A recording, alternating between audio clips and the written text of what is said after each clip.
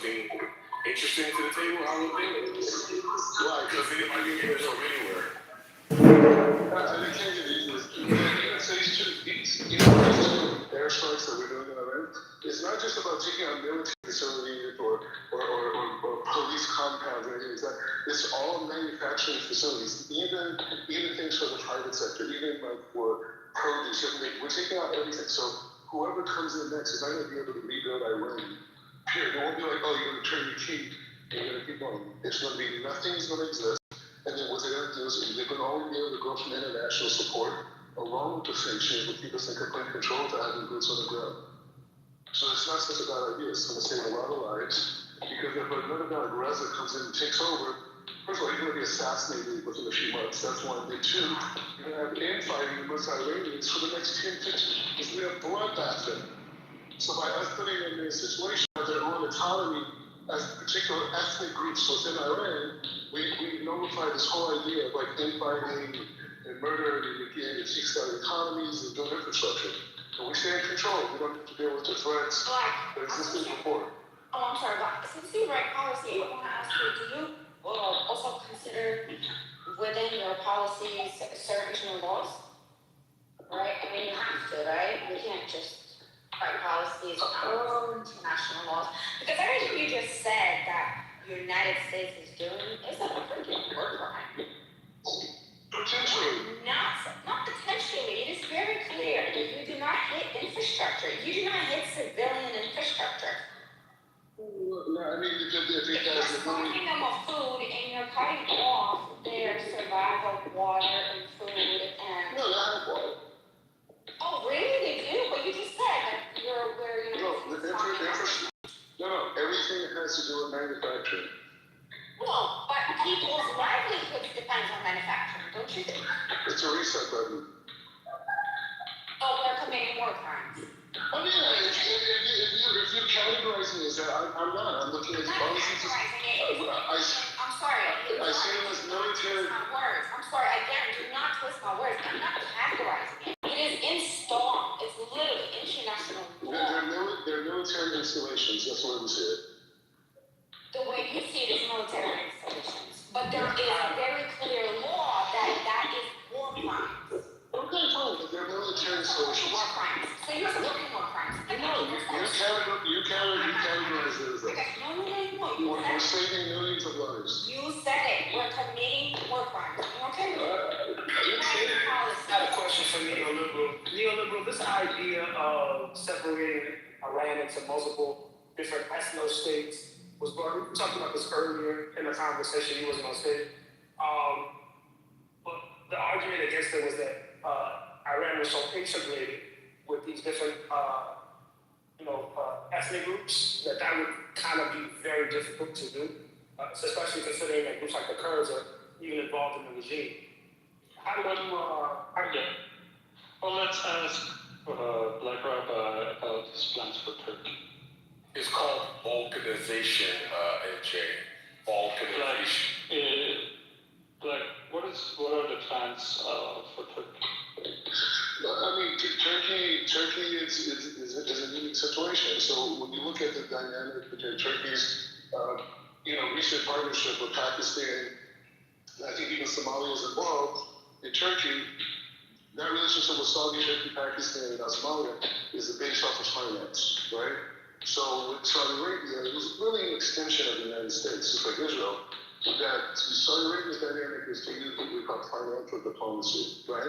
So we're going to have Turkey, Pakistan, even Somalia, which are have major economic problems in different ways, make them dependent on the Saudi dollar, along with utilizing our coercion with NATO, and then now with this border peace thing, which they weren't allowed to be in.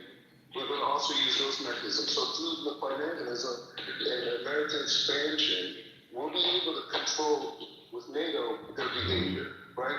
They are hostile. This guy Erdogan, whatever, he wants to recreate the Ottoman Empire. He's against us, right? And he wants to desperately get involved. He wants to have this technical, he wants to have the same thing. Just let him talk.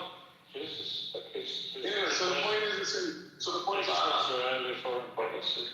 So no, the point is that it's financial diplomacy and other forms of economic coercion that will keep Turkey in line and not the hostile character that they could actually live in.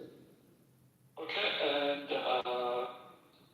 in relationship to possible Turkey's complaints about instability on their borders with Iran and the Kurdish issue, how do you see it playing out? Well, that's the whole thing. Is we're talking about demilitarization, right? So the Kurds, they want their nation state because that's what they're going to be fighting for ultimately. Is that they have to, they have to abide by rules. Part of that is keeping a safety on that border. I mean, because it is an issue. But again, they're not going to be a militarized Kurdish population.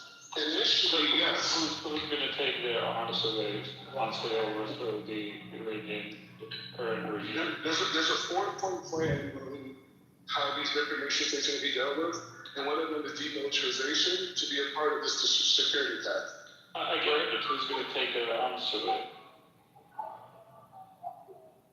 Congressman. They'll put them in a big truck and, carry them away.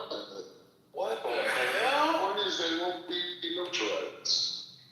So they voluntarily surrender the weapons that they used to overthrow the regime? Yeah, that's the truth. I'm just trying to understand. Where are the Delta Force on the ground right now. Army, walking to a bomb.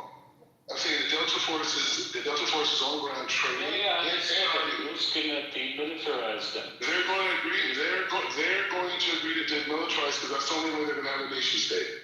A nation state is far more valuable to the Kurdish people than being able to arm themselves and fight against the Turks. So they have to see life in a new way, right? You heard it here. Yo, anybody could be a foreign policy writer? Is that what we're basically hearing? Anybody can do it? Yes,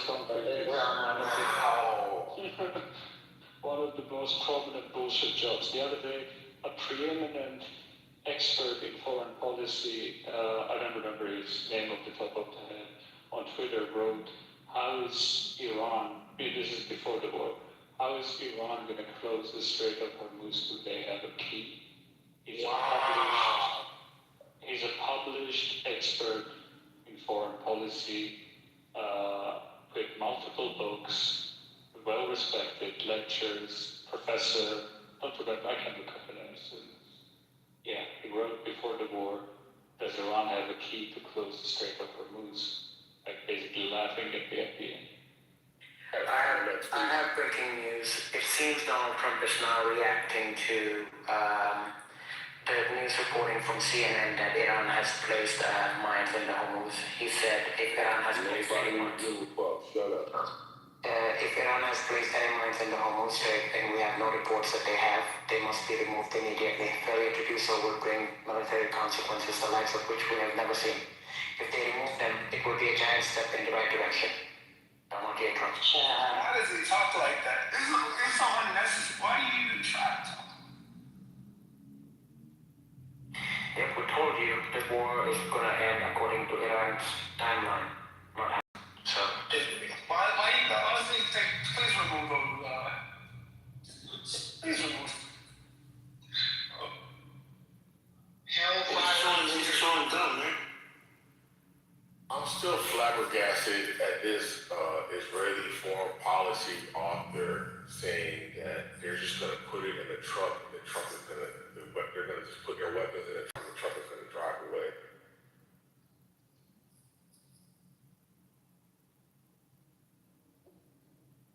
I think MJ could have done better analysis to be 1,000. The other thing about this Hormuz Strait thing is that they have these underwater drones, and obviously the mines too. But it's an interesting dynamic. I mean, it's really biblical. This whole thing, the Hormuz, it's a really big biblical implication to it. I know it sounds crazy, but I'm just saying it's a big deal. It wasn't the only thing that sounded crazy, but you got it. It wasn't the only thing, but it really it shook me to my core. Next week, when Clubhouse changes what is it called? Because, I think it takes 15 days for you to change your name. I'm going to change my name to Biblical Hormones. So I'm just preparing you guys for this, for something. For what reason again?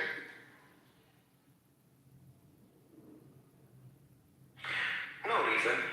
I just learned that the minds being deployed is biblical. That's all. Oh, we got you. See, this is why I put it in the chat. What said it? Well, I think Even though, oh man, if you talk about these underwater drones, right? The problem with Hormuz is the same problem that you have with the geography in Iran. Like the underwater geography is crazy. Like if you could, and I don't know if it's on Google, but our military doesn't only look at the land, but we also look at the water and what the land is like in that water. And if it's a shallower, and Strait of Hormuz is shallow water, so you can actually see that terrain looks like. And it's harder to detect mines. It's longer and it's more complicated. Hey, so let me ask you this. So, how does it work when you have like military intelligence or any other intelligence agency, and this obviously was a bad idea from the beginning. Do the commanders who follow Trump's orders, do they hear from intelligence? Do they care? Do they just go and do what Trump tells them to do? Like, how does that work? Because I feel like if military intelligence tells you this is a bad idea and Trump tells you to do it, wouldn't they be able to say, hey, look, military intelligence says don't do it, we're not going to do it? Like, how does that? So, whatever they say would be the disadvantage, the problems are going to obviously bring to the sector. And they're going to have to end up briefing those committees in Congress, right? The Arms Committee, Senate Intel Committee, all these little committees they got that they can brief, so they can get the funding. The problem is like the commander over CENTCOM, that's why y'all keep hearing that Admiral's name. He was the deputy. When the commanders say no, this is not a good idea, they're going to have to choose one of those courses of action. And the course of action that was chosen, it was planned out, obviously. They knew it was going to happen. They knew it wasn't a good idea. They had to choose the best course of action. So failure of intelligence is just the least disastrous plan? It's not a failure of intelligence, it's a failure. Yeah, the least disaster, obviously, this is the best plan they can do. 20 minutes ago, Iran's foreign minister accuses U.S. officials of manipulating markets. Iran's foreign minister accuses U.S. officials of posting fake news to manipulate markets after U.S. Energy Secretary Chris Wright said in a now deleted social media post that U.S. Navy escorted an oil tanker through the Strait of Hormuz. It won't protect them from the inflationary tsunami they've imposed on Americans, Abbas Araghchi wrote on X. Later Tuesday, White House Press Secretary Caroline Leavitt denied that the United States had escorted a ship through the crucial waterway. And guess what?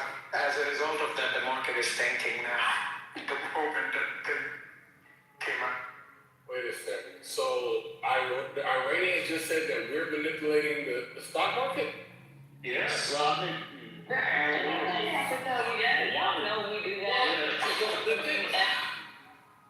Of course we have an intuition, but when the a third party from across the globe said, yeah, y'all are fucking up, y'all are playing around. Don't be dramatic on me right now. Concrete, I'm not being dramatic. he's still being euphoric from her. Now everything was trying to claim victory.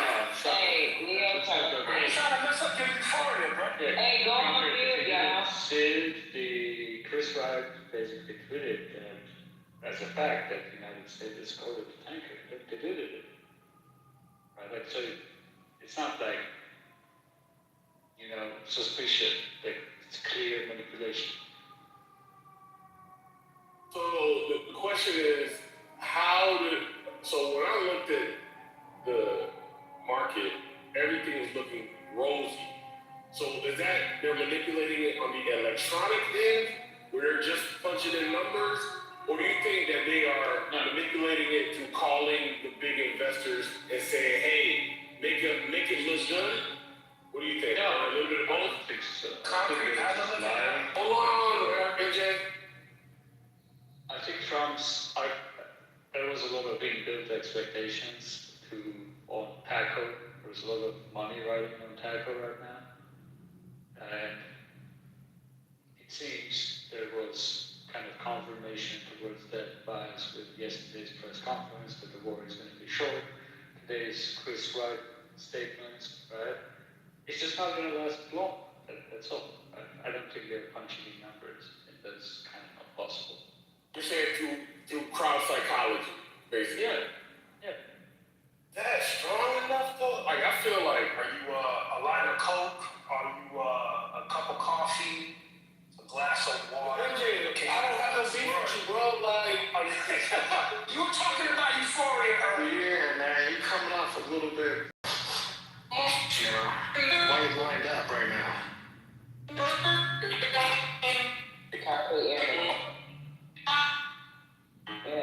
Concrete, you're gonna make the concrete. It's in the matrix. It's in the matrix. He's definitely an idiot.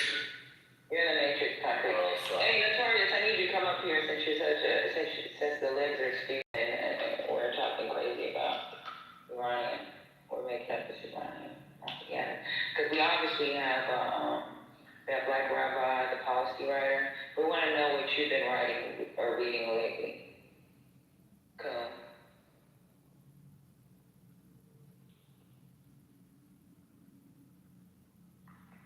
You're actually gonna fuck around and get kicked out.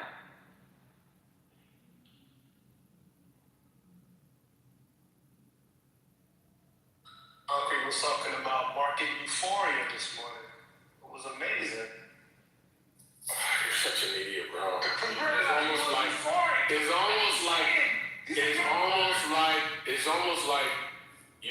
It's almost like, am I in a twilight zone? Brother, if it's green across the board, you're saying they were sad, brother? Because right now it's red across the board. Are you saying that euphoria didn't exist and it's been replaced with pessimism? Let's not go I there, don't- please. I'm trying to figure it out. No. Okay, not breaking news. This was from yesterday. The 1 billion per day might be low. The United States military used 5.6 billion worth of munitions during the first 2 days of the assault on Iran, according to U.S. officials.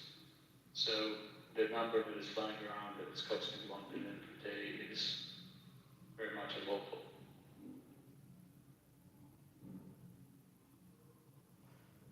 You know what, Ben and Leo and Tiana and Devon and Jen, really correct. We're supposed to be talking about news. We get comments. Sometimes they can be really fucking far off and fucking crazy. But we try to say, if y'all want to have fun, I like to have fun in the evening. That's why we have 420 in the evening. They'll talk about the news, but they'll let y'all joke and play and do black flips on the fucking stage. And they'll let you do your fucking backflips and not force you to come up on stage. If you got something to say, come up here because I ain't nobody. Van has what's the thing with his thumb? A diabetic thumb. So sometimes he just can't type. Neoliberal is not looking at the fucking chat. Bring your motherfucking would kick you down. At least you'd be brave enough to say what the fuck you gotta say. But I'm gonna kick your ass out if you want to sit there and let us keep talking. Hold on quick. So, I agree. This mod staff is good. This is a good mod team right here. Y'all don't have trigger fingers. Oh my fucking goodness. I would say that you should come up with this is a good. You won't get kicked from this one because there's about 3 people that kick people and drop them down consistently all the time. And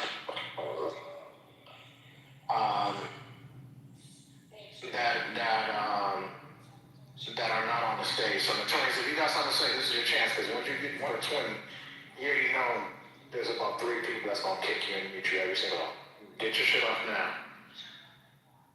I think the issue, and I do share these sentiments too, and Patty, if I'm wrong, feel free to correct me, says, expression can be written or oral, in case y'all didn't know that, right? Like that's how language is.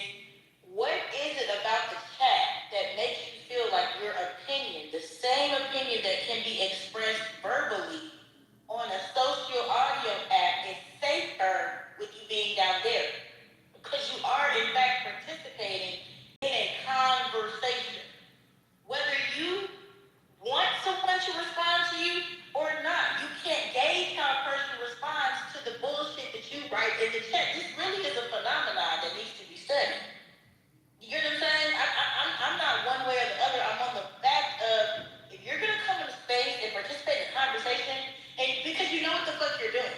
You're being antagonistic, you feel protected, you don't want anyone to respond to your talking point, but your talking point may not even have been grand, just in your mind, and you know that you don't have the capacity, or you're not equipped, or you're frightened for some reason.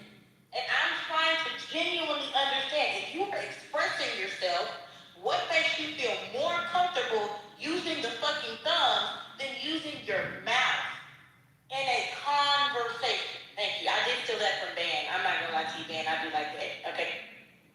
Can I say something? I think most of the people in the chat come here because it gives them that dopamine hit to hear like something sucks, right?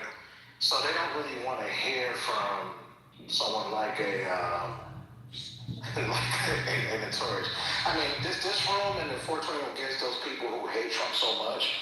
It gives them that as Concrete said, that orgasmic feeling of, they can feel comfortable that, Trump sucks, okay, they said it, so I feel better. So, honestly, does people really want to hear from people who think differently? Is it really about just Trump sucks or just people who just say random shit just to trigger people? Well, why does it matter? You can always just debate the shit that they're saying instead of getting triggered and let people feel what they're saying. So we talk about the news. Trump happens to be in the news. He's given misinformation. Does that mean we hate him? Well, I mean, I would say so. I would say a lot of people hate Trump. I mean, I've heard people on the stage and people would say, I'll never forgive people who voted for Trump. That's pretty deep. I mean, you'll never forgive nobody? I mean, and Amari, also people cut off family members because they voted for Trump too. I mean, yeah. I mean, that's not even that serious. My dad is that serious. He said he'll cut his kids off.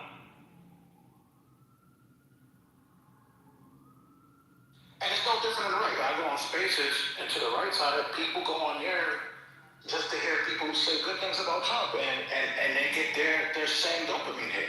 So, Amari, but tell me this, why is it always us versus them? Then, like in this room, what I've noticed is a lot of the things that these mods do are more so on just what's happening and what's a fact, like not an opinion on how they feel about the person. So I don't know, but I can just tell you, just listening.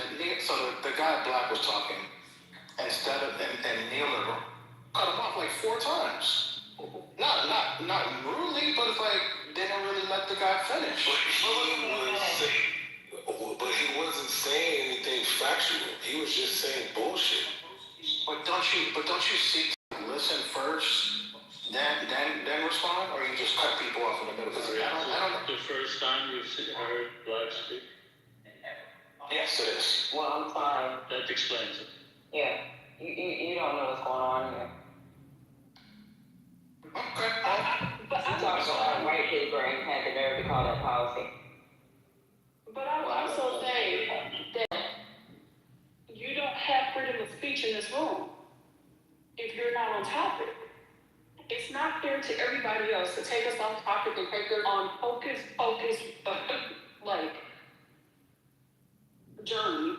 You're not being on topic. Like, it really, some people like that, but a lot of people don't. Now, there is one person we give some grace to, and that's Ambassador. But sometimes I have to cut him off. I just be like, cut it out. When I'm stressed and I don't want to hear this shit no more, I cut him off. I know it's disrespectful because he's an older black man and he's been through a lot. But I ain't with it sometimes. And shoot, it might be disrespectful for us to let them go like that because, like, it just gets to a point where sometimes I don't need to hear what's said to know. Like, why would you lose your mind like that, man? So to go to Notorious point, he uses the chat, and other people use the chat because maybe, even though, like, I thought Black was on topic, but if he was to put what he said in the chat, at least he knows that he's just saying what's on his mind without having to feel like he's being cut off. So, yeah, like, I don't know. At the end of the day, if you have noticed, right, I engaged with him in good faith at the beginning. He offered an article that he could eat the chat, but didn't substantiate anything of what he was saying specifically on Saudi Arabia joining Israel in strikes against Iran, right? Which is a claim made that didn't say that he made, right? At the end of the day, if moderators should, if you don't call blatant lies and people don't account for this, the conversation evolves into empty rhetoric. Right? I don't know if you missed that part or it wasn't made prominent by me, but that's what happened. Like, if this is a mostly news-based room that tries to argue, we can argue about the facts, right? We can offer interpretation of the facts, but if you don't have supporting evidence for the claims that you yourself made, the rest of the stuff becomes kind of, it's just words. It's rhetoric, which is another problem with Norm, right? Like, it's all rhetoric, and then you pin him down on a certain fact on which, he lied, right? And that has to be moderated. If it's allowed, then the whole room devolves into empty rhetoric. Yeah, I mean, just not lies though. There will be people that come in and say a conversation will be happening that's on topic about today's news. I mean, some people know what goes on 100 years ago, but some people follow, I'm watching the news right now. Let's know what's going on. If someone comes and say, hey, I just heard something completely different from a different news source, it's like, well, that's this, that's that. That doesn't count. That's propaganda. And then someone comes and says, shut the fuck up. Why are you mods? Take the room back. And they're talking on topic because they just want to hear what makes them feel great. But that's not what the topic is, Amari. Sometimes your topic is something. Just because you're watching the news doesn't mean that you can participate in the conversation. Or your Because the conversation is about Iran and the person's bringing up a different conversation. But if it's conversation is, brother, if it's historical, if there are historical references being made, and then you jump in with something in the front, it means you're off the topic. When people are having conversations about what is going on in today's news, either Iran picking us started. That's exactly what happened to the Black Rabbi just now. He offered the claim, right? Asked him to provide the source. His source didn't support his claim, right? breaking news, Go ahead. Case in point. CNN, Iran is laying mines in the Strait of Hormuz. But thank you. Anyway, yeah. I rest my case.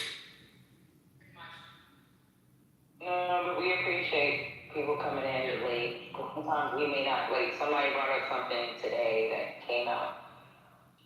5 years ago. But it is important to read the room. Like if something is happening, it's okay to sit and listen for about 20 to 30 minutes and understand where the conversation is and then inject yourself or not. But to just jump in and then say, hey, this is what's happening. That's a disruption. It is annoying. There's something to be said for effort. Come on now. Effort means nothing. You know better than that. Man. You get cut off a lot. We don't do cut off. I don't be in here a lot to get cut off a lot. I'm talking about when you do come. Yeah, that's true. You guys aren't consistent at cutting off. Right. So we don't do participation trophies, bro. No participation period, sound like. I got you. It's not no participation. From my understanding, you know my PTR was in here. They said you was running the room. And I was like, who? Exactly. See what happens? See what happens when you know how I feel the boys? When I came and come here with break. Got it, thank you. And we appreciate you bringing breaking news, whether we've already talked about it or not. We can let you know we already know. Thank you. Appreciate it. How you doing? I haven't seen you in a while, babe. Doing well, just working in state need, but doing well. How are the contracts going? Good, you know, the problem is I made myself the PM on one of those contracts, and it's just a nightmare. I'm like, man, I should just hire someone instead of putting myself as the PM, so that's crazy.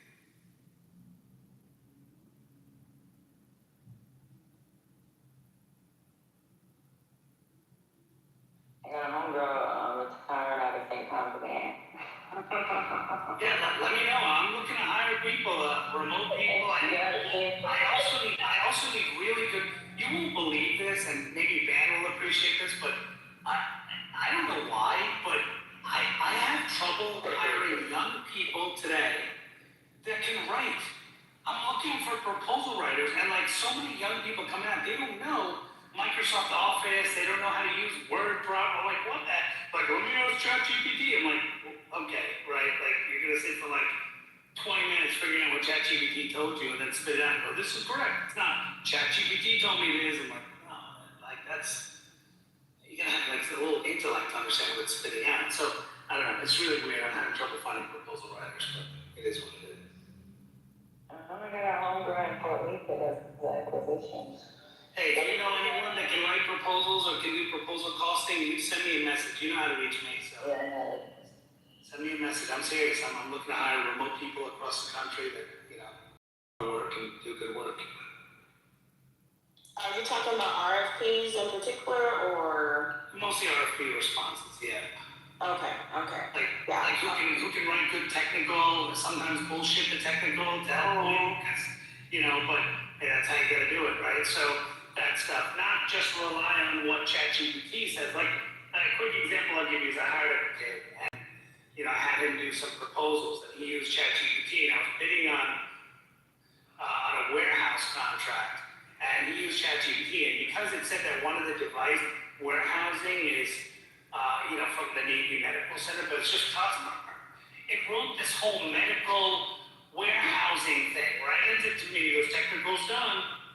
I'm like, okay, then I woke up in the middle of the night, I'm like the next day, I'm like, you know what, I'm not gonna trust this guy. I don't know. I don't think this, you know, let me read it. And then I read it and I was like, oh my God, it's like rewrote the whole thing. But so, yeah, I just want to make sure people have the common sense to understand what the hell is being written and how to wordsmith it and all that kind of stuff. I think Scotty had a question. Did Scotty have a question? Someone in the chat said Scotty had a question.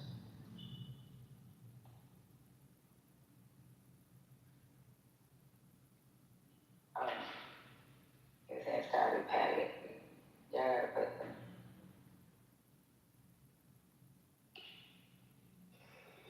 By the way, on a separate note, did you see what this administration is doing, Patty, to the 8 program? Did you hear about that? I don't know if you ever talked about it. we want to talk about it. They're basically decimating the 8A program. And basically, they passed new FAR, I think it's FAR Part 19 revised, which basically removes, or basically tells government agencies that you do not have to rely on 8A. So if something was 8A, now you can open up to others. And, there's some justification on it. Basically, there were people who put them in on it, right? Trump raised the limit before that on what your income needs to be to get AA certified or get these special set-aside contracts. And there's some fraud and this and that, but I think they're just going it's not really like fraud the way the word sounds. There were just some discrepancies with certain firms that they were kicked out of the program. But I think because of that, they're taking an extreme and trying to do it. Congress wouldn't pass anything on it. They tried several times, but it is what it is. It's going to be crazy. They also want to get rid of the woman-owned cert too. That's going to be interesting too. Wait, let me ask you a question. What did they add to FAR 19? I just checked it out. They removed the once 8A, always 8A. They removed that. So, and then they said we encourage small business set-asides because it allows competition. So if you actually look at, you can probably check into this and just say, FAR Part 19, 8A revision, and you'll see they removed that.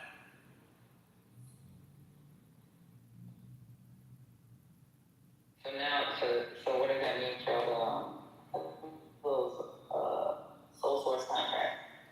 Yeah, so that's what I mean. They're now going to be, if they're up for bid, they're going to be re-releasing those either as a small business set aside or an SDV, USP, or 8A, or woman-owned if that's still there. But they're not going to be releasing 8A.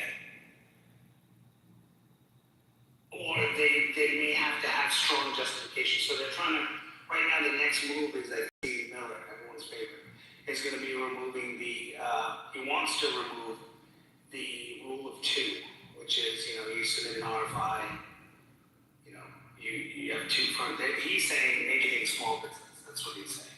It allows everyone to compete against each other. And Stephen Miller's like the weirdest motherfucker I've ever seen in my life.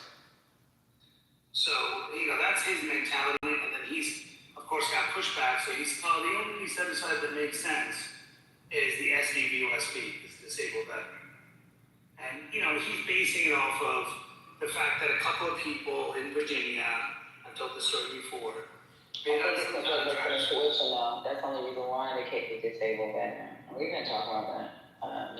Even back. Just for good looks and intuition. They were talking about getting rid of that. So I don't know.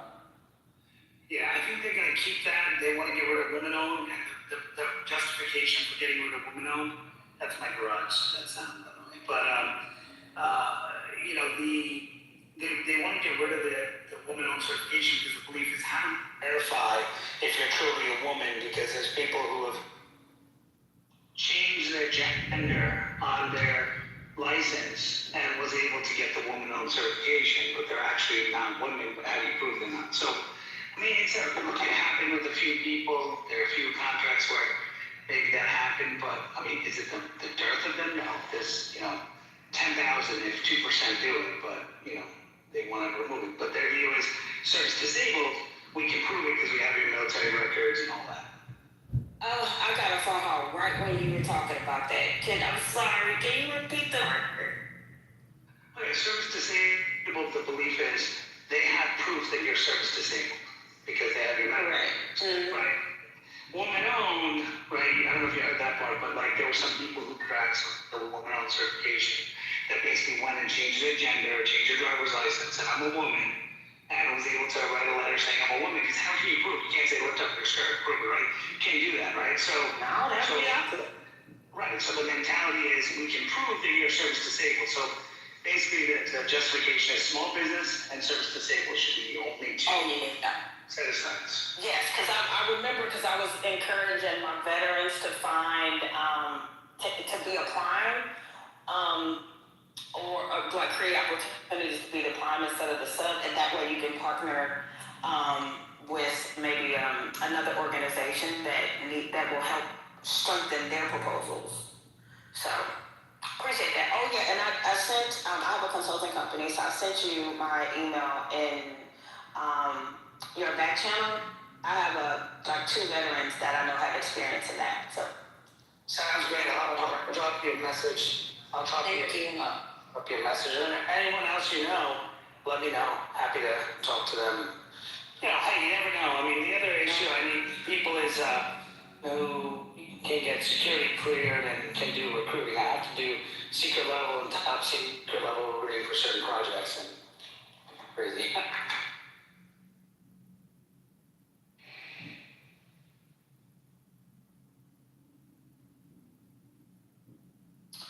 What's going on in this chat though?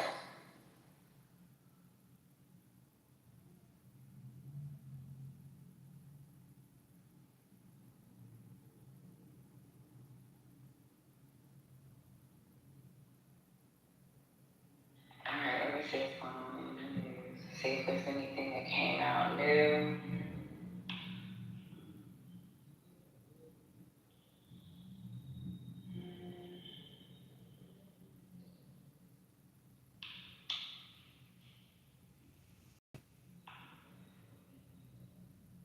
I talked about the 140 U.S. service members being injured. I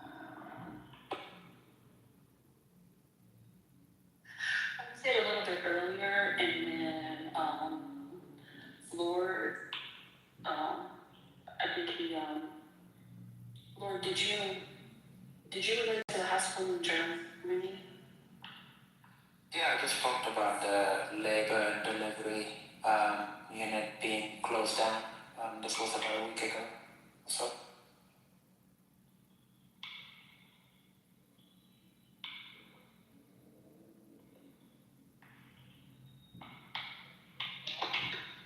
No, when I looked, I didn't see. Oh, I'm sorry.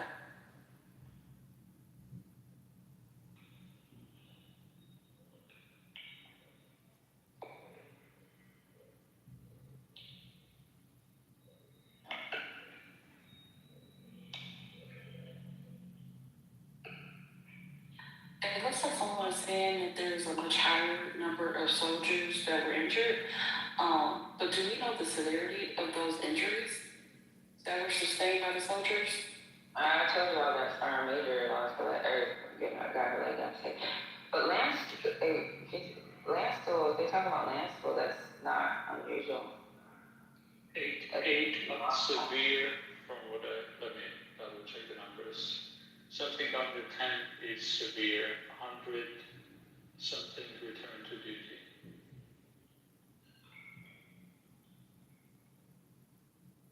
Yeah, it's not unusual for them to,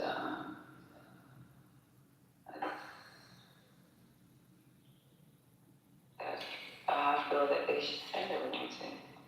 Yeah, 140 U.S. troops have been injured. Vast majority of the injuries have been minor, and 108 service members have already returned to duty. 8 service members remain listed as severely injured.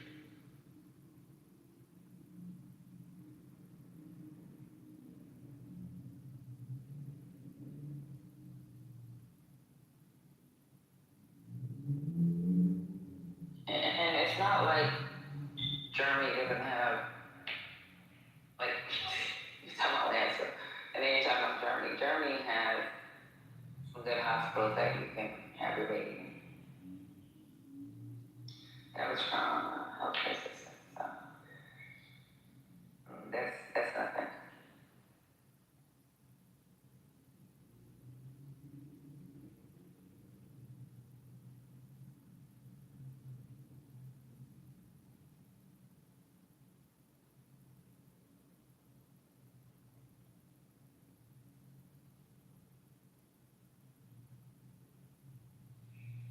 Good afternoon, Patty, and everyone.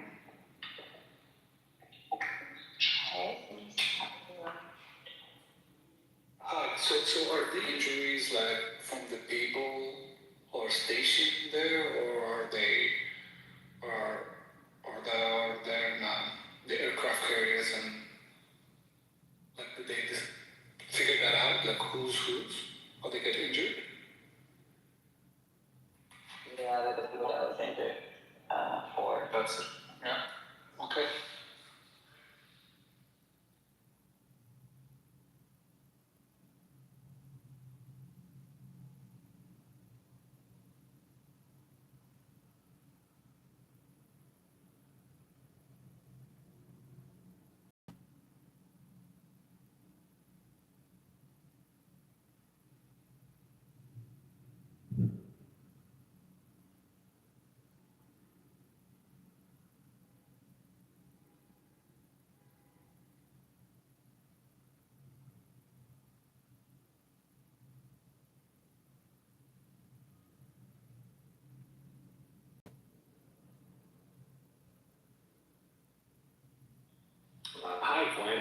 how about you come up here and chat with us a little bit?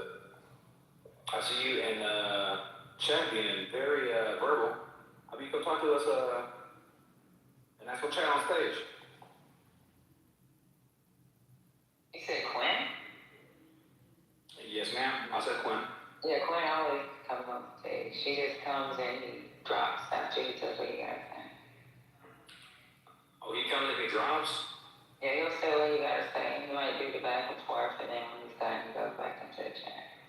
Well, I mean, I'm somewhat curious to hear him talk, though.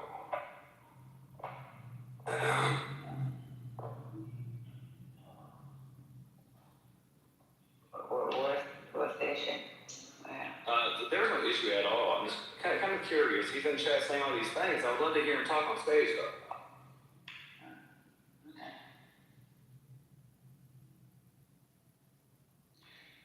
By the way, the United States has now less manufacturing jobs than when Trump was first elected president. I thought manufacturing was that. Well, and there was an uptick during Biden, and it was erased. Yeah, but Biden had a list, so. Brooklyn, I ain't a killer.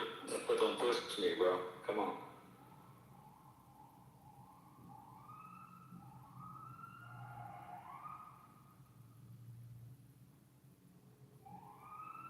The UAE interception rate. I want you to help find it. Oh, go ahead. Yeah, I'm sorry. Sorry? I'm sorry, because I came up here to curse this weirdo. I'm just messing around, Brooklyn. Calm down. It's nothing serious. I'm just kind of bored because being kind of bored, I guess. Well, bore your ass on mute. How about that? Go ahead, Leo.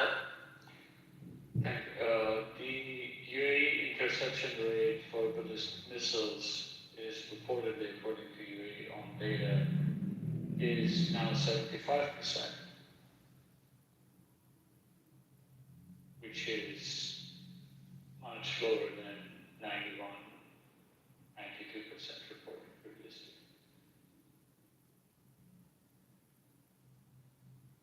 Yep.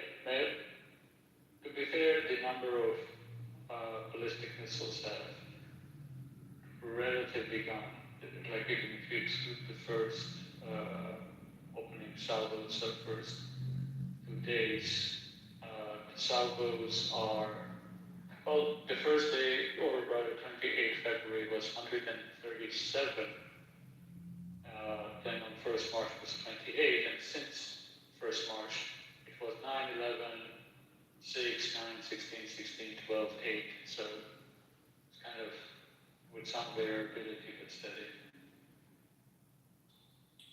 Yeah, I'm just gonna ask you a quick question. Sure. How long would it take for the Ukrainian to, import this technology, the jamming technology for the drones to the Gulf State and the US and Israel? Do you think it's gonna take a long time, or I'm surprised they have not got it by now? Do you know anything about that? Or what are your thoughts? I have no idea. I mean, hopefully weeks.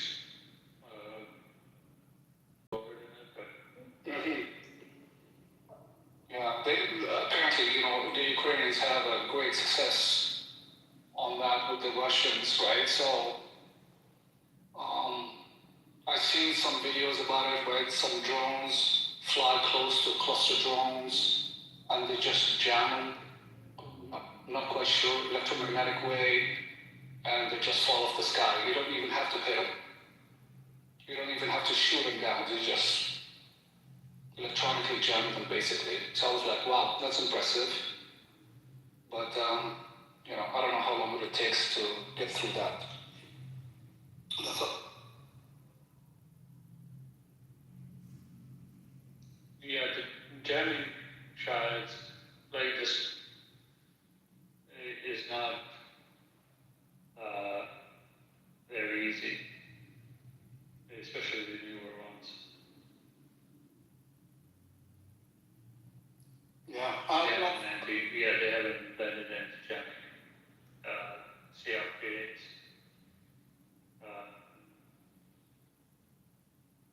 No, I just found it interesting, right? So that's another weapon is going to be introduced to this war. And, you know, I don't know what the Iranians going to change their signals or whatever, or how they can avoid that, but there is a success rate with the Ukrainians there, so.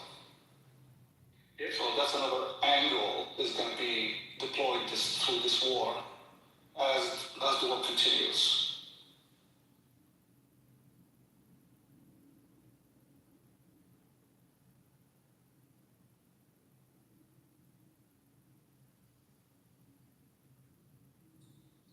Electric drums are not the shadows, like we're talking about shadows. I missed a lot today, and I just saw that Iran is putting mines, underwater mines across the strait, below the strait of the. According to U.S. intelligence, yes. Okay, we're moving to a different warfare. And I think, when was it? Sometime earlier on in the morning, and so that Iran said they will not bomb a country if they expel their U.S. and Israeli diplomats out of the country. Yeah, that was kind of a trolling thing that they did open the Strait of Hormuz to country that will expel the United States or Israeli diplomat. And that's right. Okay. The ridiculous part is that a lot of countries do not have ambassadors from the United States. Yeah, they have consulates, attaches. Well, the Trump administration has famously not assigned any ambassadors to a massive amount of countries.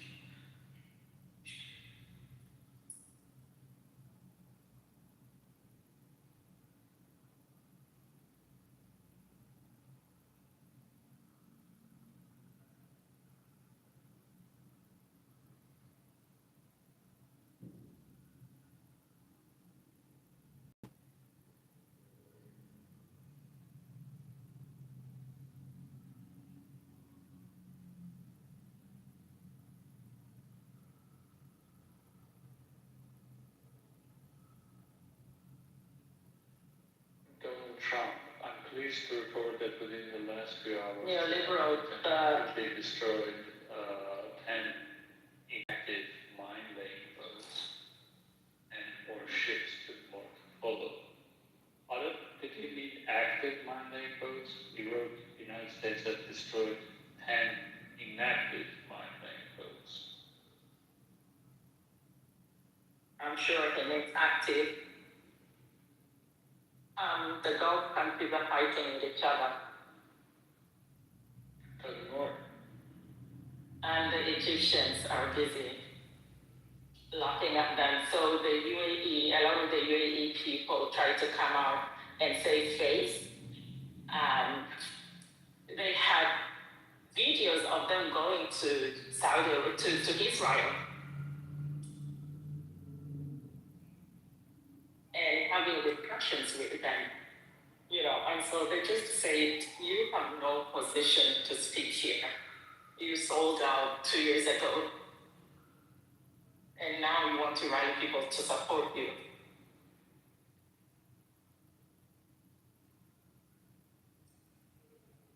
Interesting.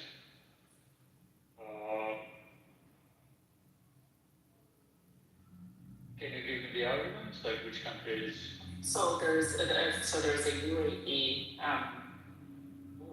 someone from the UAE, I think he's like in politics or something. He was saying that the Gulf countries need to stand together.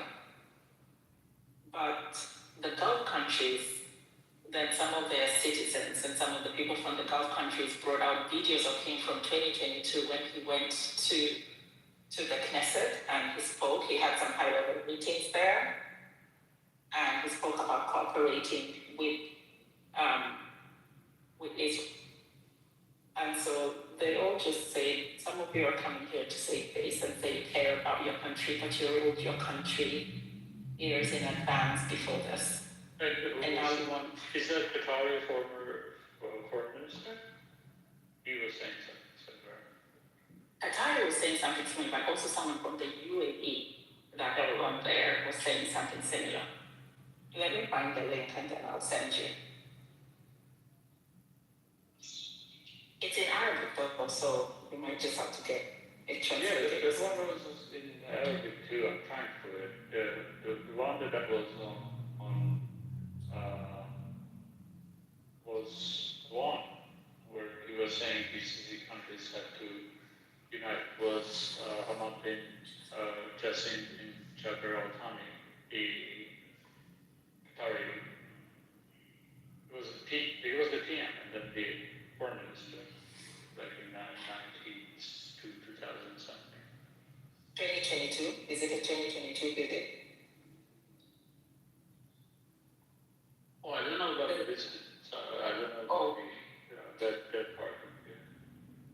Okay, the visit would have happened in 2022.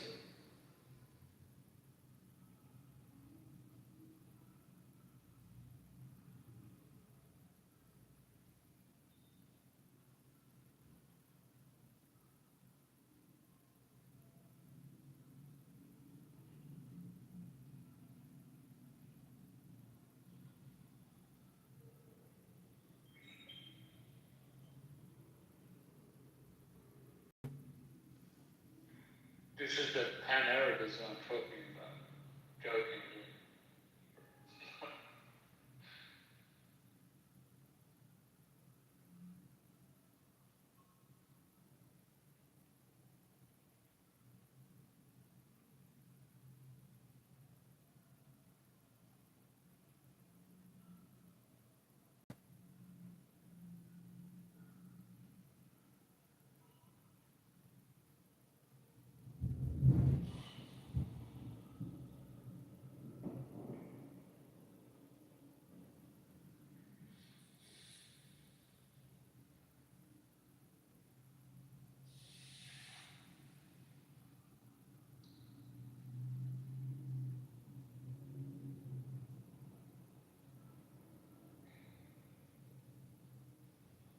Yeah, I guess there is the pipeline that goes from Saudi all the way, rather than going to the Gulf, going to the Red Sea, right?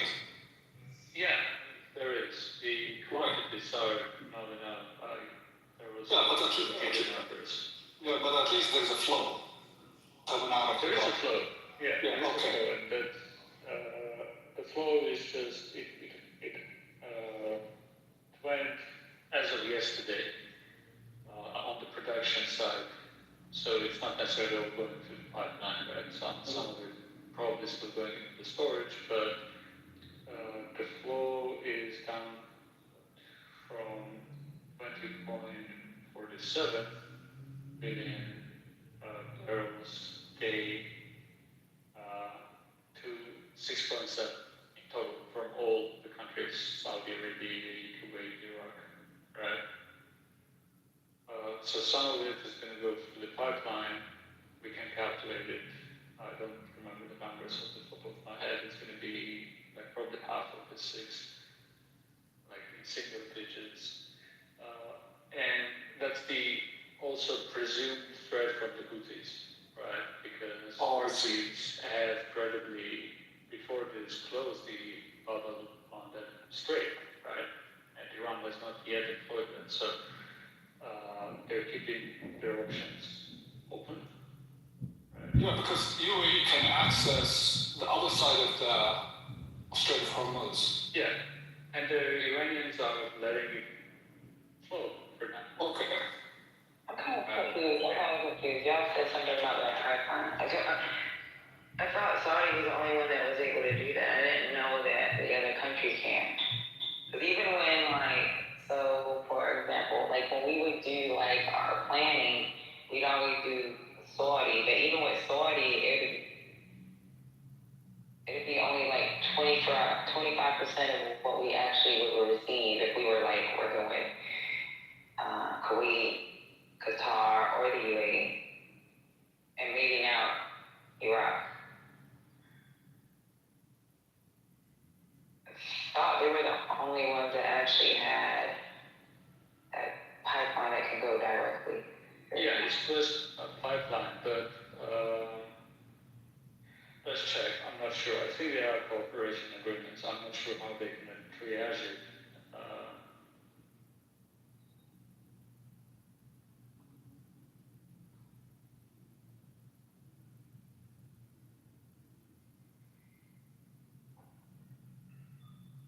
There's this port that we would receive is called down through. People don't really, we talked about that, we talked about the straits, we talked about the corridors.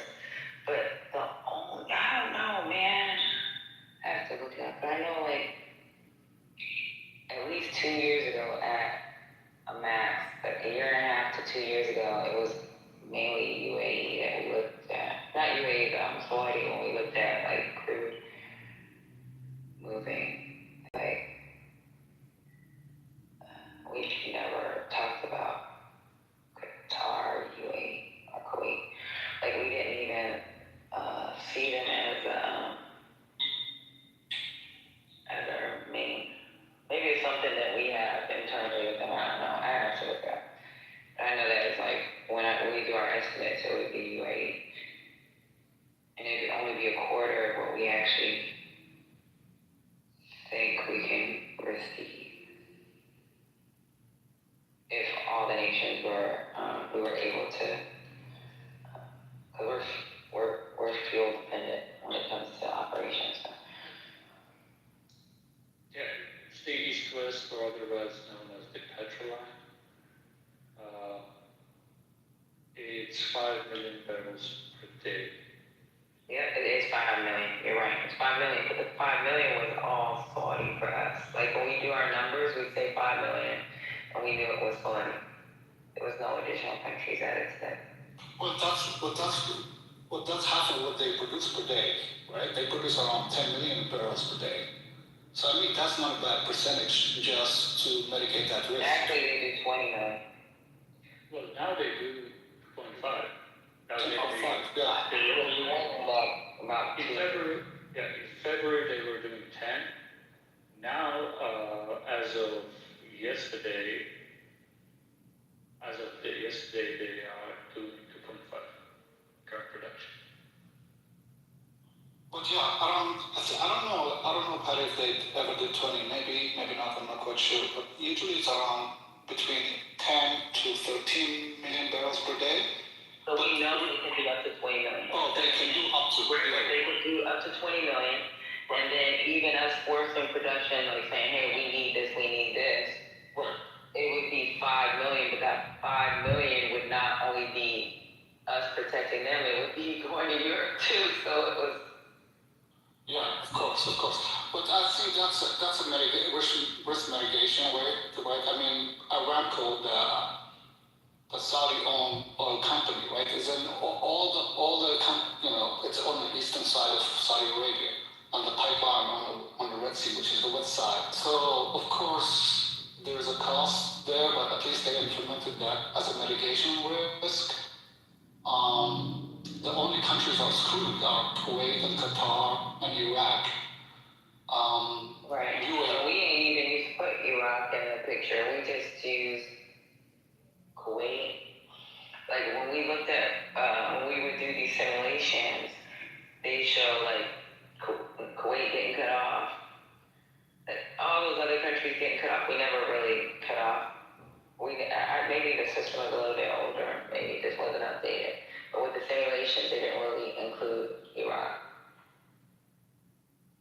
So, Patty, you're right, I was wrong. So Petroline is exclusively Saudi, and historically it has never been used in cooperation with anybody. Right, I can tell you, I've never seen any other country other than Saudi.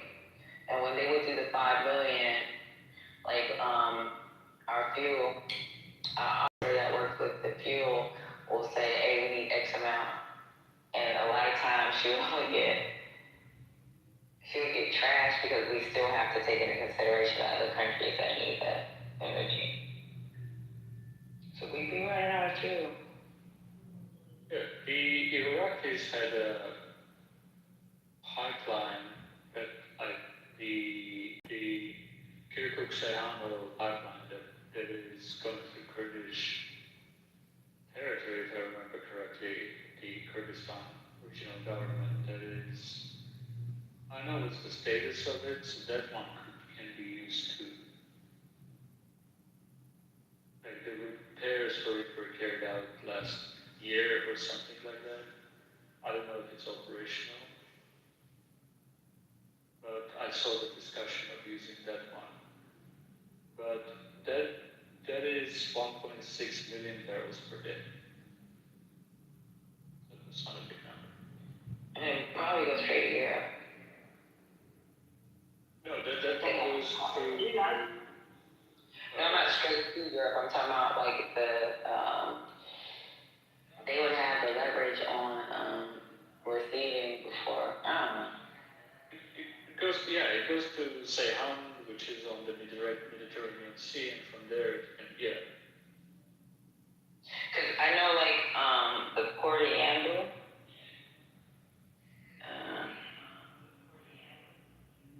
that's like where are the tankers that would have, if you like, we would have like fake names for the tankers that would be like 1123 for their number, and we have these fake, we use football names with a bunch of fucking dudes, so that would be like Seahawks, and then the Red Yanbu is the western side of the petrol line, right? Yeah. For the Suez Canal. Suez the other side. Yanbu is on the west. Am I right? It's the pipeline, and they export it from the Red Sea, and it goes. The port of Yanbu.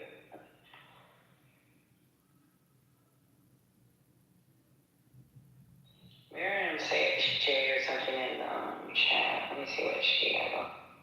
Yeah, so this is news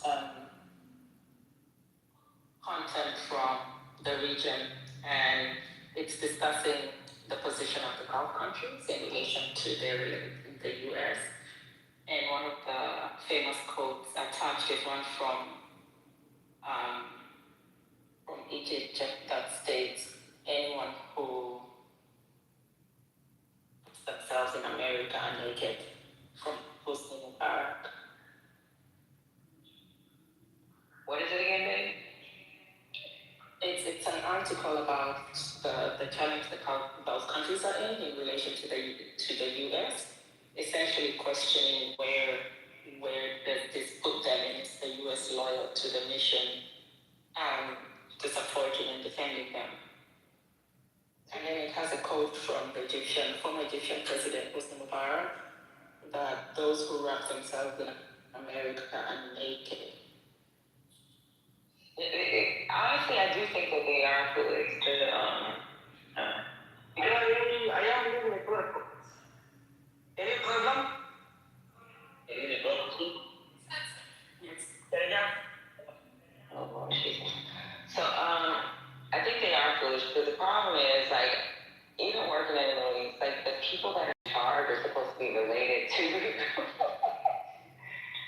these monarchies or whatever, Prince King, whatever you want to call them. A lot of times it's like the derelicts in their family that they don't want to be bothered with. These motherfuckers be overweight. They be like at work sometimes. And they have became so dependent on the United States that they don't have nothing. Patty, you're talking about how fat they are. Have you seen the ones in Kuwait? Let me tell you something, girl. Worse.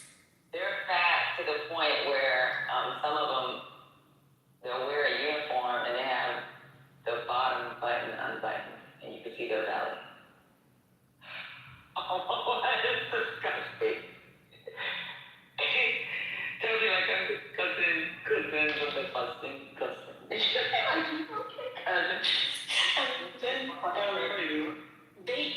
They eat at odd hours. So since they already have all the wealth, they literally hardly work. So they would keep the restaurants open 24/7.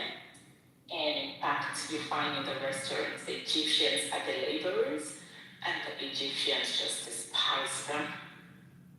They're fat as shit, man. That shit crazy.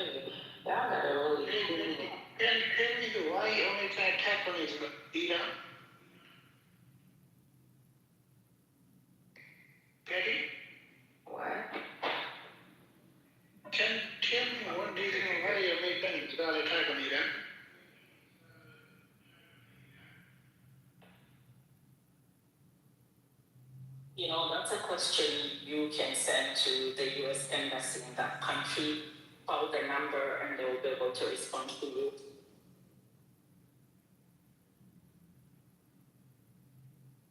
This is a good article. You read a lot through. Yeah, it's great, and it's written by people from the region.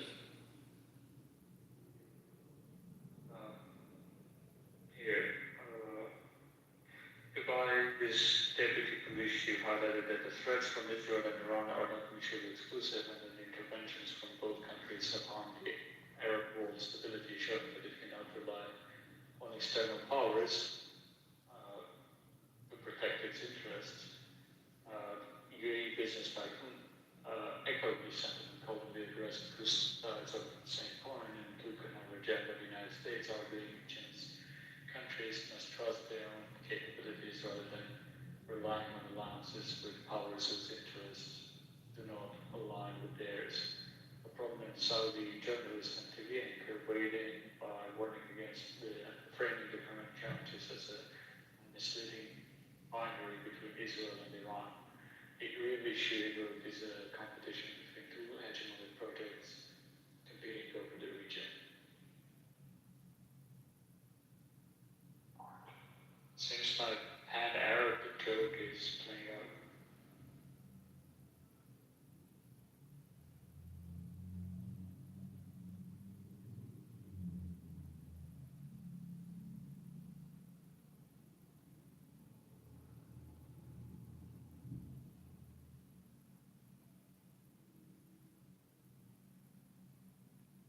Development quotes from, oh God, I'm blanking. Who's the Egyptian guy, the pan-Arab leader? What's happening today? Neoliberal. Yeah. Sorry, we in the middle of something? Sorry, I had to thought of something real quick. Good. Yeah, did you see that Goldman Sachs is offering a product for their clients to short private companies? Say that, let me find an article. It's a Reuters article. It's almost like, the way I interpret it is that they see the impending doom and they say, hey, you want to get in on the impending doom? Here you go.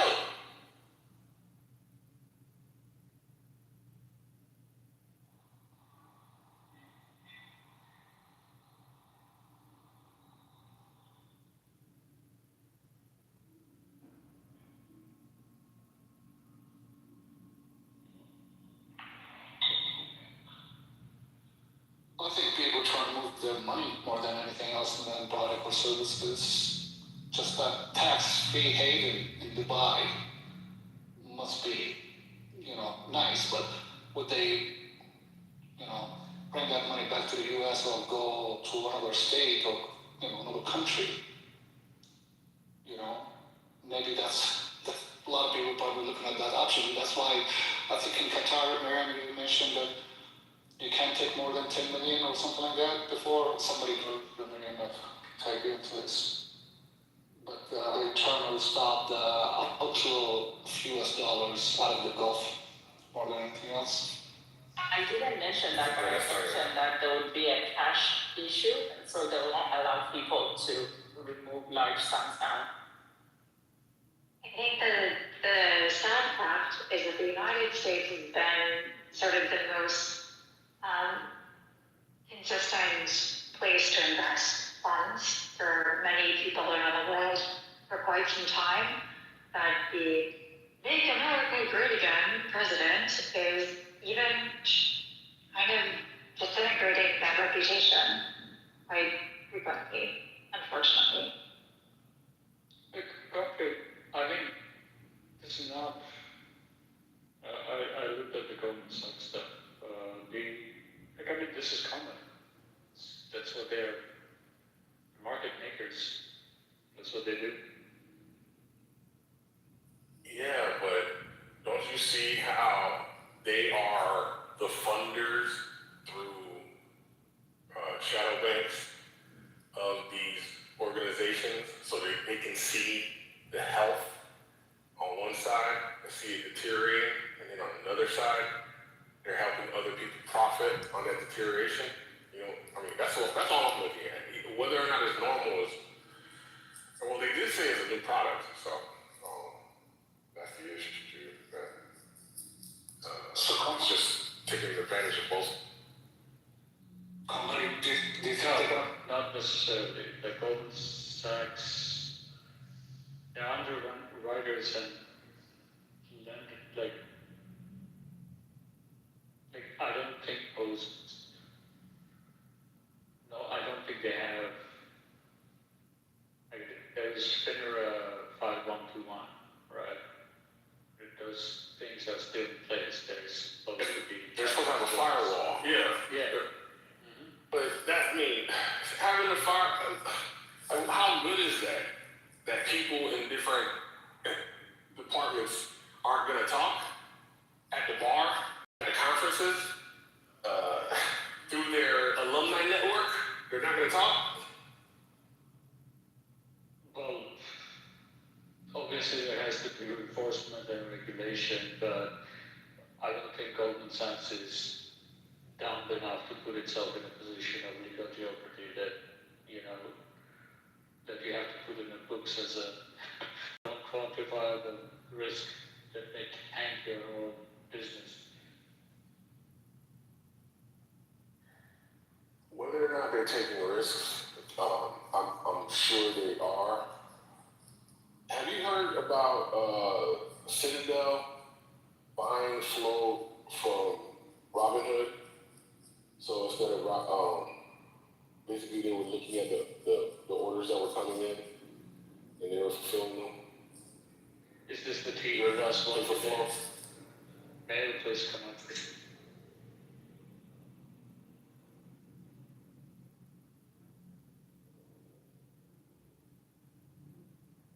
There's so many problems in our system that I feel like we've normalized it, and that's the problem. It's like Glass-Steagall was a good thing. I don't know why after 2008 it wasn't reinstituted. Have you thought about that? Sure. I think it's fair to call for investigation, right? And I think some people, I'm not following this like super closely, right? I think there have been calls to look at this more deeply, and that's fine. Again, I'm not following it closely, but there's Citadel Advisors, right? And Citadel Securities, if I remember. Like the market making side and the hedge fund side are separated. They're not there, really violating. And there was fines, right, for specifically, if I remember correctly, for Citadel. Mayor is another person to ask for no particular reason. I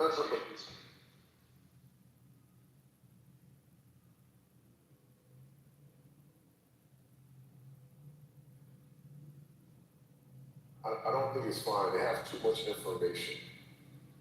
They see too much of the overall picture, and they're able to make bets in different compartments based on that, information advantage. Country, did you vote for the Republican or for the Democrat? Just remind me. To Citadel. Well, I'll answer. No, I'll answer. I didn't vote for either. okay, you didn't vote, or you just didn't vote for either? I didn't vote. Okay. Well, I think the Democrats for quite some time have been trying to reinforce. They've called for repeatedly stricter regulations on banks, especially related to trading and protection of consumer information. Did you get that concrete? Yes, I did.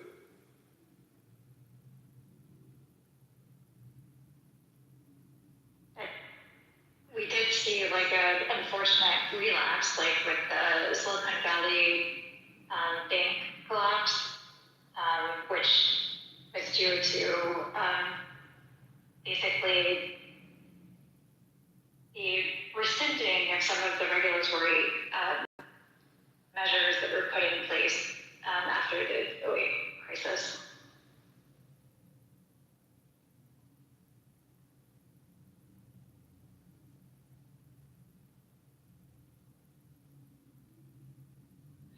Mary put in the chat that the Fox News correspondent is saying that, what is it, Mary, that they can't show recognizable landmarks, I guess, from them because the cluster bombs are hitting them. Yeah, they have a press always. Yeah. Okay. We're just trying. It seems to me that the American and Israeli response over the last couple of days to ratchet up, seems to be a response to something. Maybe it's because that 92%, which I don't believe anyway, but whatever, if other people are saying, that's fine. I don't believe anybody in this happened. But it seems like that 92% have gone down. I've seen other numbers, but there's lots of lies.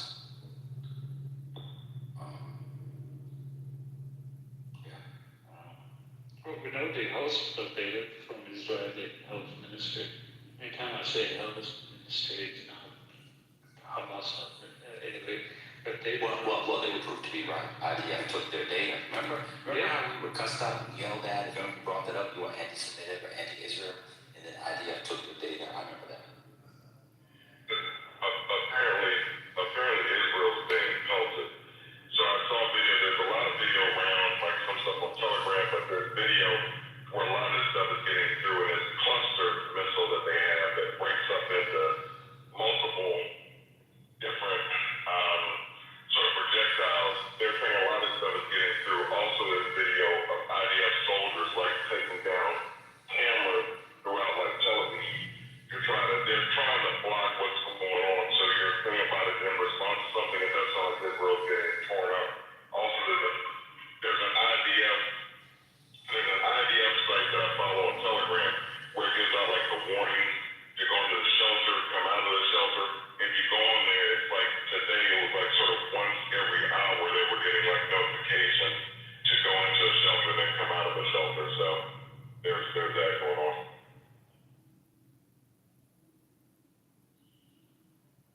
Well, I also saw some comments that apparently if you are not Israeli, you're not even allowed in the shelter. You would have to pay to be allowed in the shelter.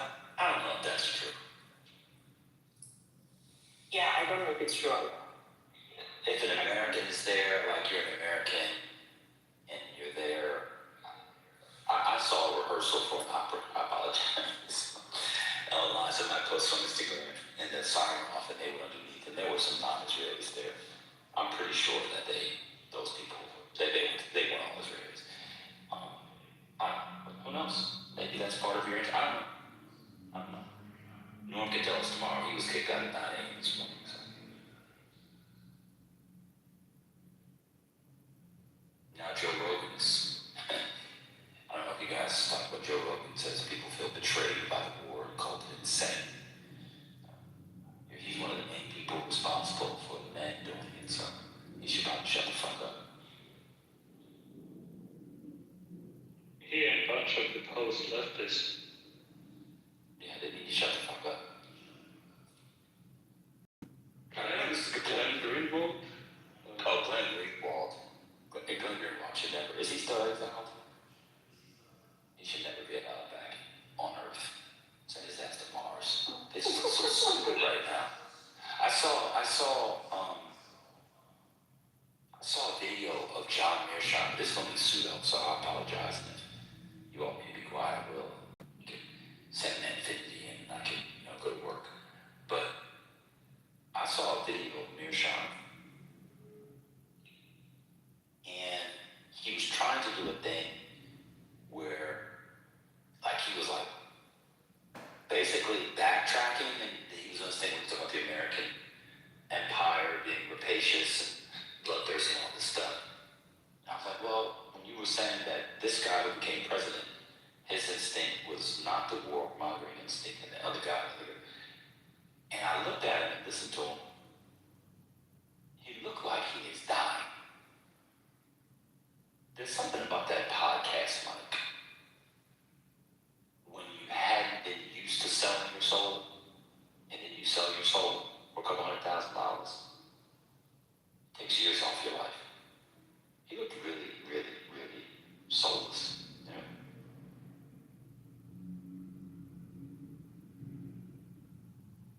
talking about the region, I saw reports that Iran hit next to the house of Ben Gvir, but the Israeli reports are reporting that he had an accident or something happened to his car or something. And then also is it Smotrich? Yes. Yes, Smotrich's son was killed. Killed or injured? No, they said dead. It's Ben Gvir that they say is injured. I'm saying Smotrich's son wounded in Lebanon. Sure. No, then maybe that's a different name. Let me find it. But it was. I saw that. So breaking news: Israeli far-right finance minister Bezalel Smotrich says shrapnel tore through his son's liver during an attack near the Lebanese border that wounded 8 Israeli soldiers.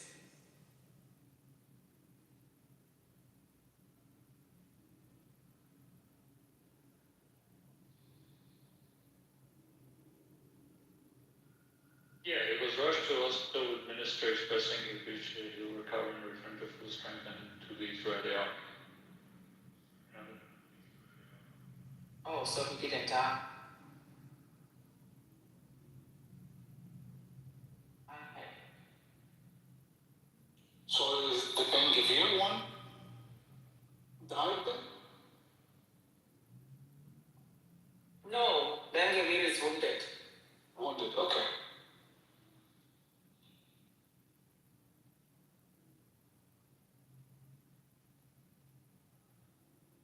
Roger, this is not today. This information is not from today. Wait, Ben Gvir is wounded? Yesterday. Ben Gvir is wounded? Yep. When did he get wounded? That's why you gotta get that Bloomberg terminal, bro. When did he get wounded today? It's been on the news since yesterday. Like, it's all over Twitter. I thought it was his son. No, it's not. Jeff Smotrich. Oh. The aliens decided that they had the time. They said, so there was an attack, a strike on his home. Apparently his brother is dead and he was injured. But the reports are saying he was in a car accident. Yeah.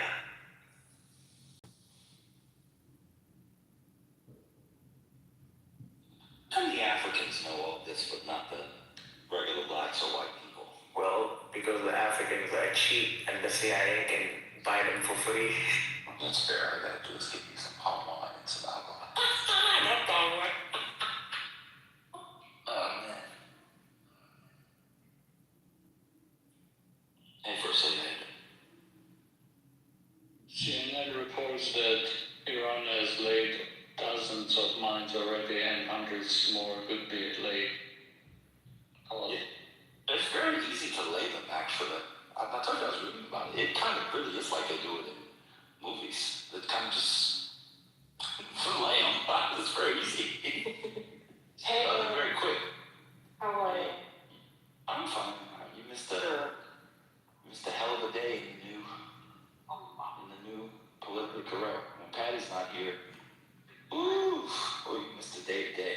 Concrete got a segment. Yeah, Concrete got a segment. Sweet led for about 2 hours, and then You're lying again. oh yeah, it was a moment. You're lying. What happened? There was a moment, a glorious moment, where you had Ambassador Concrete No. Jet. Who was speaking? I forgot. It was like 6 of them. They went on for about 40 minutes. Wow. And after I was told yesterday to shut up, and I couldn't take my little 2 minutes to expose the drunk players, and then I was sucking Infinity's dick. I'm done. Oh yeah, Lisa told me that yesterday. I am done. I'm not moderating anybody. Like meta ding dong? Or like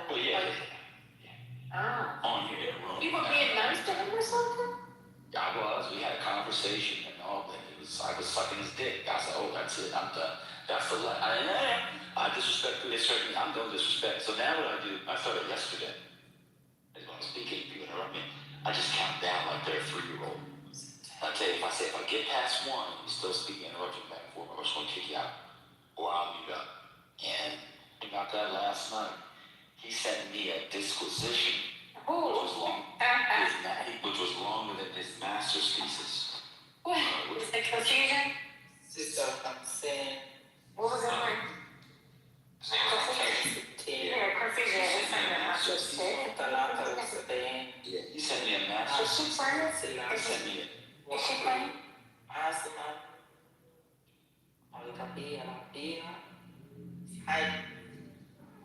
Yeah. I don't think she meant to do that.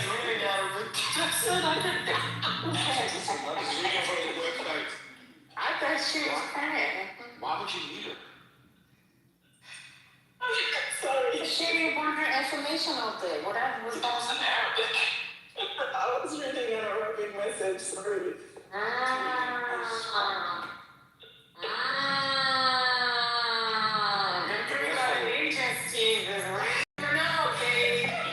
Just letting you know something.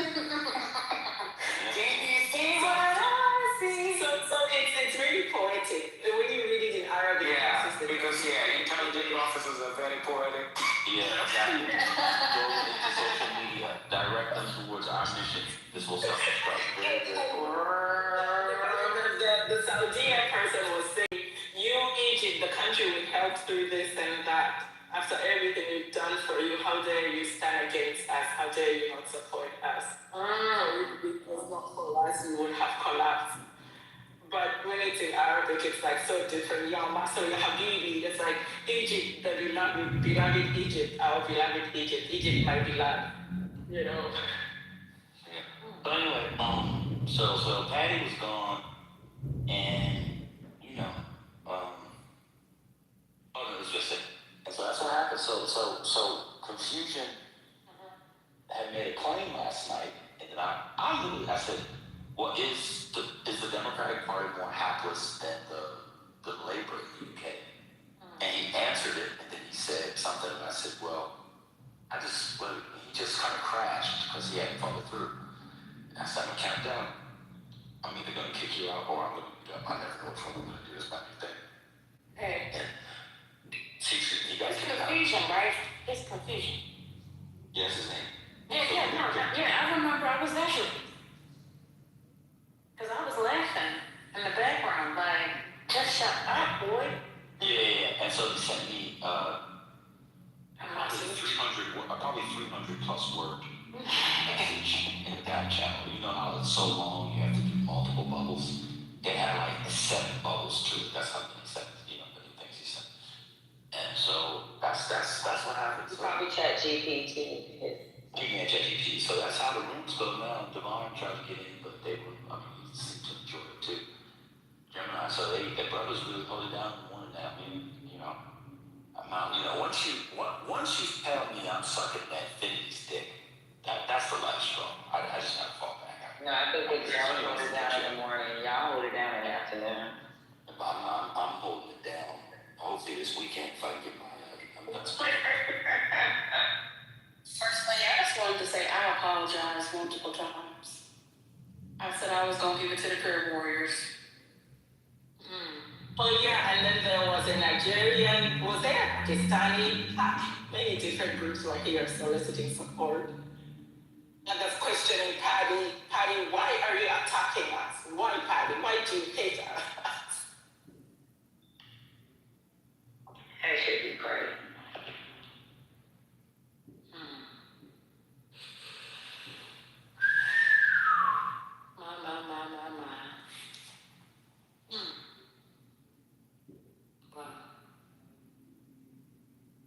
Last Thursday.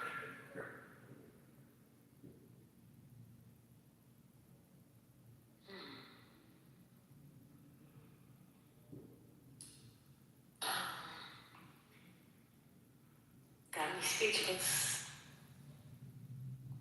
But we're gonna persevere. We're gonna keep on pushing forward. Ain't that right? Amen. Hello?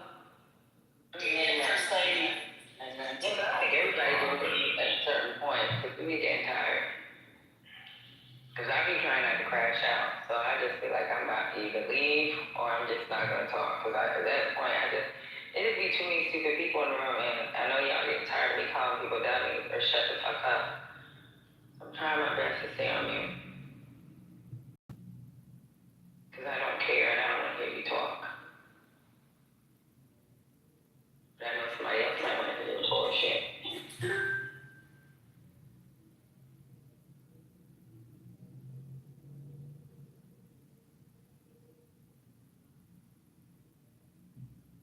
Hey, King Dog, how are you? Doing well, how are you? I'm good. You been in here lately? I think I saw. Did I see you in here earlier? I guess I got it. I think they're in the matrix. Okay. I'm out. Am I here? Can you hear me now? You can't hear me? I think I hear you. T, you can't hear me? What's going on? Did you say your hair came in? No, I said I came in. I'm in now. I came in. I'm not the matrix it is, but I was like, yeah. Damn, I was put tea in the background. No. First thing, how is that? Were you diabolical before Clubhouse, or did Clubhouse make you diabolical? Who you talking about? Hey, Was I diabolical before Clubhouse? I think I'm way worse off of Clubhouse. I think you see another side. Yeah. You know, it's crazy. I'm the opposite. I'm way worse on Clubhouse. So if y'all notice on Sunday, sometimes I might crash, and then I just stay on mute because my friends are like, these people are crazy. They're making you crazy. Clubhouse does prefer the word. Yeah, you're in the matrix, Concrete. But what do you mean? Well, how am I diabolical? I'm diabolically positive. Hello? Concrete. You hear me now? Kinda. That laugh that you give says it all. Oh yeah, it is like an evil laugh. It is definitely one of the evilest diabolical It's laugh like I've heard of. moving your fingers while you're laughing. Oh. Say my diabolical. It's a signature laugh. And I love it personally. It's a beautiful laugh. Yeah, she's such a sweet guy. It's infectious. It also makes me laugh too sometimes. I agree. But in your brain, do you see her fingers like doing that thing? Not at all. No, we know you're not doing it. It's like this.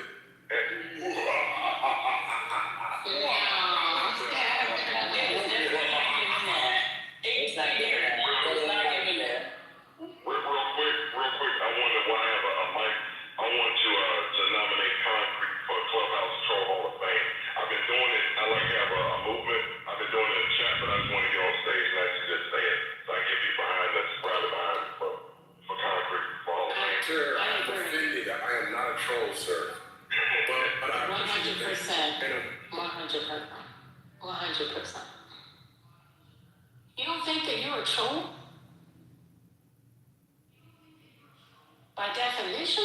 No more than the average clubhouser. Really? Yes. Wow. Okay. So you don't think there's no separation between you and others? I don't bring nothing special to the game. You don't feel that? That's not how you were the Hall of Fame, brother. You make the Hall of Fame by being the best. By Are being you the the best. only child? That's why I'm nominated. Are you the only child, Concrete? No, I'm not a goddamn child. What the hell? What type of black man should know that only make one baby? I don't believe it. You act like an only child. Like you gotta be the center of attention, so. That's a fact. Oh no, that's not nice. Maybe if you're not, and I think that you said that you have sisters, but if you're not an only child, perhaps maybe you are the youngest, and then I think you said that. I know that. I remember you saying no because I've asked those questions. So you think he's the middle child, he didn't get enough. Obviously, y'all obviously. Perhaps maybe he's not going to tell us at all. I'm the oldest. He wants to keep I'm the us oldest. guessing. I'm the oldest. Anyway, y'all obviously are not trained in psychoanalysis, nor do you understand He's not going to tell personality. I said, what do you mean? I just told you. Yeah, I know you told us. But you You don't told us believe so you want us to hear. You don't believe? Listen. I don't. Hey, Dan. How's the Starbucks club going? Everything good? That's great. Hey, Lil Uzi. Somebody crying. Cry, please. Can somebody please ear my cry? Ear my cry. Ear my cry. Can someone please hear my cry? God is always listening. He hears your cry. He hears your humble plea. And he will never allow any of your tears go to waste. Every tear shall be answered.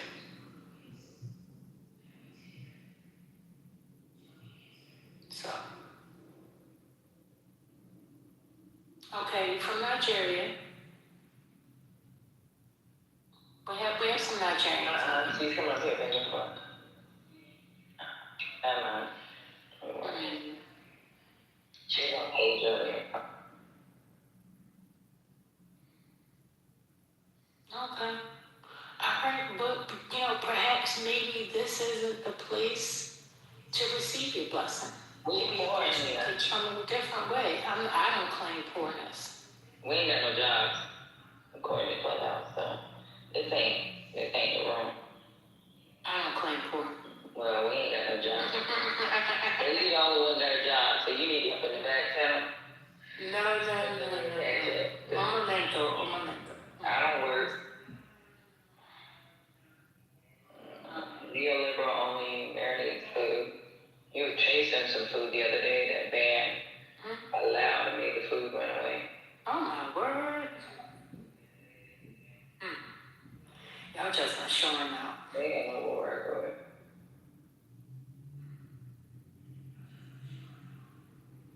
And Dan is trying to open an OnlyFans. I don't know what the fuck he gonna be showing, but.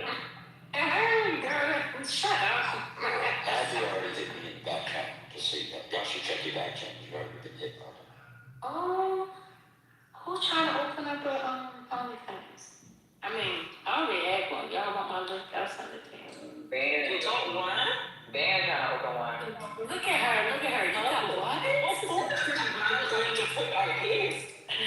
I heard he was bold. I don't have that in my copy, Mary. It's oh God, Jesus Christ.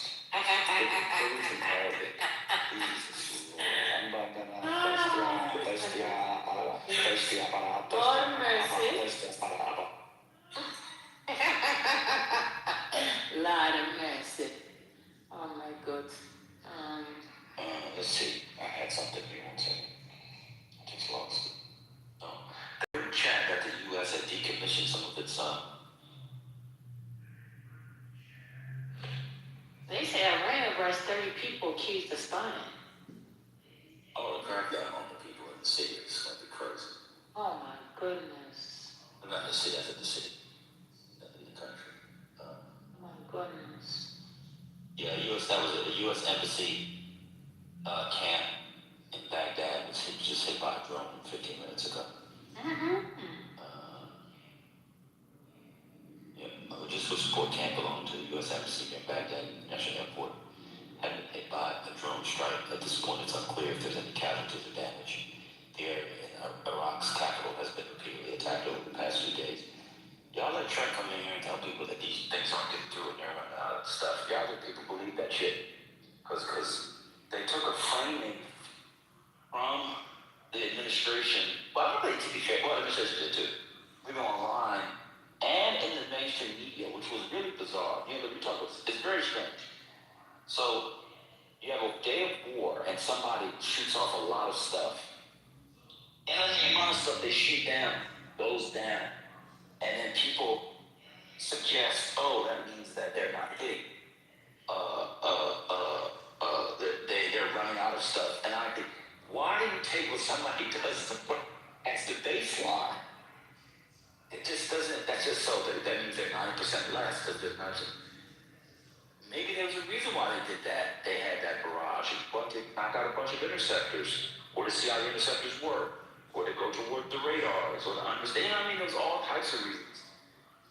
By definition, they're running out of munitions, because if you have 10, if you have 1,000 and you use one, you have 999. So just definitionally, you have fewer. That's also clear for the interceptors. It's just really strange. Oh, well, strikes are down 90%. Yeah, but interception rates are down by your own counts, and hits are up.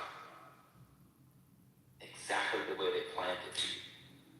What do I know? I'm just a dummy who waits for an opinion to. Why did you call them their name though? But that's what I was told yesterday, so I gotta take care of business. I'm done speaking. Oh God. You hear them yell?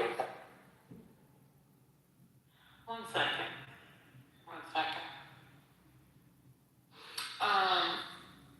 Yeah, we don't know. They just want to say that they have an answer, and that's why I said what I said yesterday in regards to, I believe he believes what he's being told, so then he just comes back and he reports it.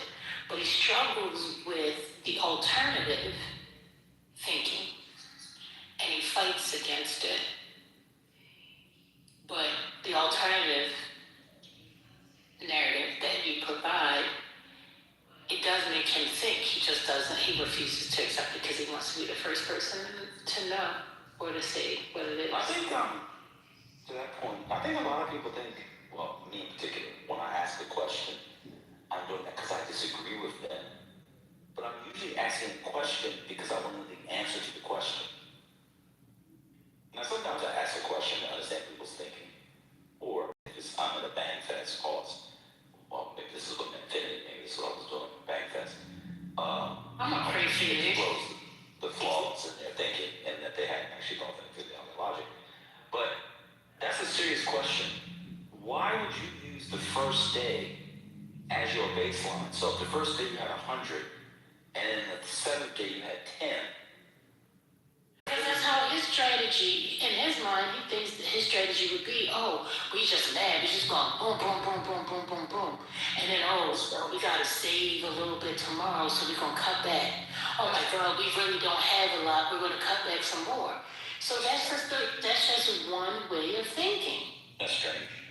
The other thing about it is, the one thing that's frustrating about the conversation, sometimes, not a lot, but it's that sometimes, is that when you ask a question, people think that you're supporting the Iranians. Oh, you must want us to lose. I'm just asking a question. Trent comes in here every day and talks about Reaper drones. I don't even know, every day. The day we have confirmation from CENTCOM that they've knocked down at least 11 sleeper drones, it's all over the internet, by the way, because after they said I look at it's all over the internet. They confirmed at least 11 Reaper drones for $330 million worth of equipment. He hasn't been here all day. Anybody notice that? That's fascinating.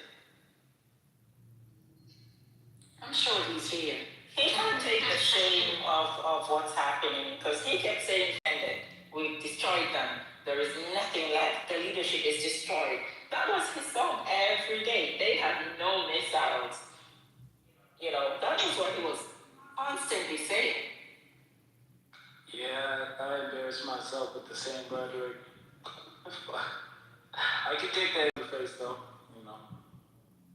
Yeah. To be fair to them, you and Trent and everybody else, and this is not an insult, you're just repeating what the Trump administration and their apparatchiks in the media are having you repeat. Yep. That's all. And I would think that people would be doing that. I mean, I'm waiting for somebody to say that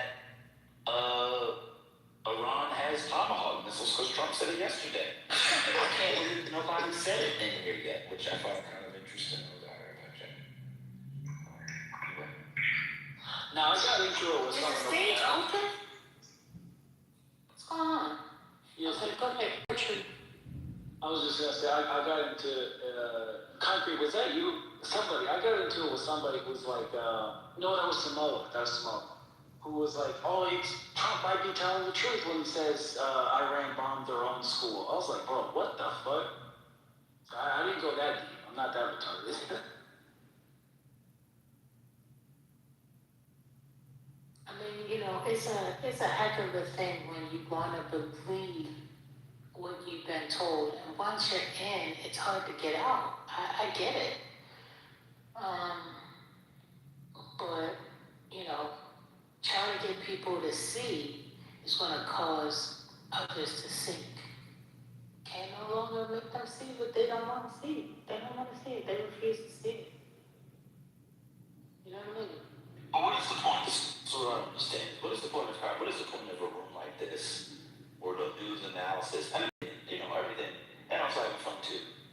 If you're just repeating the government propaganda, aren't you just listening to Pete Hegseth and Donald Trump and General Keynes and CENTCOM Twitter? If you're just coming in here and saying what they're saying and taking it all as truth, what then would be the point of the room? Just leave the link in the chat and then leave it in the chat. Like, that's what's so strange about, like, well, if you know they're going to be over, I mean, the man says the saying is over every day. He doesn't really use that rhetoric anymore. It's just strange. But it does show how propaganda works, because what it does is that people feel a sense of pride, patriotic pride, through the technological and operational successes of their country's military. And they refuse to see that the other side is not engaged in that type of warfare. And so he reported 3 days in, or 4 days in, that the U.S. was sending boats to the Strait of Hormuz to escort things. We're at a point now where there's a report on CNN. If CNN is reporting it, that means people knew about it 8 days ago, because CNN just called the 2024 election last week. That's how late they are. If CNN is reporting it, that means there's probably mines all throughout the strait at this point. You don't have conversation. They want to do hoorah, okay, USA, and bang. I'm interested in that. But also, there has been, you know, this thing about who's right and who's wrong. Which side are you on? You know what I mean? Like, almost like a football game. So, yeah, it's hard to have a conversation because they think this is all about winning. And, like, life isn't like that. It's not like, okay, you won this so-called race for the moment, but that's not how life works. Yeah. Is it true that there's only 1 day of oil left in Australia and India? Is that true or false news? Does anyone know? I don't know. That's in the reserves, right? Strategic reserve, right?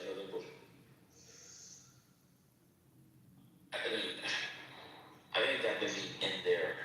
Yeah, you know what? I don't know.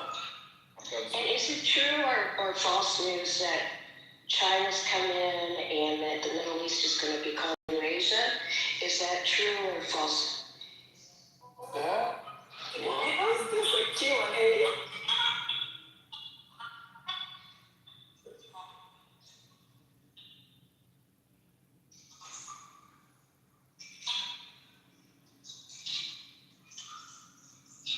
Or false? Well, I'm on X a lot, and I'm on X. They were talking about how China has already positioned, and does anybody have any info on that? To do what? I don't know. You're freaking me out, man. Well, what is this name? I have a recommendation. I do have a recommendation. That you combine one and two. X is like, watch your brain. Or don't think, if you're gonna look at stuff on X, like, don't collaborate in other sources. Because X. You spent 25 years at the U.S. I agree. 1000% agree. I know this person. Whatever you need. E and E. Yeah, that's why these guys I think she left because it's certain spirits you just shouldn't play with. Like, Or you thought there was something else going on? The U.S. Navy. Did you hear how she was asking the question? You sound woefully misinformed. Maybe she didn't want you to suck her dick. Oh, God. How are you?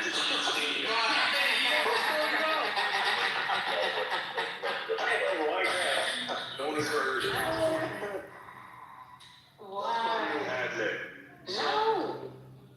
So I put a link in chat. This is per the Times of India. The official status of the government is that there's no shortage of crude oil. They continue to engage with multiple suppliers to ensure steady flow. They said 40% of their oils goes through the Strait of Hormuz. The remaining 60% comes from alternative routes, but they've already prepared in advance. So I haven't seen Australia though. That's the getting oil from Russia. So like. Yeah, but the Russian oil is coming through the Strait of Hormuz. That's why it's relevant. The Russian oil is coming through the Strait of Hormuz. What's going on, bro? I just read that the other day. They got 6 million barrels of oil Through the Strait of Hormuz? They said that the 20%. Yeah, I don't know. But they said only 20% comes from up that way. Like fourth grade geography. Russian oil going through the Strait of Hormuz? Do I have to put the map back as my PTR? DT, that map won't work because Russia's not on it. That map won't even work. Anyway, neoliberal has very important breaking news to you. Yeah. So the news was, this is link is in the chat. Sorry. The U.S. Navy has refused near daily requests from the shipping industry for military escorts through the Strait of Hormuz since the start of the war on Iran, saying the risk of attacks is too high for now, according to sources familiar with the matter. And the risk that you've seen the insurance policies have gone up. But I can't for that shit. They might as well take the 15-day trip around the fucking around. Yeah, that's right, man. That's right, Patty. Wait a minute. Wait now. That's right. The president lied. The Trump lied. What's the Secretary of Energy with his fake tweet lied. The Navy itself is telling people they can't do it. They're lying to us daily. The good news is I have Manfinity in the room.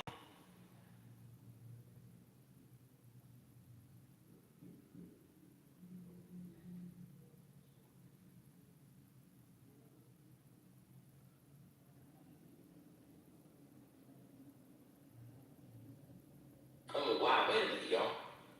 I just looked it up. Russian oil is primarily shipped through, it says it right here. We owe this brother an apology. Russian oil is primarily shipped through the Strait of Hormuz.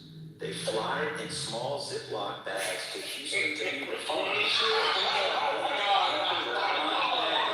goes to Europe where the ships become crisp, and then it ends up in the Middle East. It's right here on AI. It's right here. God, that's the flavor of things.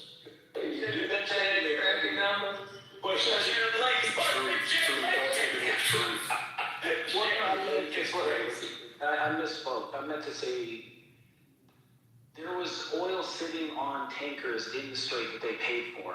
That's what I read from a Reuters article yesterday. I literally quoted it. They bought 6 million barrels with the waiver that the United States gave them. Dude, that shit was moving without a waiver. What's going on? Why do y'all think that sanctions from the United States apply to other countries? What's going on? My point was just that. So why would the Russians get oil from the Strait of Hormuz? Well, mistaken, brother. What do you believe we're the point for? Goddamn. Check this out, bro. Just because the United States has sanctions on a country doesn't necessarily mean that another country fucking is. I'm just reporting what the article said. I got you. Let's just be honest. India said they do what they want to do. If they gonna, that shit was already going to fucking India. Y'all play too much. with the mining of the strait, I'm sure the risk for the Navy has decreased comparatively. If they're refusing escorts before the mining, I'm sure now they're gonna escort it. So the U.S. refused to escort the ships through the Strait of Hormuz? Yes, daily. It refused daily requests from shipping companies. But wasn't that what Trump was saying, was that we were going to protect you? And the Navy itself, when the shipping companies reach out to the Navy saying, please escort us, they're saying, no, we can't, it's too dangerous. Look at that. Look at that. And they thought they could believe Trump. My.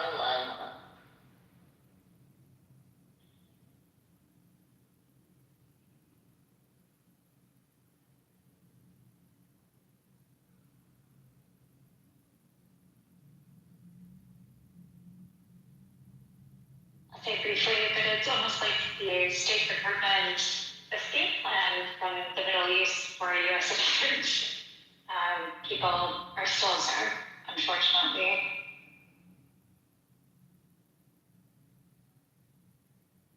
In the Strait of Hormuz?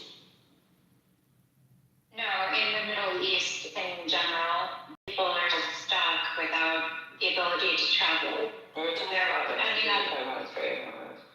Yeah, you were talking about dependency on escorts for ships. Right. The idea of believing in Trump, and I'm saying that for the State Department, it's the same factor. You don't have the experts there, the right people involved, and trying to identify solutions for these really complicated or complex problems. That's not a priority either. The priority right now, because of where it's going on, is going to be like surveilling the area and fucking like those drone and aircraft. It's not going to be fucking escorting fucking supply ships. They're not. That shouldn't be their priority.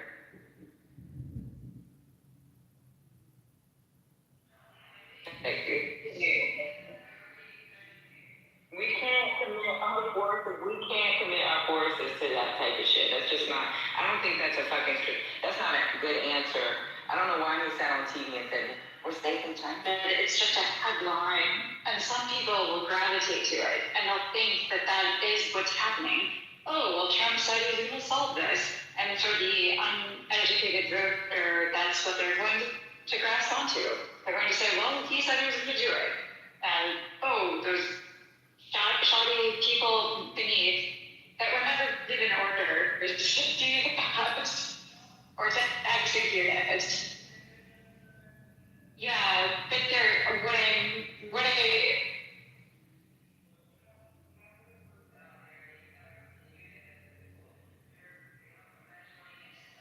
and I'm just stating we're in a state of propaganda where the headline is what matters more than the actual substance or the executive action that would take place. If this were something that would take place, there would be so many individuals that would be involved in executing the orders. There are no orders given, is my point. Like, this is just a headline. It's the same way that Marco Rubio can go on TV and say, yes, we're doing everything we can to help American citizens, yet American citizens are still sitting in hotels in Dubai, stranded, and can't get out.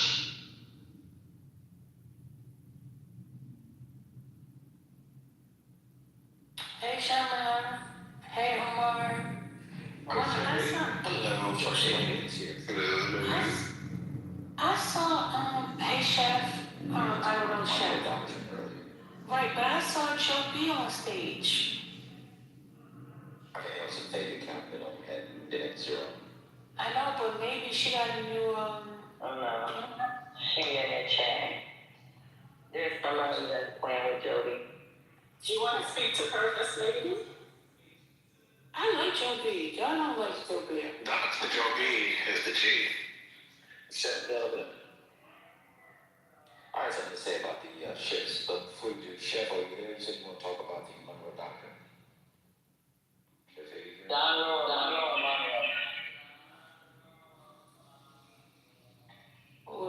production. We're gonna talk about that.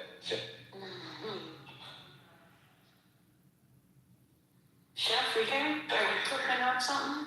Somebody sent him a cook. Hey, Chef, go out and then come back in the room. I'll inbox you in your message. We need to talk about the patty road doctrine. No, we're gonna talk about your mama's doctor. Damn.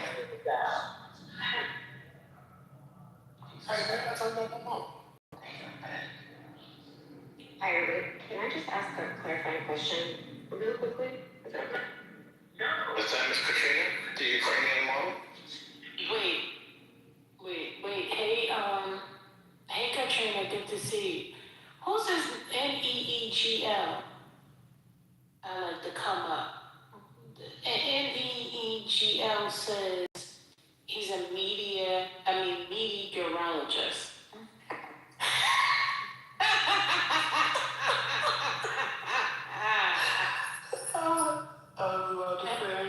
Katrina, go ahead. You got a question?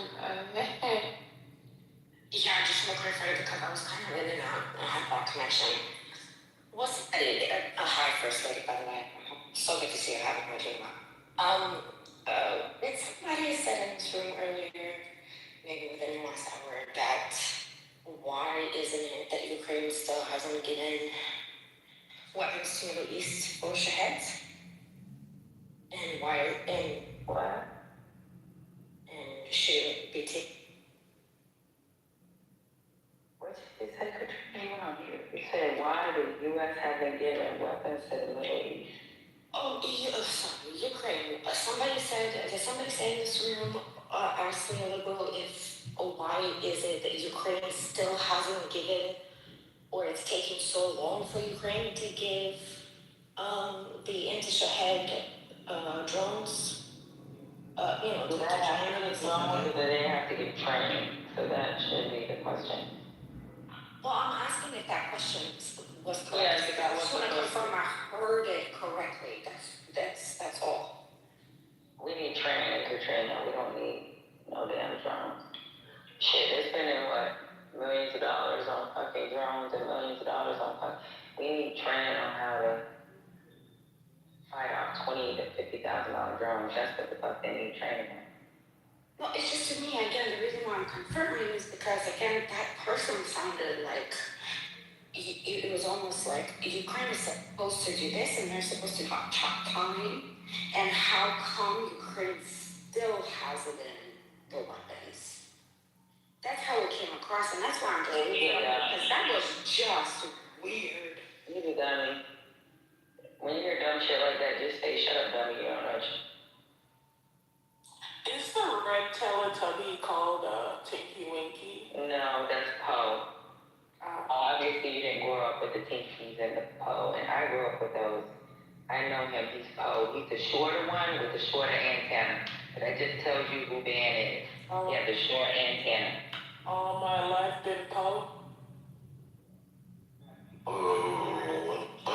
Throwing those fruits at her, nigga. And Patty, that was crazy. Anyway, Ben, I'd like to sidebar when you have time. Just take me to a private. You're not friends. He has a short antenna. Exactly. Just take me to a private. Don't get in trouble like I did, man. Then you gotta add me back. What the hell? What's going on? I want to talk about that. I'm going to go back to the Russian oil. You know, I hadn't put this together until Truth's geography lesson. The oil that comes up out of the north in Western Russia. I got your message. I can speak to my that comes out of the north in northwestern Russia, right? And it goes around Scandinavia. It comes through the Suez Canal.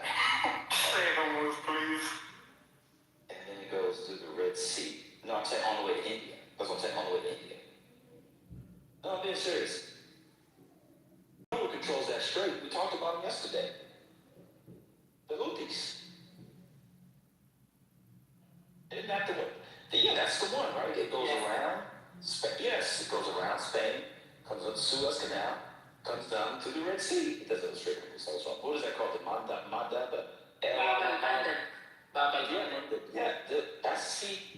the Houthis remain ace in the hole. Eddie, I told you, I saw them at Starbucks and they were for that telegram. They're waiting for that WhatsApp. They have not been activated yet. Do you understand? Oh, I saw some images of them cheering, saying they're getting ready for this. Yeah, that's what I'm saying. And that's why, it all makes sense now.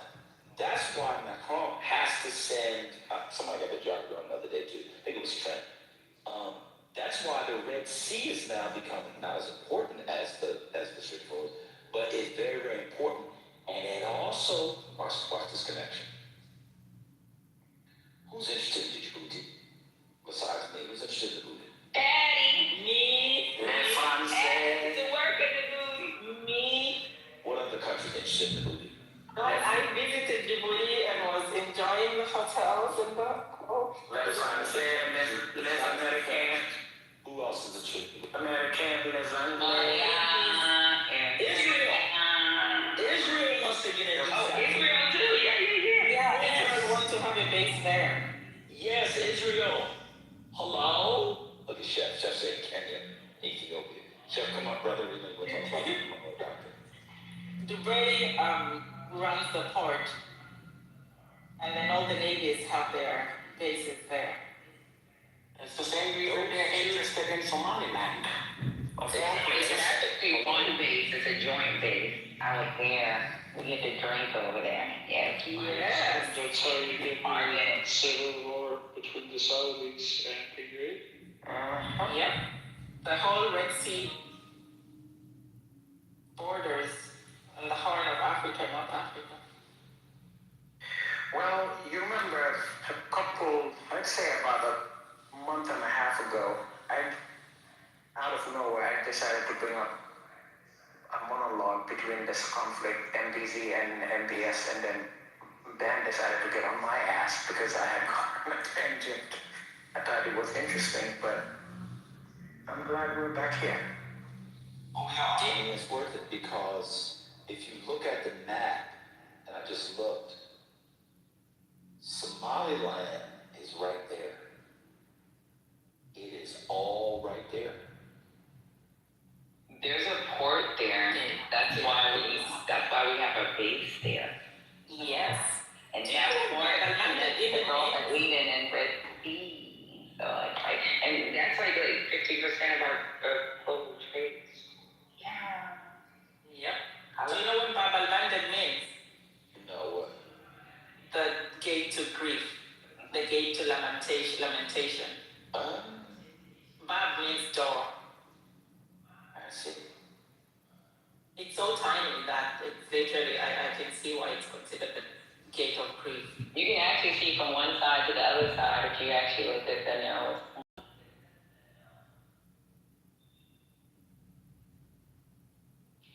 It's crazy too, because even with Hormuz, you don't even realize that 20 miles is far. But even with that strait, there's 10, it's not even 10, it's so many miles on one side for exiting traffic, so many miles inside, that for international.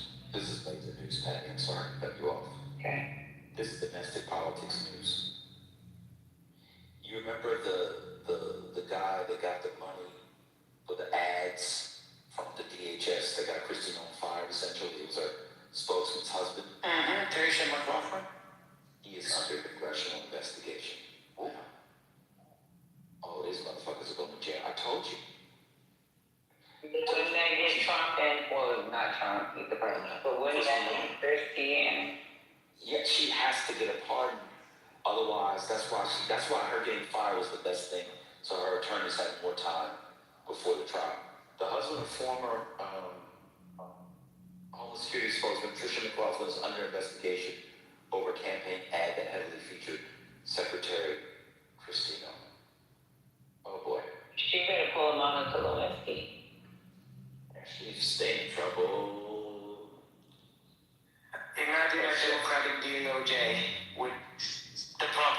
if to go after Trump people. She might be better off. They might be better off being prosecuted under this one and hoping they get a more lenient sentence than waiting for the Democrats to come in. That might be my plan. Chef, are you here? Because I need this. I'm definitely here. Can you hear me? Yeah. You want to talk about? You said that nobody knew about the Monroe Doctrine. No, that was some time ago. I think you guys have kind of went in a different direction since then. But I mean, if you do your research and you understand the Monroe Doctrine is about hemispheric control. If you look at what's happening, it's a three-part situation that's happening right now with what we're dealing with right now. As far as this current administration, prior administrations were more apt to, collaboration individually. Who's in trouble? I hope not. The other side of it is that with our current attempts and failures at NAFTA, which was the first initial attempt to kind of create an America's, not just for the purposes of having business, in trade agreements between Canada and other South American countries, right? And I know people are going, oh no, this is all, Keynesianism and all that stuff, but that's not the case. It's just a general picture of it all. The premise around what, America First or America's First has been around for a while. It didn't work. A lot of the policies didn't work. But what we see happening in Venezuela, influence and placement in Brazil, Guyana, oil and such, and a lot of South American countries. Did you say America's first? When was that? Yes, America. You're right. You gotta let me cook. Yeah.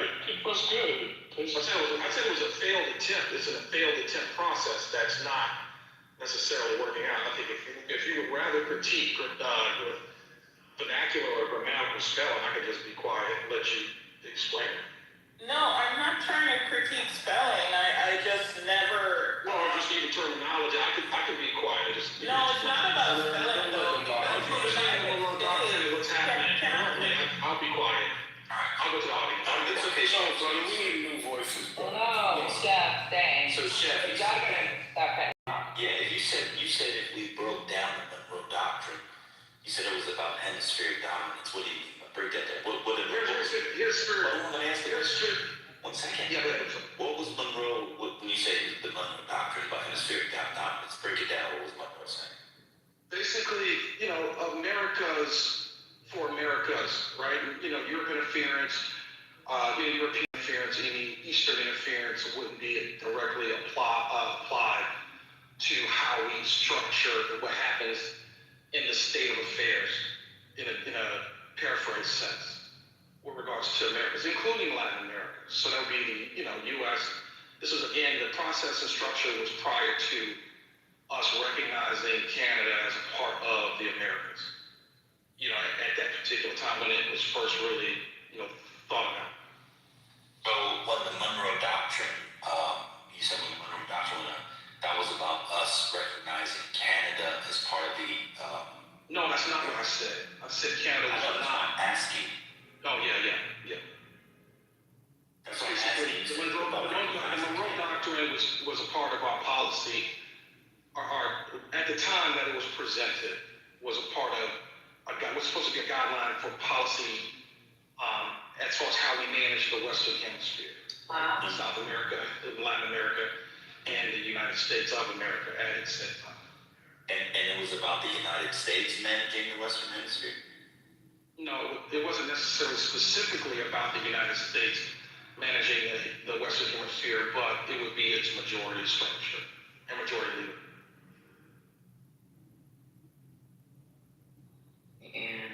No. So you didn't read it, or you don't understand it? Well, because somebody's saying no, because it was written in 1904.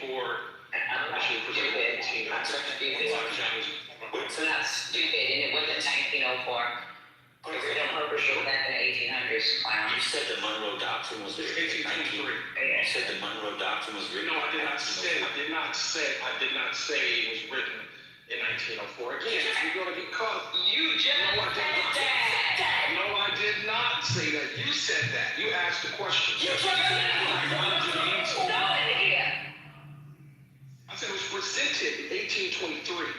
I didn't say it was created in 1904. You said first it was 1904. I didn't say, no, I did not. So what happened in 1904? You sure did. No, I did not. Yo, why you lying? Some can't do this fault. What's the point of lying? But I'm not misspoken. You ain't misspoken. Brother man.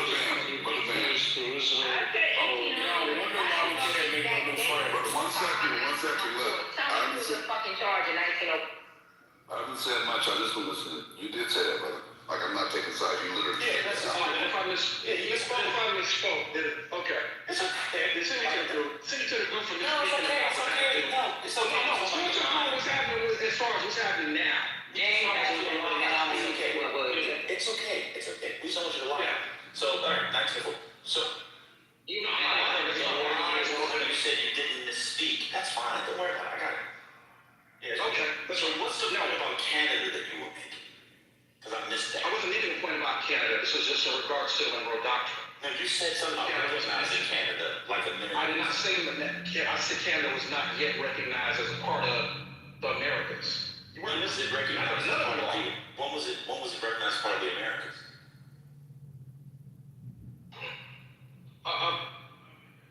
Gotcha.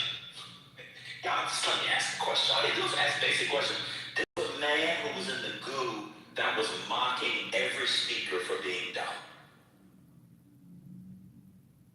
That's what he was doing. He was mocking every. Oh, he's back. Perfect. When was Canada recognized as part of the Americas?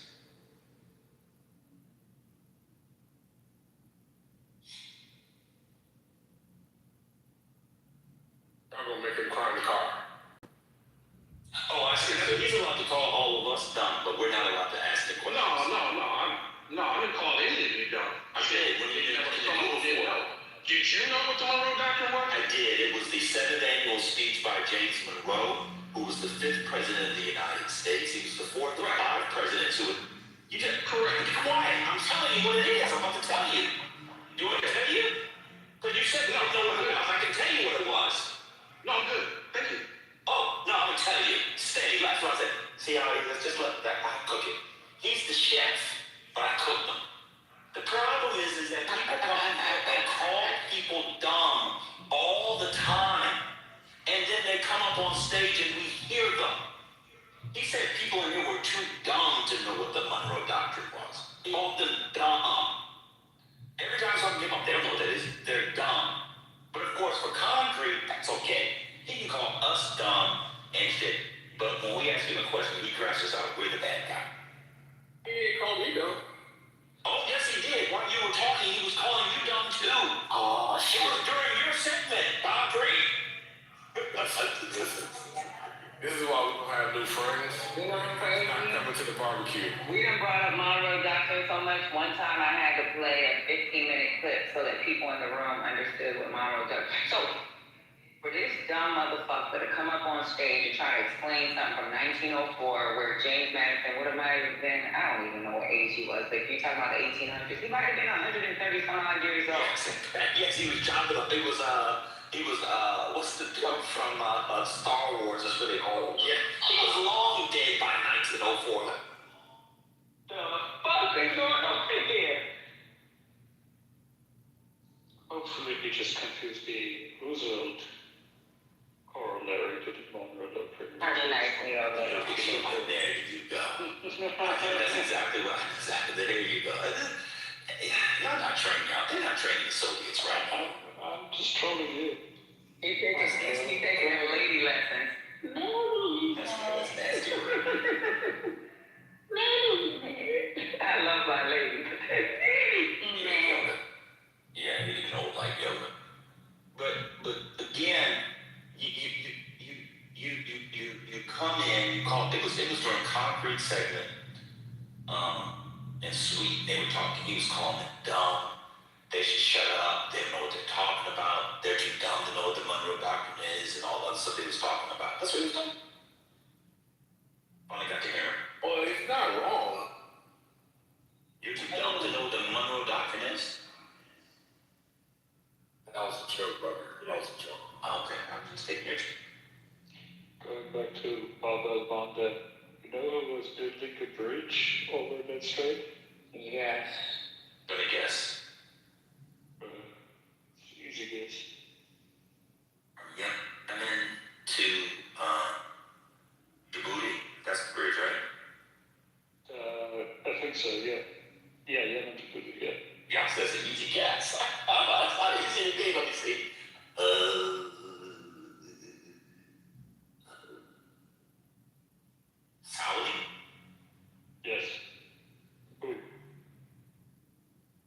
guess that? Because didn't the original salad come from down there? Aren't they? Ain't that their reason? Salary with food salad. Exposing my limits in public like that.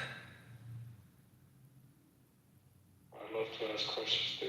I love to say I don't know. That's not how it It's somebody that we killed. It's somebody we killed. Oh, Bin Laden's dad? Oh. Brother.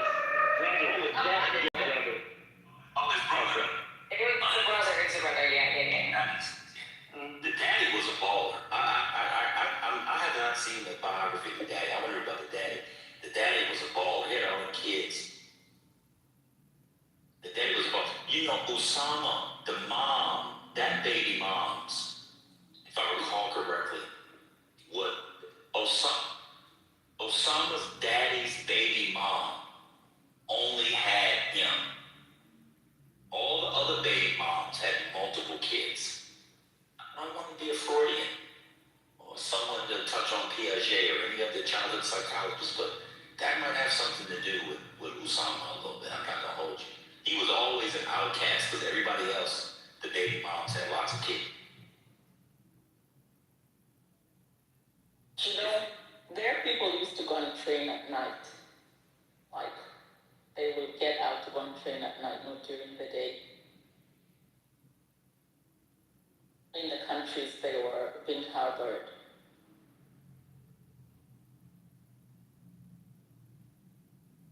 Because they didn't want people to track them.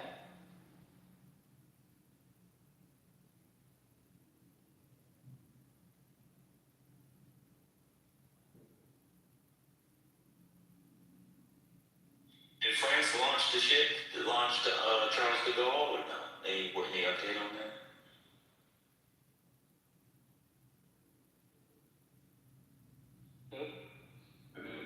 I'll look it up. Patty, have you seen that, or anybody but Pat actually, did you see that, it went around and neoliberal saw it, the ceremony that the French do when they launch the submarines? Did you see that? Yeah. I did. I was watching it live.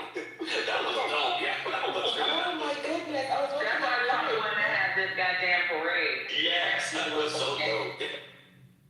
And the song they were singing and everything. Yeah, that was great. That was great. Macron felt like he was the leader. He was. He was Napoleon the Fourth. Yes. You know, we be sleeping on the French man, but the France is a motherfucking beast, bro. The French? They gonna be taking Europe. Oh, for sure. Well, I was gonna say the French propped up an Austrian emperor of Mexico for like 5 years. They used to date, but they wanted to be on their go. Now they eventually lost, and he was shot to death. But they did do it for a while. It's pretty baller.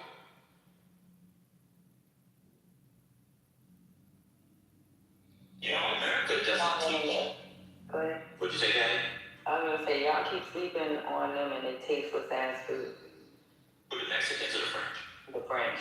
Out of your minds. You ever had steak au pois, Patty? I don't know. It's delicious.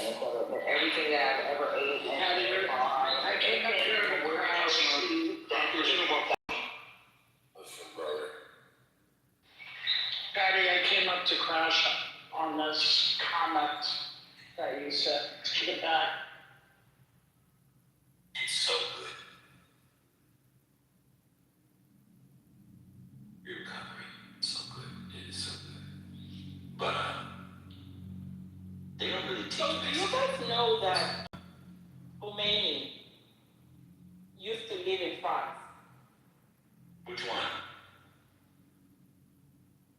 Ayatollah The last one. Ruhollah. Yeah. The one that just The died? first one. So, no. The first one. Yeah. He was exiled in Egypt, and then he went to France. Was it Egypt? Wasn't he exiled to Egypt? Yeah, he was expelled. He spent time in Iraq and then fled to France. Yeah. France gave him refuge. Yeah, and he recorded a bunch of messages. Yeah. A bunch of speeches and what do they call it? What is it in Islam? Not a sermon or whatever it's called. And they sent them shit back and they would play them on loudspeakers. And this cult group. Yeah. The revolution was planned in France, in the countryside.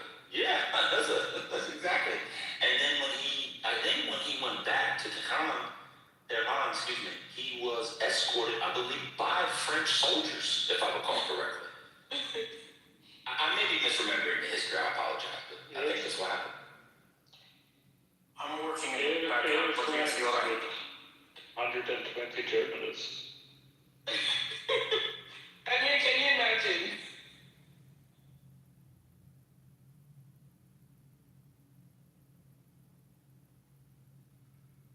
Yeah, the previous Ayatollah, Ruhollah Khomeini, that guy was good at oil farming. He was better than Macron. Just look at some photos of him. It's insane. Well, I don't think that's fair because we look back at the sepia tones of the 1970s, and to us, it feels both old and new. Like, that might just be, like, if you took some Macron photos and put it through a sepia filter, you might be able to do it too. I think Macron was, I think he's the leader of Europe. I believe he's actually the leader of the free world. So that's good. Just look at the old photos. So not old, like there are relatively modern photos of this guy. Yes, it's a little bit sepia, but come on. No, I actually did a little. I did a shallow to mini dive, and I did images of him like sitting down under trees, holding court, and what he was wearing. He was. I could see how there was a real cult around him. In a way, there wasn't for his successor.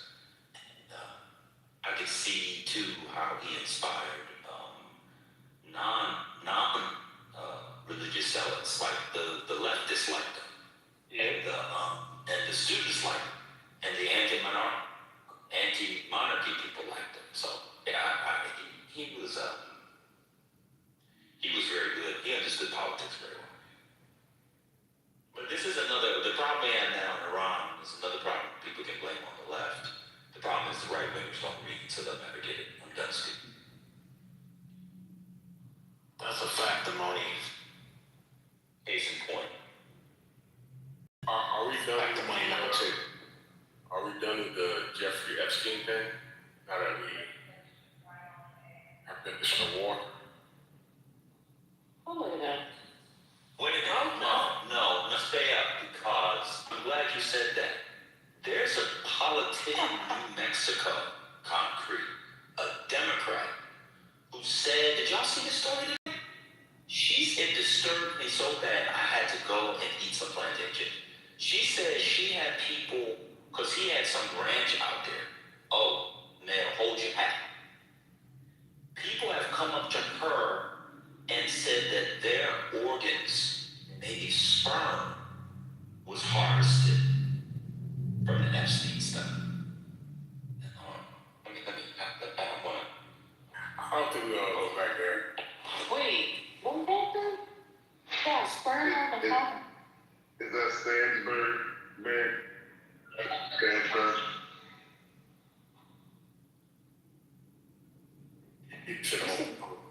He said, well, did he say that there's sperm on the farm? What happened? What did he say? He said harvested. What does that mean? Like, you harvest it? You harvest sperm? What was the conversation? Because I was trying to reply to myself. He was talking about Epstein Charles asked the question, now that there's wars and section, have you forgot? Yeah, you told me to go to sleep. What the hell? I said, go. But before that, we were talking about. Okay, Dan is back, so he can explain. So, go ahead, Dan. My internet went out. New Mexico, Zorro Ranch in New Mexico. I spent resting on. But I don't know much more than that. The New Mexico State rep claimed on Tuesday. I'm in the back of my house. I'm sorry. I gotta get one of those. No, I got those index. Get the nest. You got the nest? That's it. Yes. You're trying to go back wherever you were. Yeah. My house, one of the houses I have is over 5,000 square feet. I had to get double. So you, depending on how big your house is, I think the nest was the best for me. If you're speaking, we lost you down. We lost you. Go back to the front of the house. And people would be buying one system out of Best Buy because somebody went and sold something to them. You gotta get it double.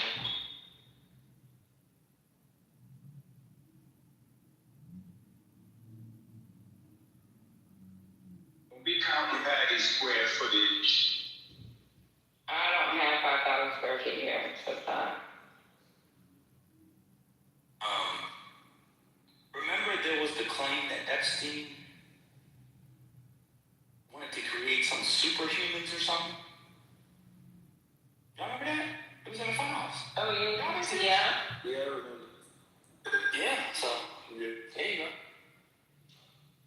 You on the harvesting. Go back. Lost you. What? You said there was a representative of a Democrat, and then we lost you. It said that a quote. They had sex organs and sperm harvested from their bodies, and they woke up around medical equipment, not knowing where they were or what happened to them. But wait. Lord, we can hear you. When it comes to Epstein, isn't that what Elon's doing? He only wants to fuck intelligent women that look a little decent. He's trying to create people. Yeah, I think he's doing it through sex. But I think Epstein. Yeah, but Epstein was the same too. Like get a bunch of women pregnant. No, but he took out sex organs. Like he took out the box. Urethras. You know, I heard of George Church. He was that guy, some chick. He was some dude from Harvard. I know it's been referenced with Elon. The guy that wanted to buy black women eggs, he was like, you would get a lot of money for those eggs. Oh. He even offered to buy their period blood.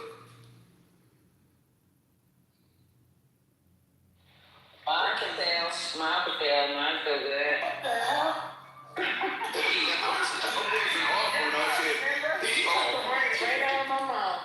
ain't got no job. I'm not saying that. No. If you want the minstrel,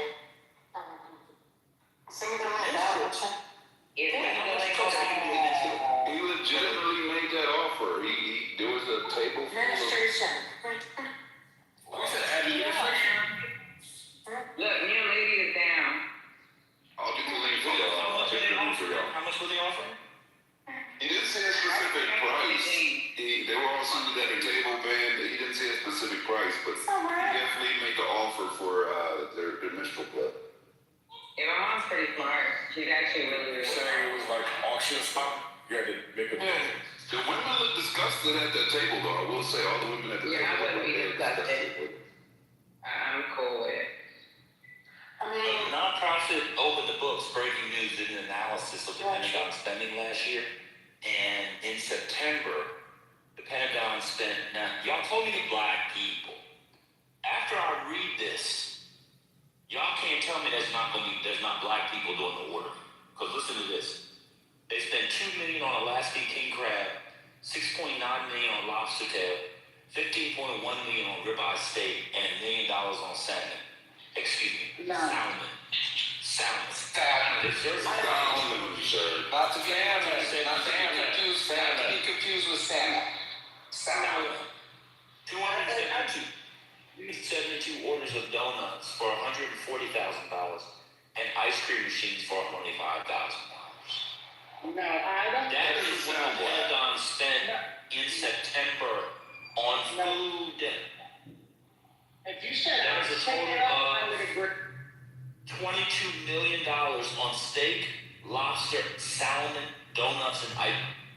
I don't ever want to hear Mac talk about waste fraud abuse again.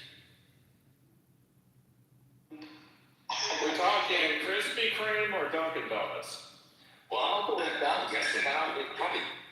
It might be Krispy Kreme if it's in. If it were us, if it was us, we would be ordering Krispy Kreme. If it was Dunkin's, they probably What city is Pentagon in the blanket? they probably Yeah, they got Krispy Kremes in Arlington. You're right, they gotta be bringing it. they probably ordered nasty ass They Dunkin's. used to have one on DuPont. I used to go to all the time. That's cool, and they close all the other ones. They ordered nasty ass Dunkin'. I'm saying, it's not black people, cause they went overboard with the Alaskan king. Black people just do a king crab. Now, Alaskan crab legs are very, very big. Black people don't eat stuff that big. And you know what? What is his name? Rambo, shut your mouth. Oh, wow. Dunkin' What? We're not gonna have this back. We don't do this shit. No, I don't do this shit. Krispy Kremes all day. There's Krispy Kremes all day. Yeah, I can't believe in New York with this Dunkin' Donuts. It sounds crazy. I mean, no, the coffee would just. No, you can't clean it up now, man. You already. No, the donuts suck. The donuts suck. You're about to get moved to the audience. All right, we had enough of that segment. Can we get back to my segment, please? Yeah, we already get back. We're in the Dunkin' Donuts segment, Concrete. What do you know?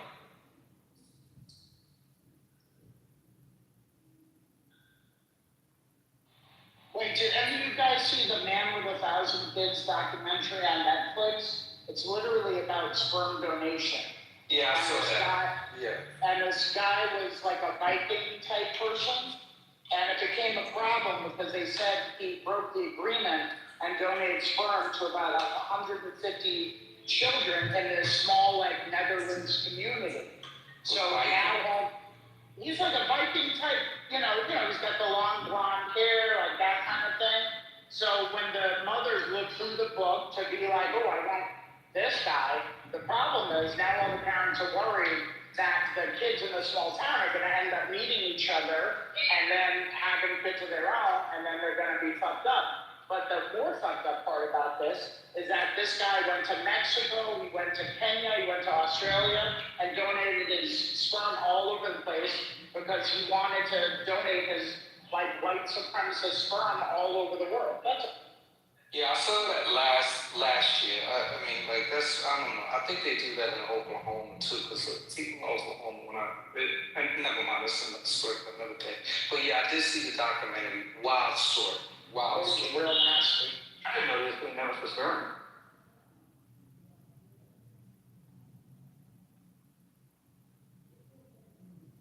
And I guess that's the true meaning of sowing your royal oats.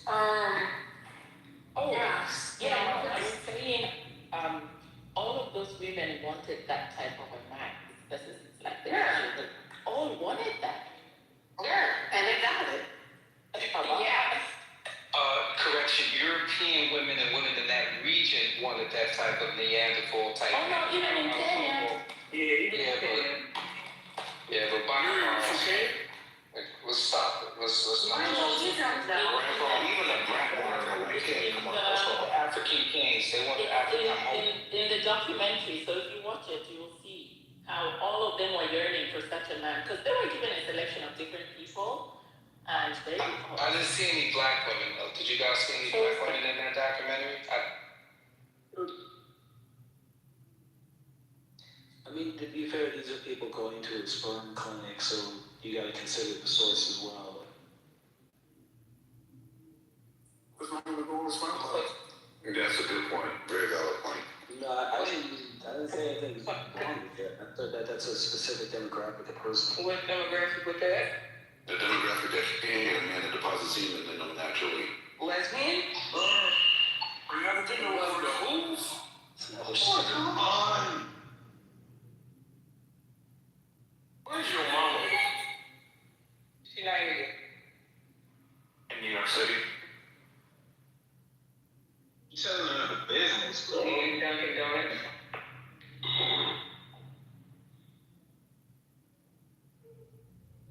So, moving right along.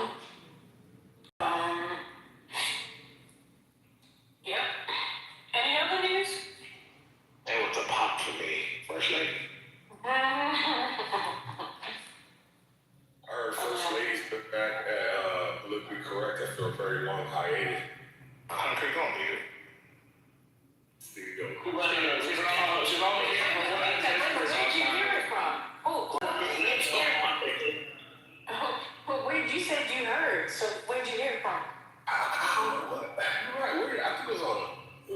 X or something? Elon Musk? Oh, not lying.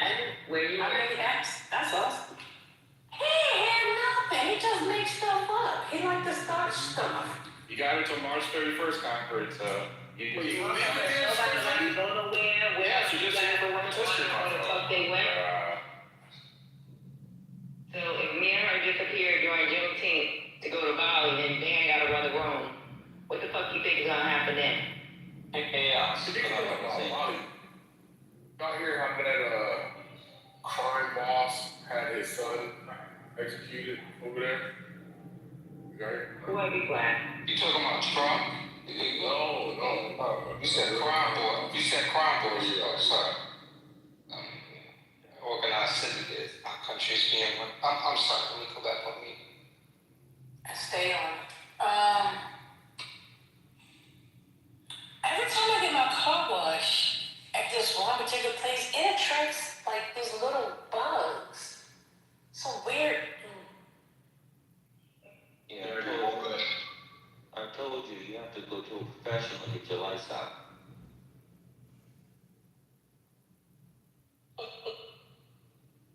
Yeah, I think somebody to come around.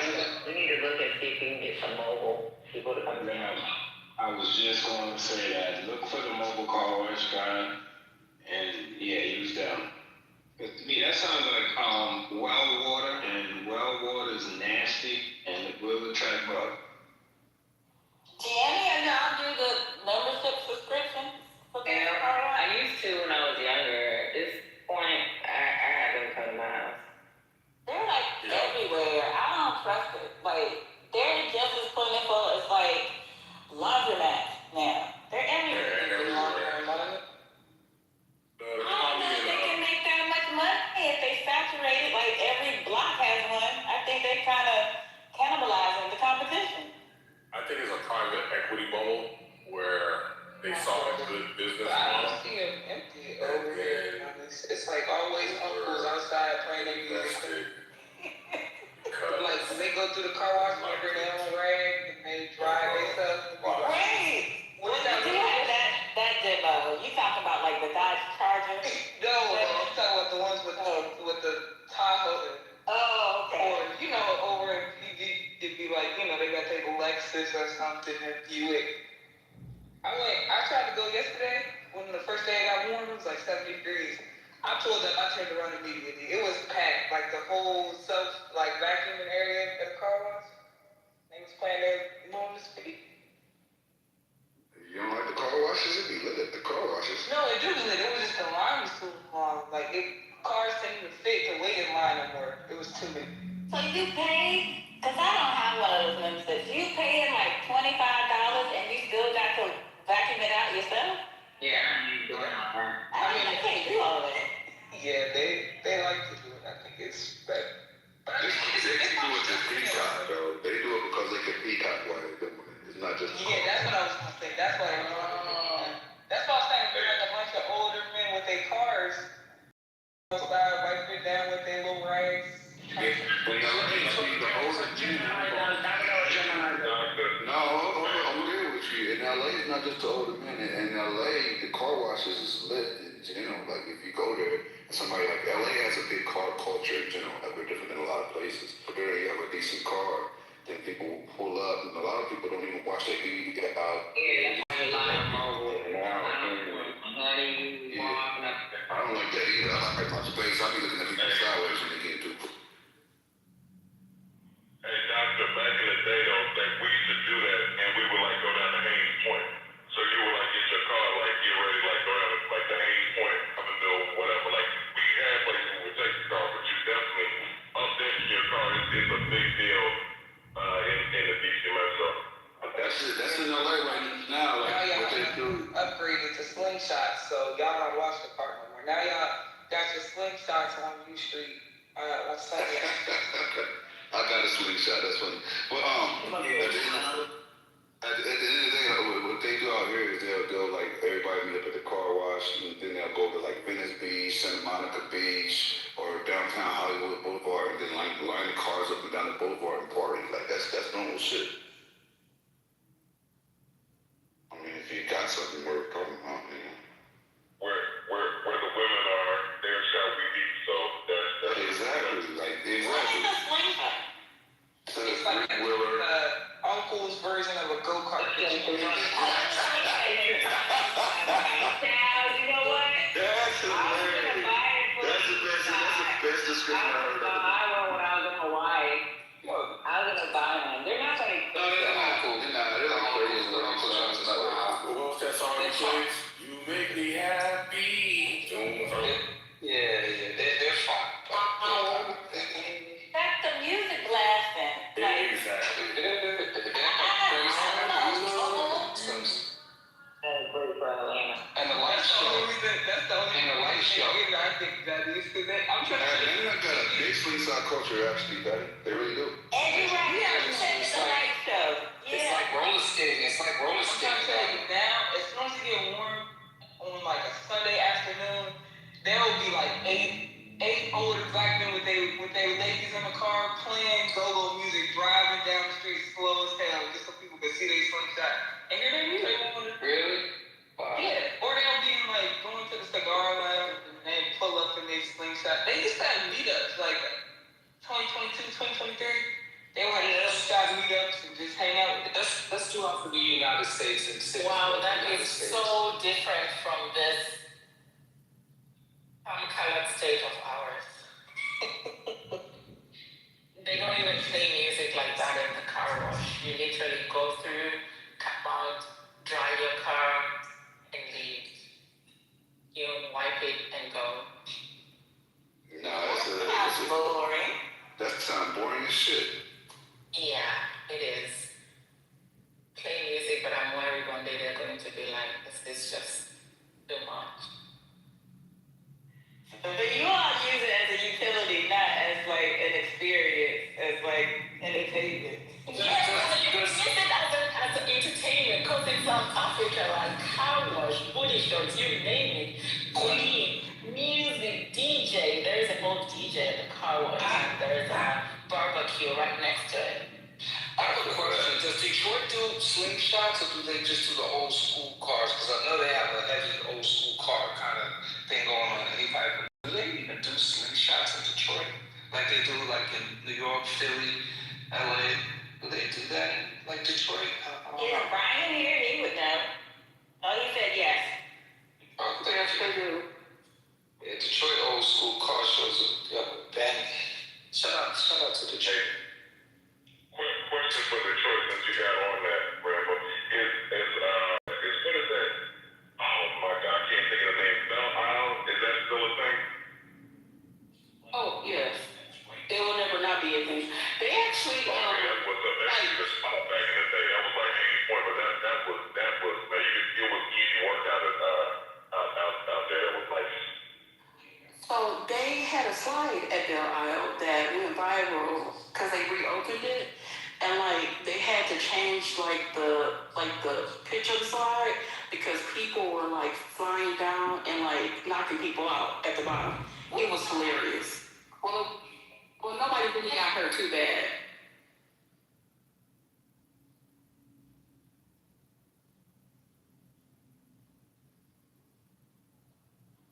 Jane and Spiritus, Dr. Library put in the chat what it is. A slingshot is an adult go-kart.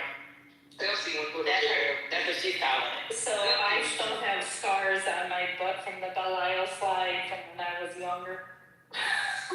That stuff will burn you, you will knock your head out, but it's the funnest slide in the world.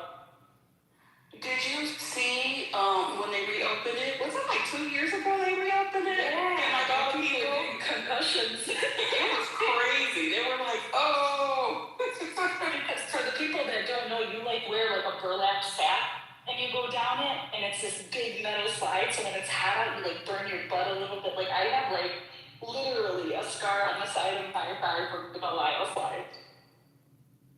I was actually there yesterday. It's Belle Isle.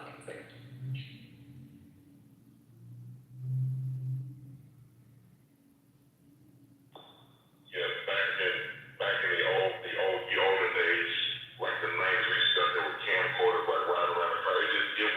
There was so many people out there. It was just such a great environment. Like a lot of women, it was just fun. You see, like, oh, it was real fun. Remember the zoo with the sad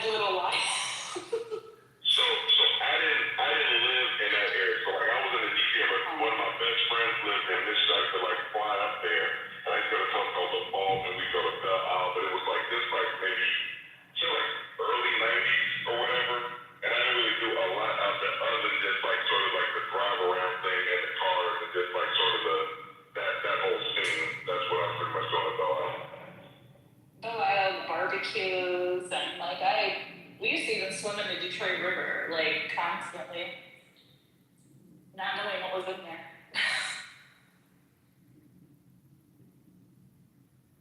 But the state took it over now, so because it went into like, you know, when the city went bankrupt, it went into like dilapidation sad for such a beautiful, I mean, it rivals, it wasn't it Albert Kahn who created Belle Isle, is the same person who created, what was it again, what's that, Central Park? Yeah, Central Park. Cooking and listen, yeah. And so they have a conservatory, aquarium, like it's very beautiful. I love it. I grew up going there. It's amazing. Yeah, Detroit has amazing architecture, like a lot of like old like mansions, so much because there's so much wealth there. But Detroit was beautiful. It just, you know, the dilapidation is like horrible. But there literally are some amazing just homes and just buildings and just a lot of, you know, like beautiful things to look at in Detroit. Hey, good evening, everybody. I thought I would join in since y'all were talking about my city. I live right across from Belle Isle. I can look out my window and see it, man. Detroit is wonderful, man. Y'all sleep on my city. Rivertown, huh? Yep. Yep. Well, you know, we're actually the goalpost. Oh, okay, yes. Yes. Right. I grew up on the east side with my grandparents on Gresham Young. Gresham Young, okay. I spent all my summers in Jefferson Chalmers, so. Yep. So let me ask you, the Gold Coast, is that where Anita Baker lived, like a community out there or whatever? Is that like where Anita Baker was? She lived in Grosse Pointe. Okay, was that on one of the lakes off of the lake? St. Clair, right. Okay, I remember that driving by there. I had an aunt that lived in like Ferndale off of like 7 Mile, I think. And then like I had like friends that lived in Southfield and like Farmington Hills. Yeah, Detroit's a cool place to visit, man. Especially during the summer jazz festival or African World Festival.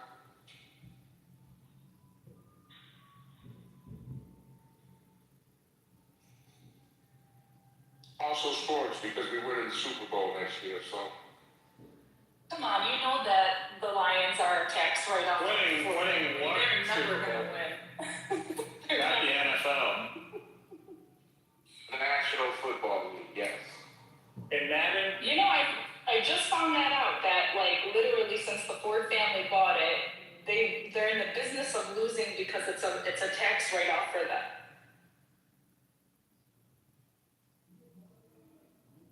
Well, it's their toy, and they pass it from family member to family member to manage, but it's like just it's like having a yacht for a very rich person. So they suppose that at first the Bounty Lane though, and like it just got broken with Dan Campbell when they started kind of turning around, but they were supposed to be, you know, for all those years, there literally is a thing about that. I know, there is, yeah.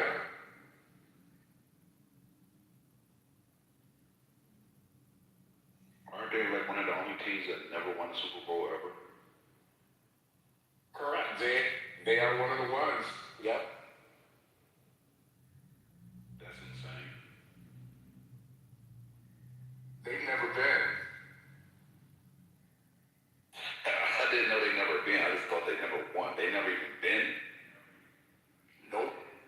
So wait, so who's never been? Them, the Browns, Jaguars, who else? Texans, yes. The Rams. Wait, no, we got a ring recently. Never mind. Scratch that.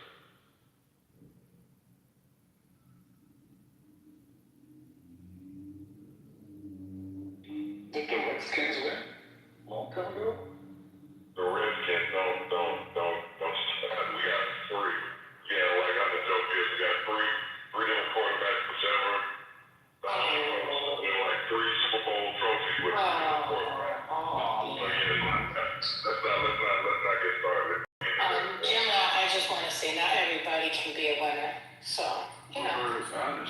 allow the people to continue to, you know, drink.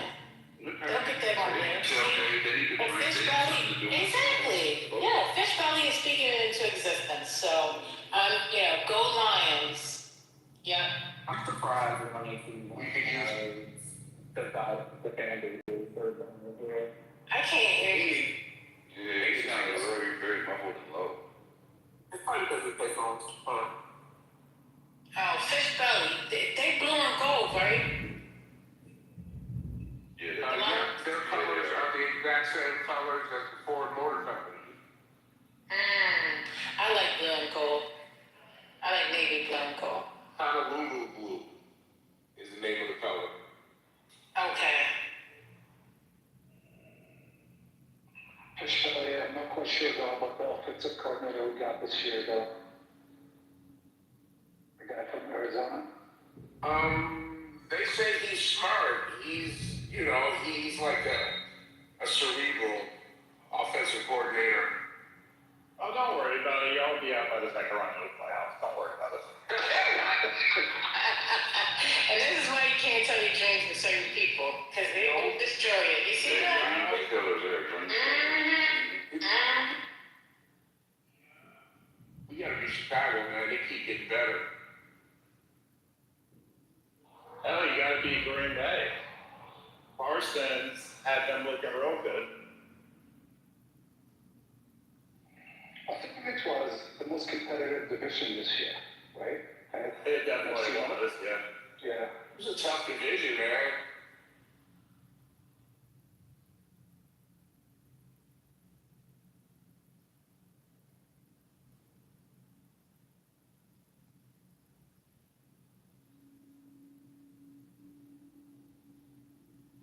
We lost our center last year. That's what happened. We lost Brad now, and things went south.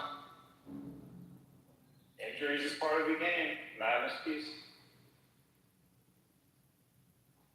This guy. See, yo, that's why we say the NFL stands for not for fucking long. I think he added an extra. Yeah. Still rings true.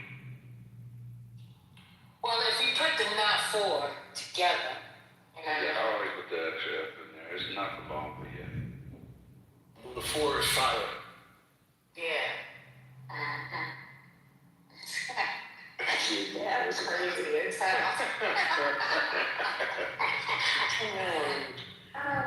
Now, I want to also give the hourly reminder to CEO that Elon Musk is running an elaborate Ponzi scheme, and he will be. Oh, you really trying to set him up. Go ahead, set him up. I'm trying to help this brother. He doesn't know that he's dealing with Your modern day reaction shark. is incredible. Thank you, Tucker.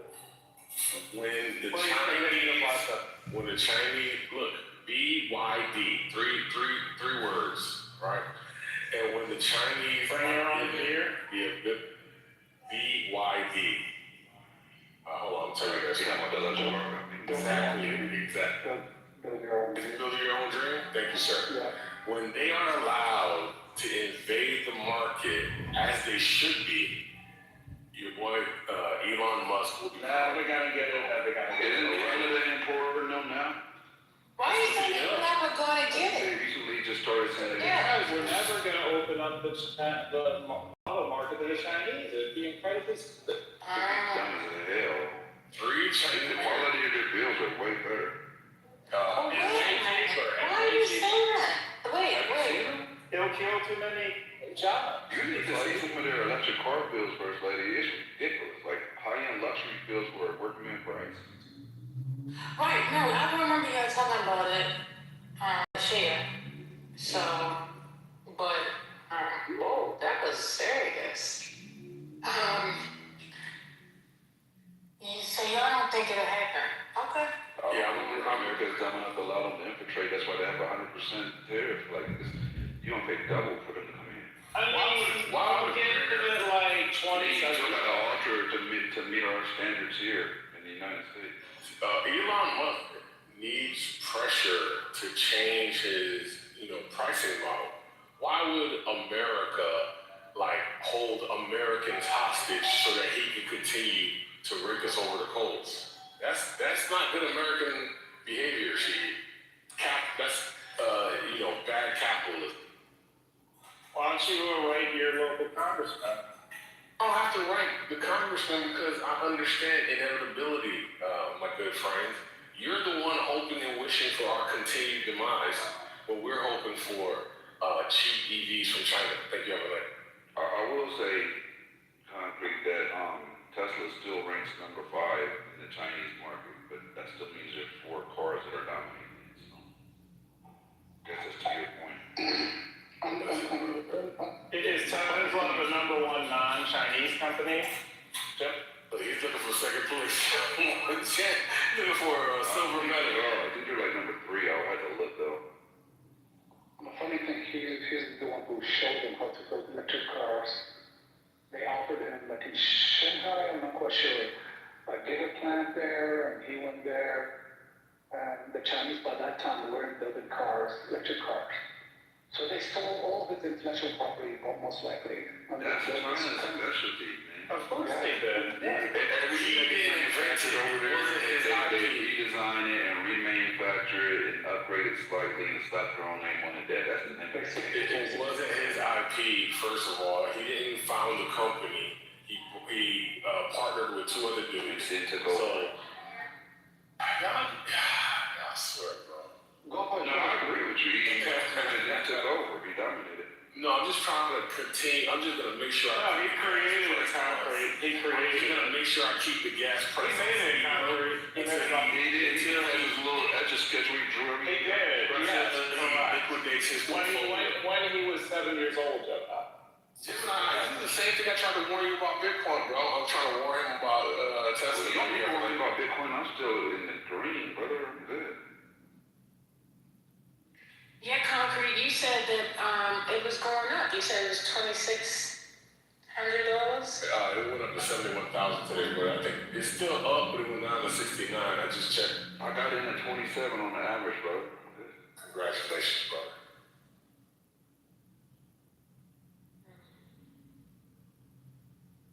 No. Where's my uncle? Y'all didn't say nothing about my uncle? When I seen that 40 acres and Bill shirt, I was done. Anyway, any other news? What else is going on? Whoever said that I got my car washed with well water is crazy. That was insane. Well water.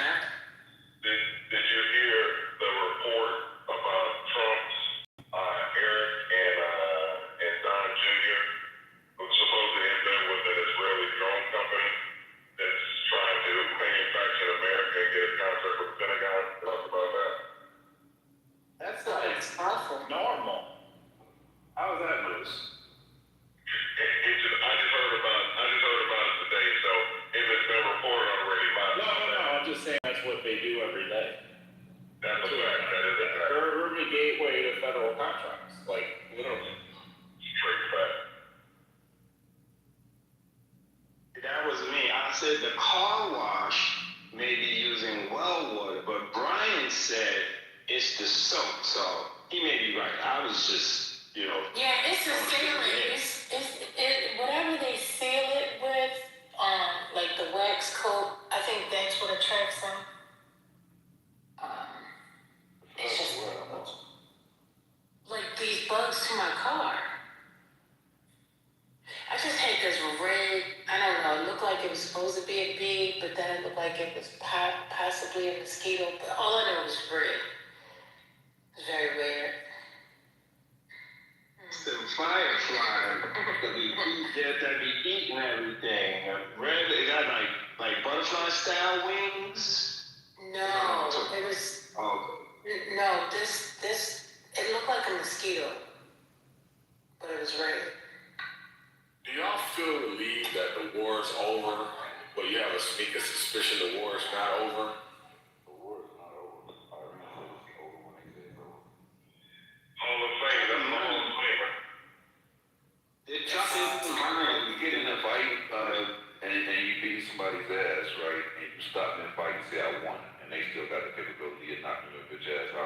What's your back turn to the audience? No, they can knock out your friend, Gemini, not you. They can knock out your friend. That's true. Oh, we got the Trump spokesman. Thank you, CEO.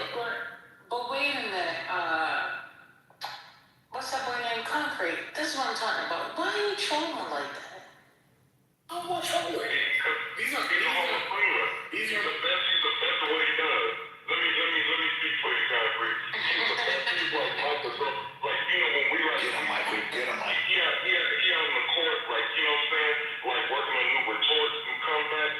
Like Concrete is on his game like 24/7. That's how you become great. Concrete is about great. Michael. And I want you to notice something. Every time you ask him if he's trolling, right? His response, the level of his tone and his response indicates the level of the troll. So when his voice goes up a few octaves, why would you say I'm trolling? Exactly. That's the indicator right there. Exactly. A true indicator.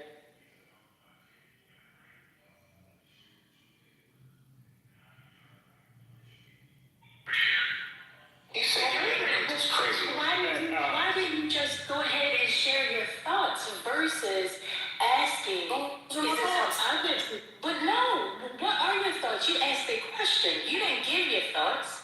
I'm sorry, but I think it's unpopular. And Michael, I'm disappointed. And make my medicine guy, nigga. He's not still original. He's I'm not lying. Jordan and Brady kept innovating. They kept innovating later in the career. Concrete isn't innovating. You know, I like the fact he brings that workman effort to it, you know what I'm saying? It's like he's not innovative, but just the fact that he brings his lunch to every day, I think it deserves, you know, some notoriety. One thing I was going to say though to his question, do you know, so this whole thing that Trump has done, and I don't know how much plays it, but the fact that this thing with the Tomahawk missile and the girls' school, and the fact that we assassinated the supreme leader, his children, and now like one of his sons is in command. I don't think that this is going to go away. I just think something like, you know, we've already done enough to that region, but this is something, this shit, I don't think that Trump is getting over. I just don't think this is going to go away. Literally, this is not going anywhere. They're really, you know, they should be. If somebody came and did that in America, you know, we would never forget it. Pearl Harbor, and we did what we did. I'm saying this shit is bad. That's all I'm going to say. I mean, well, there's always hope. And, I mean, I don't know. We just got to see what the end's going to be. I don't want to predict that, though. I don't want to predict it either, but I'm saying how many times, because this is something that was totally senseless and didn't have to be done. There was no provocation, so we look like the bad guy to everybody. Normally, if we do something, there's some justification, whether it be like weapons of mass destruction, whatever like we're using for that time. This is literally one man that decided he's going to do something, and in doing that, he killed, and the number keep going up, went from like 150 to 160, let's say 180 school children, and then seeing the grades and all this that they're on, and then the fact that he like killed this man, like members of his family. I'm just saying that, like, I'm not saying I don't want anything to happen, but I'm just saying I don't think it's going. I just, you know, how can we keep doing this shit and like not getting any repercussions for it? So Well, I don't know. that's why I speak in the atmosphere that I do not support people dying. I agree with that 1,000%. And that's all over, right? So, and I hope that the people there will understand that not everybody has the same sentiments. I don't share the same sentiments. Right, and that's all I can do is just put my heart out there and let people know, like, you have my sincere condolences, and if I had it my way, this wouldn't be happening.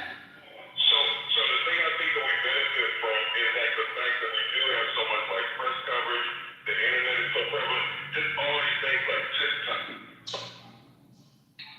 Michael, They can't see all of that over there. For showing the fact that it is like they're calling it the Epstein class or Epstein regime is what they're referring to it over. So it's all getting tied to Trump and it's all this crimes to the American people, basically. Michael, what surprised me yesterday in a press conference, he was saying that the imminent attack on the U.S. troops was based on feelings. Donald Trump feels there was an imminent attack, and when he got pressed on, he said Jared Kushner, Steve Witkoff, Marco Rubio, and who else? The defense secretary, I guess, are the ones that were briefing him, and he said, I had a feeling, so I had to go preemptively attack Iran. So this whole war is about feelings. It wasn't about intelligence coming from the U.S. intelligence services. So that was really stuck with me for a bit. You know what I mean? Right, and what, I'm sorry, what was that? I was just going to ask why he doesn't acknowledge Trump's spidey sense. Trump's spidey sense was based on. Matter of fact, that's one of the main clips from his speech yesterday that has went viral, by the way. So context, crew, now there's a thing I saw today where Netanyahu from like 2001, he's talking to like a little, you're like sitting in a house, just talking about sort of how movable the Americans are. And just Netanyahu's plan has always been that. So anybody that talks about what's going on when they talk about this, Netanyahu has always been trying to get America to attack Iran, but just nobody's dumb enough to do it till Trump. I'm just saying that this shit is just bad. I'm just saying that again, had we just hit military targets or hit like the oil field, I just think the thing with this girls' school and the fact that we killed our supreme leader, I just don't see it going well for Trump. I don't think it falls on the American people as much, but I think everybody knows where we are. But I think that this just Trump. This I don't know. It's just bad. It's bad. I'll shut up. You know, explain to me why you're assuming that he's lying about the Tomahawk not coming from the U.S. I'm a little confused. Oh my God, this is bad. It's not possible. It's not possible that they could have stolen Tomahawk, used that to bomb their own school. What the hell? And took video of that. And hey, you gotta freak that going on, but that's what's up. I mean, it's a possibility. Just saying. Michael, it's Gemini's like rookie season. What are you doing? I'm trying to figure this out. You guys ain't gonna work with me? Come on. Is it true that Israel's really getting hammered also?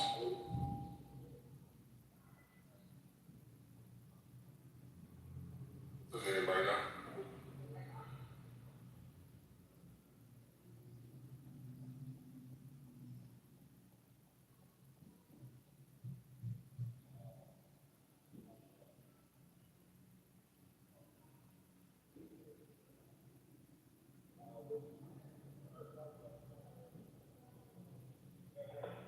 Yes, General, there are absolutely stolen Tomahawks from the U.S. military. I already saw that.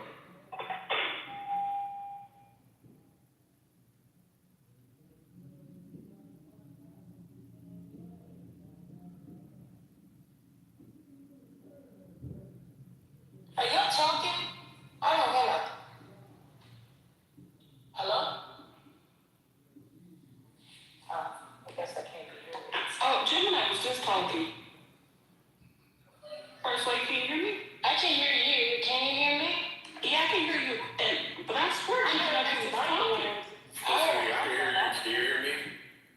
I can hear you. I can hear you real clear. I hear you. Okay. I hear you. 2 1 2. 1 2 1 2. Did y'all hear Michael though? What is my bad? Michael got the loudest mic on the stage. We can always hear him. Oh. Okay. Perhaps maybe I was in the matrix at the time. Okay. Thank you, sir. Any other updates? You know, it's definitely, just real quick, there's definitely sarcasm. Trump lies about lying. Like, all he does is lie. Like, what are we talking about? I have a question. So, they're according to some accounts, they're saying that they did these attacks to kind of preempt what they felt like Iran was going to do. So, are they saying that Iran would have made some kind of attacks during Ramadan? Like, is that a thing? Like, would a country do that? Why are are you questioning her? I'm questioning y'all. It's Israel.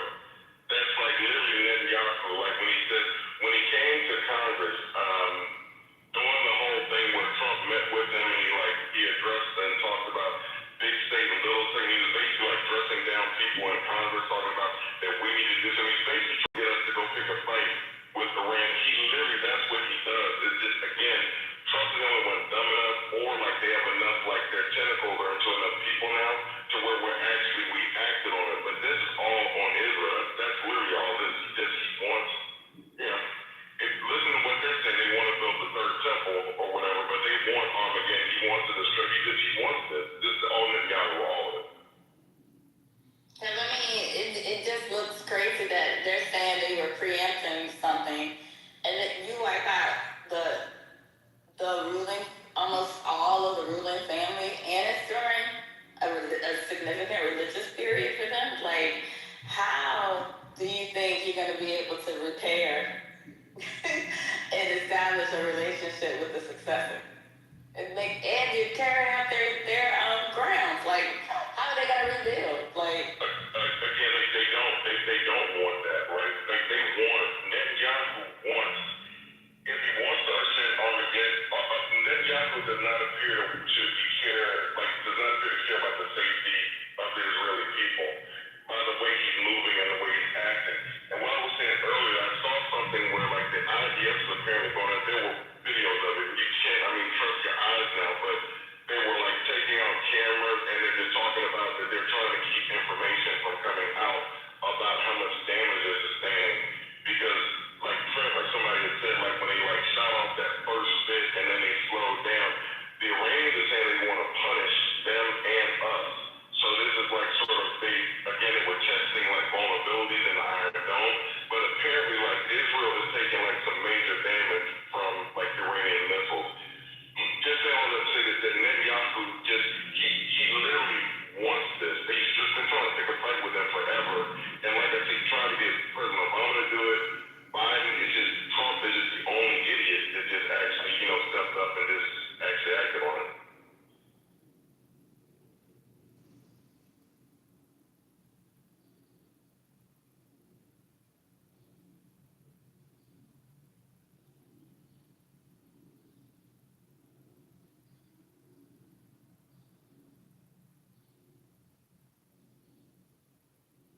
Matt and Goose said, as an Iranian, I want to say there's a lot of misinformation here. So I assume he's going to come. Ali said that. Matt just responded. Oh, he responded. Okay, well, I want Ali to come up. Yeah, we need to be enlightened so we can disregard the misinformation and get accurate insight. Well, my 3 cents is I think they should have pardoned Netanyahu so that he wouldn't have maybe possibly struck up this. Because remember when he was going to the UN, he was like, man, get us mad at pardon. Y'all remember that? And, this keeps him out of going into trouble. That's just my 2 cents. So, who's coming up to speak? Ali is here. Hello? Okay. I'm gonna throw this phone. Y'all keep doing this on purpose. Yes. Oh, okay. It's funny. I don't think it's funny. I'm gonna step out real quick because like I'm not saying it's like for the late night stuff, but I'm saying since like now like peace extra and the troops are being told about this like biblical war and this appointed to this whole thing, like Israel literally got these 3 red heifers, like sometime after October or around that time, they got 3 virgin red heifers that were sent virgin that being not been milked in Texas that were sent over there, and this whole thing about them trying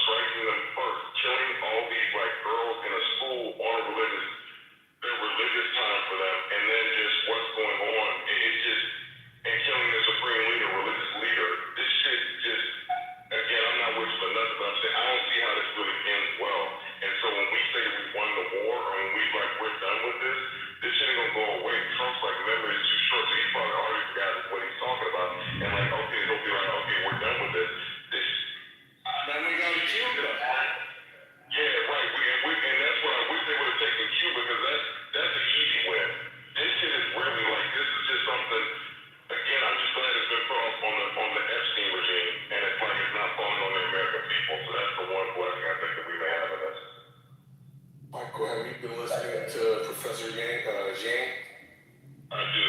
I definitely have been following. Interesting. So you agree with what he said about Israel performing human sacrifice? Now, I didn't hear that part, but I have heard stuff about that before. They even showed something today from like the Chicago, like the World's Fair Chicago, where they had like a ritual where they were showing like sacrificing. So I don't know if it's ball, but one of the guys. There's a bunch of stuff, so I haven't heard that portion, so I won't speak on it. Got it. No, I mean, what do they say? The conspiracy theorists have been proven right by the Epstein files. Well, I think that guy, the Chinese guy, the professor, he already predicted like Trump would win and Trump would go to war with the UN. This is last year. Before even Trump got elected, he already predicted that. Yeah, I saw that. So the third prediction is that America would lose to Iran, which is great. Well, what does losing look like? Not accomplishing your mission. So, for instance, pulling out now would be considered losing, correct? Is that what you're saying? I would think so, right? Okay. I wouldn't say that's losing. Disengaging, that's not really losing. Not totally losing. I think the economic mission. How would that be losing? What are we losing? If we know, what are we losing? What's going on? You didn't change anything. Yeah, he's saying because you had a certain objectives you were trying to achieve, and you didn't achieve them, so it's a loss. So you know the objectives? What are the objectives? Stated regime change. Is that the finalizer? No, I don't agree. That is one of the consistent answers. Their true objectives are, I think they have their own objectives that we won't know. Exactly. Exactly. Well, regime change is among the most consistent answers. And to flip that Venezuelan oil. What? So now Trump, we don't believe Trump, so he said regime change, so it has to be that. Right. You gotta pick one. Wait, what? You're not doing that clubhouse thing where we don't use any nuance. Hold on. We're not gonna do the clubhouse thing where we pretend nuance doesn't exist, where we try to frame things as being all, and then we pretend like we don't understand that liars can tell the truth. What the hell, brother? Please and thank you. The problem is discerning when a liar is telling the truth, right? That is a problem. We don't know. We will never know when you have a habitual liar. You never know when they're actually doing something honest unless you can prove it with substantial fact, which we can't do in this situation. So we won't. Or you can back it up by their actions, and the very first thing they did was take out 48 leaders. Hold on, let me ask this brother a question. Brother, do you believe that God has given us the gift of discernment? You think that? So are you referring to you specifically, Brother Concrete? Brother, do you think that's a real thing that God has bestowed upon the people? Yes, sir. I don't believe that you, Brother Concrete, are blessed with. Brother, do you believe that the Holy Ghost would guide us in all truth? See, what y'all want to do is y'all want to use y'all fleshly eyes and look at the matter of a thing without actually using your spiritual eye, brother. Now, you might not put on your spiritual sunglasses or reading glasses, but I do, brother, which is why I know Elon Musk is running a Ponzi scheme 2027. Well, the Concrete, you're a very interesting case study for me because you have a weird swing, you have a cycle, right? You have a decent vocabulary, a decent set of logical skills on you, but you swing from intelligent to socially awkward to an intentional antagonist back to intelligent to incredibly stupid. Like, Thank you. It's a very Thank you for that compliment. Thank you. That's what he's going for, though. It might be, and it just might be. I'm just noticing and observing. That's all. Listen, brother, we can't wear our business suit all day long. Sometimes we got to jump in the pool.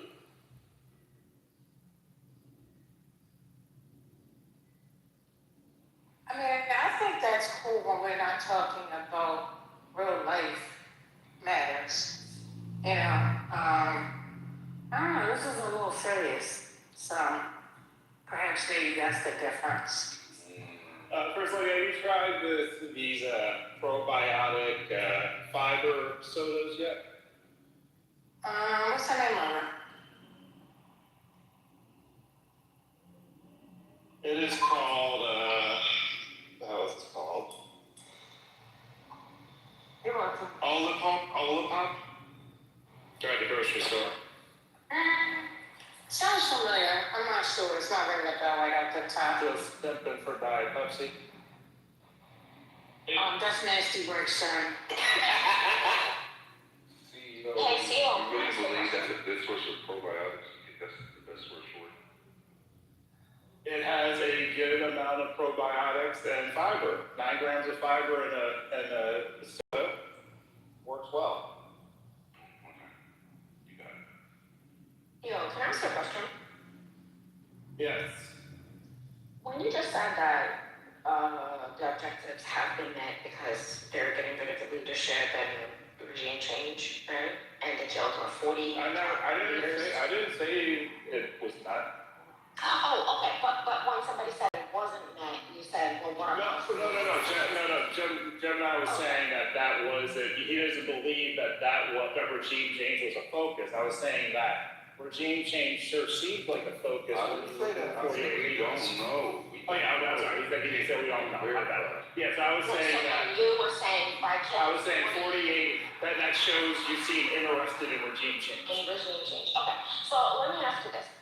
Let's just say by Trump's definition of success, right, is hey, we killed every single top leader, right? 150 of them.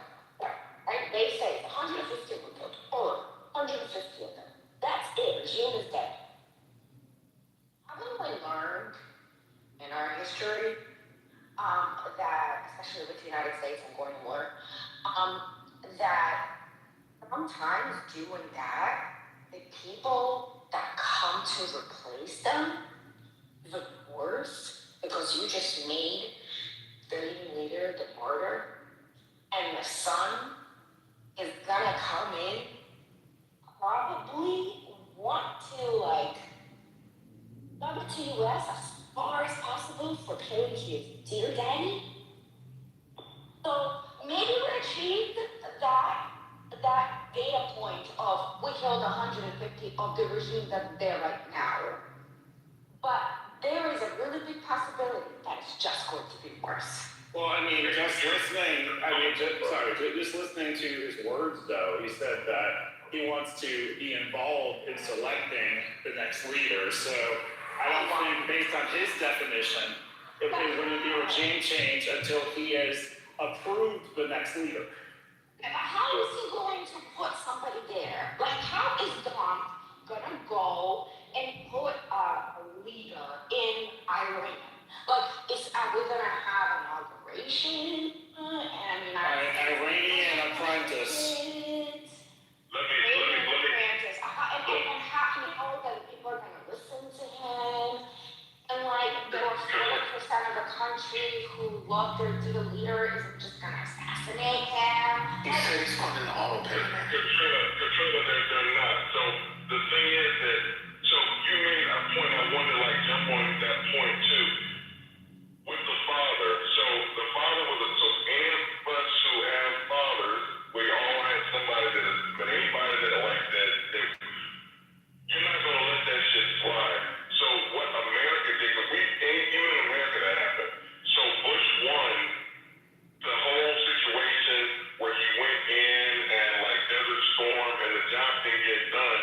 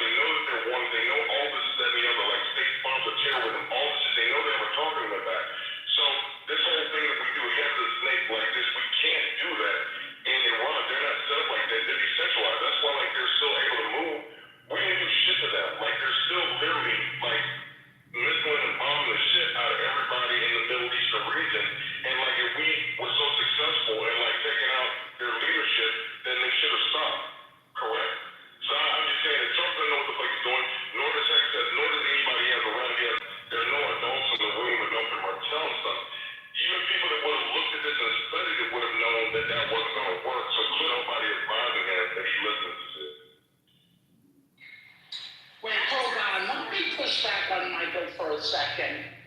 He has small-time developer Stephen Witkoff and slumlord Jared Kushner advising. Yeah, that was funny. God. That was funny. Sorry, can I just, can Matt please come up with, like, I'm being genuine, I'm not trolling, I'm really being genuine. How does the logic of people like Matt work? Because he's saying that there's no way the Iranian people will be able to select their leader. We're not going to give them a chance. And we, the United States, dictate the terms now. I need to understand the thinking. They already selected the leader. It's American exception. It's propaganda. They've already selected their leader. Like, we know who it is now. I understand you. I understand. Who's their leader again? I haven't seen him in public yet. I'm trying to, because I know that he's public right now. He's injured though, Amari, in fairness. He's very badly injured. What do you see him in public, at a Starbucks or something? Yeah, I saw a corridor of him, like out and chilling, smoking a blunt, but that's about it. Oh, word. That was not funny, Amari. Was it lit? No. Can somebody please explain it to me? The people like Matt, can somebody please, like, explain Yeah, it to sure. me? So basically, you want to realize. Yeah, so basically the idea is that America just keeps attacking to the point where it's submission and we end up putting the person in charge. So that's the theory. Basically keep going until everyone in the regime breaks. They don't need to, and we put the person in power. So then my question is not, So that was Katrina. Hearts. okay. No, I understand. I got you. Hearts and minds, of course. But serious question now. I think,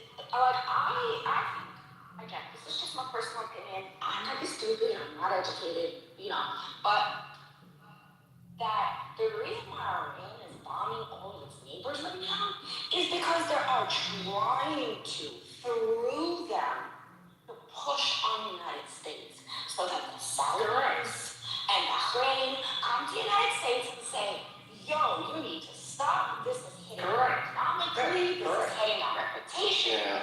So Iranians have, to me, so far, it's been a week of change, hasn't done any dumb moves Yeah. so far.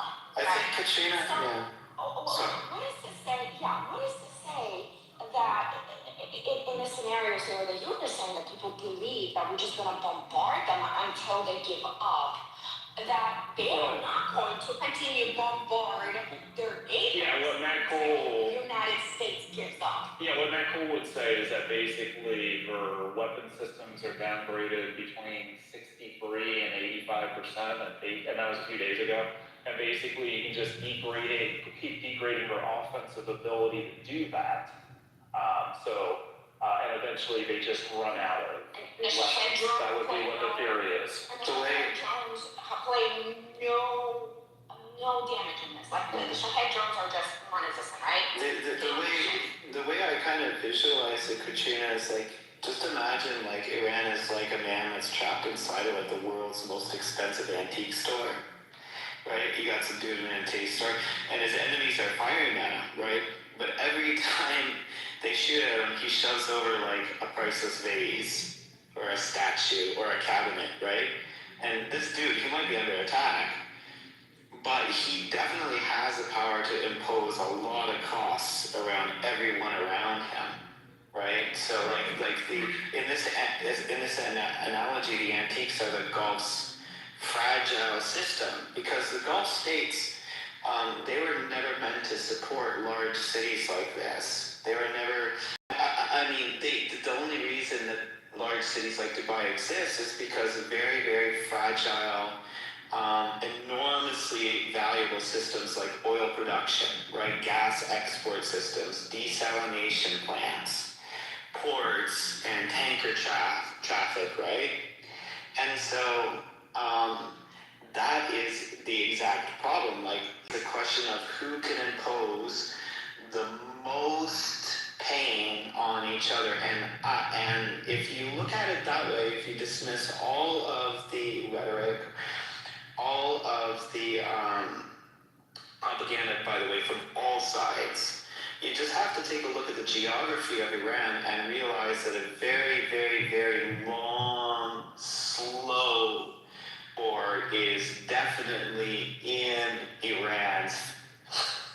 Now, when I come off saying that, you guys might think that I'm somehow in the favor of Iran. No, I think the IRGC is absolutely horrendous. But their geography, so what we have to do is like, how do we stop this guy from reaching over and knocking over all of the antiques that he's surrounded by, right? How do you do that? How do you protect all of, like, Dubai? And, like, for example, I was just reading this morning, there's one desalination plant that basically is responsible for most of, what is it called?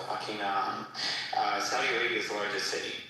So hypothetically, if that were to be bombed, you would have 20 million refugees immediately in Saudi Arabia.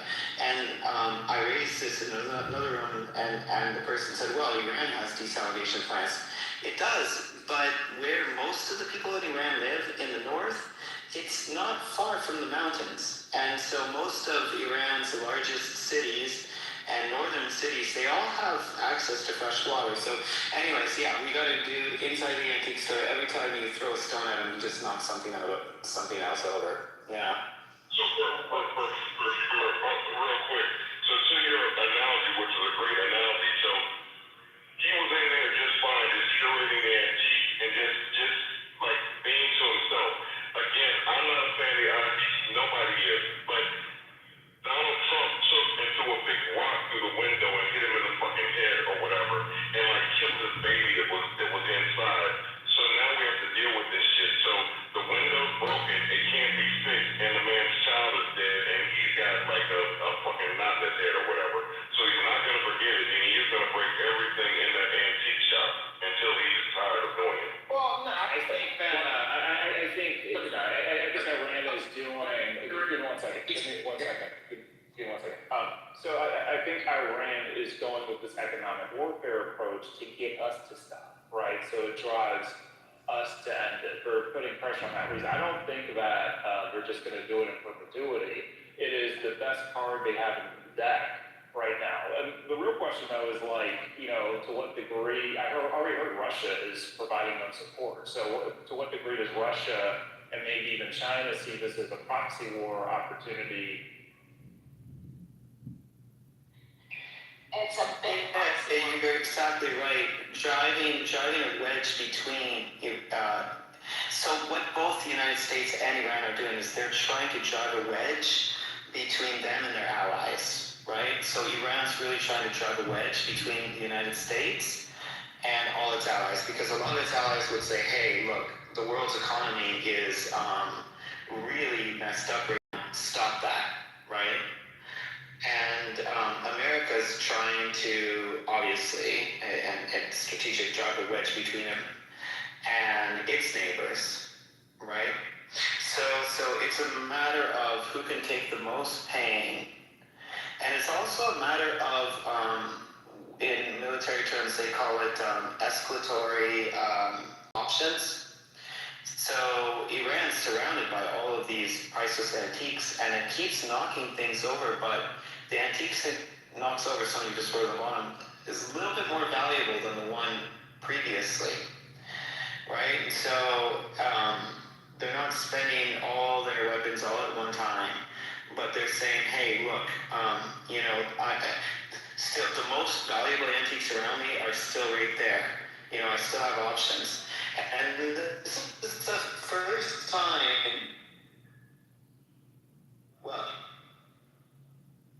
so this is the first time I've ever seen the United States engaged in a war with this type of,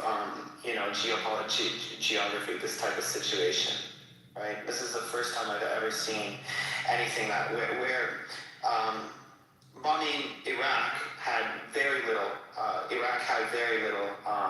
ways to fight back against the United States.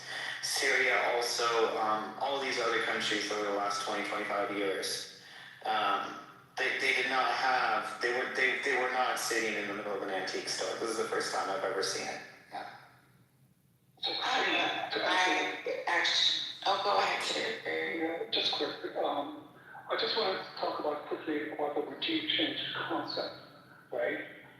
We've seen this before. We've seen it in Afghanistan. That's the first example that comes to my mind.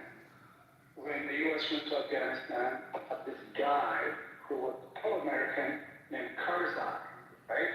And he was supposed to bring freedom to Afghanistan versus the Taliban.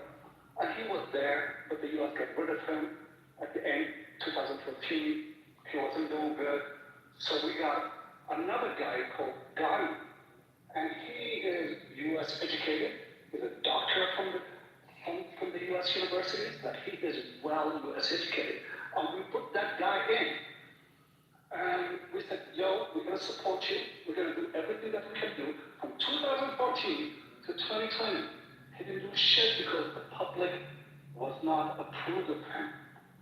The people did not, they knew he was just a mouthpiece.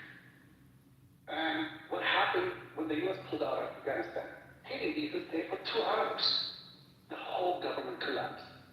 So if history was a prologue, or past it was a prologue, we should learn that election interference or regime interference does not help stabilize the country going forward. So Trump might have successfully, maybe, will take out Khamenei Jr. out, but then what happened? It's going to revert back to what it was, or even worse. I get back. Thank you. So here's the thing, and that's a great point. We have the people, we have senior officials.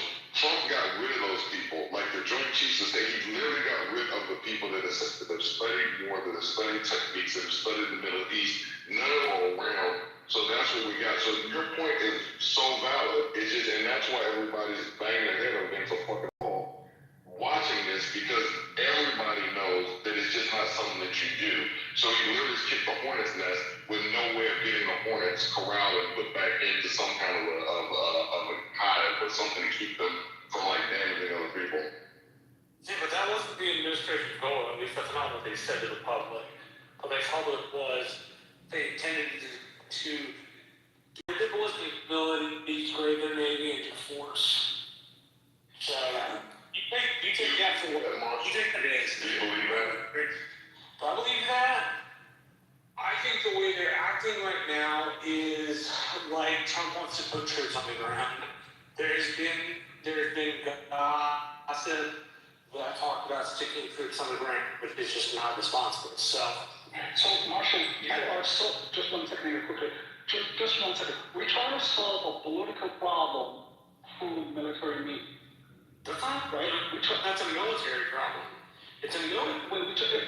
If what regime change, an American soldier, that's a military issue. That's not a diplomacy issue. This It's not diplomacy issue. yeah, this. How do you get what change from diplomacy? Diplomacy precedes. Wait. You don't think diplomacy precedes military? No, that's not what I was saying. I was saying, how do you get change from diplomacy? Go ahead. You're just rude. I'm asking, is there a new... Who's the first lady? Oh, that is first lady. I thought that was somebody else's voice. There's someone else trying to speak. I don't know who's trying to speak, but I know my friend said she wanted to speak. Alright, Sarah said something. Was it D-Ray? Did you want to say something? Alright, go ahead, Victor. Oh, no, you're fine. I'm sorry. I thought somebody else said they were first lady and I was getting ready to holler. Hallelujah, holla back. I see what you guys are, Marshall and John. Oh, no, I'm just listening to the convo. I was going to say something that I think that we're showing our weaknesses in this so that there is no victory. I think that China is taking notes Everyone is talking about how we don't have, we need to, didn't we put in an emergency order for those, what are they called, y'all, the THAAD thingamajiggies? The air defense system. Yes. The THAAD, Yes. interceptor system. THAAD. That's been very fascinating because I believe that man made this point a couple of days ago that we're being very public with the problems that we're having in this country about that this is a bad idea. It's being litigated online. How we know how much those things cost. We know that we're at a deficit every time. And then I think I read that for every missile that they send out, that we have to try to intercept it twice as a fail-safe. So it costs us even more money. And I think even Patty has that, like, how much this is costing us. I think that this is actually awful. We still have other potential serious wars to fight. Not that this is not serious, but with countries that we have ongoing beefs with. And to me, this is just really showing how maybe we're not the greatest military in the world. I'm just saying, our president is short-sighted in what he thought this endeavor was going to be. He made very public, grandiose statements to the entire world.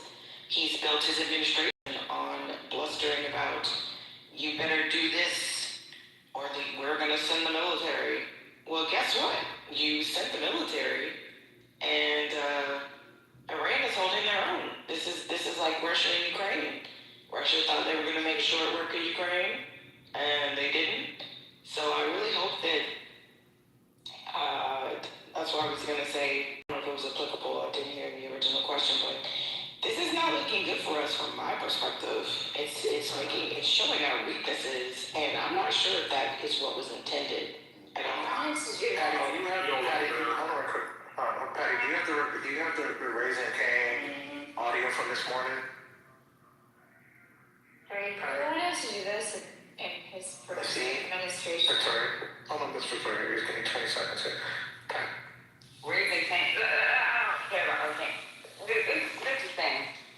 I know you kill motherfuckers. The problem is, we gotta follow the rules.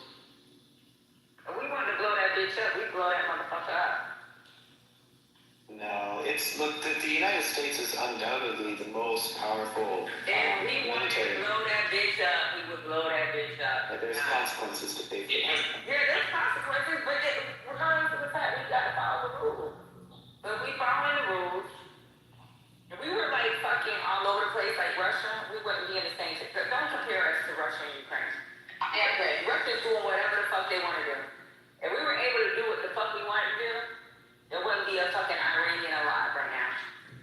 They just wanted to add something to reform. I don't know. I always defer to my sis, of course, because she knows. I'm just saying that looking to me, I look particularly at the sentiments that are expressed outside of America.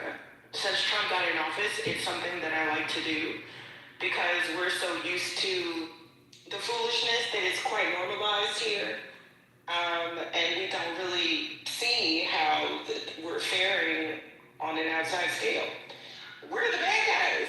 We're being compared to worse than Putin, worse than Netanyahu. It's awful. So that's what I'm saying. That's what I'm saying. Outside of America, and this is worse. Do y'all fucking hear me talk? You know what? Let me calm down because I haven't eaten dinner yet. You motherfuckers get on this goddamn app too fucking thirsty. Shit! I know you hear my loud ass country boys talking. The fuck is wrong with y'all? Shit! Fuck!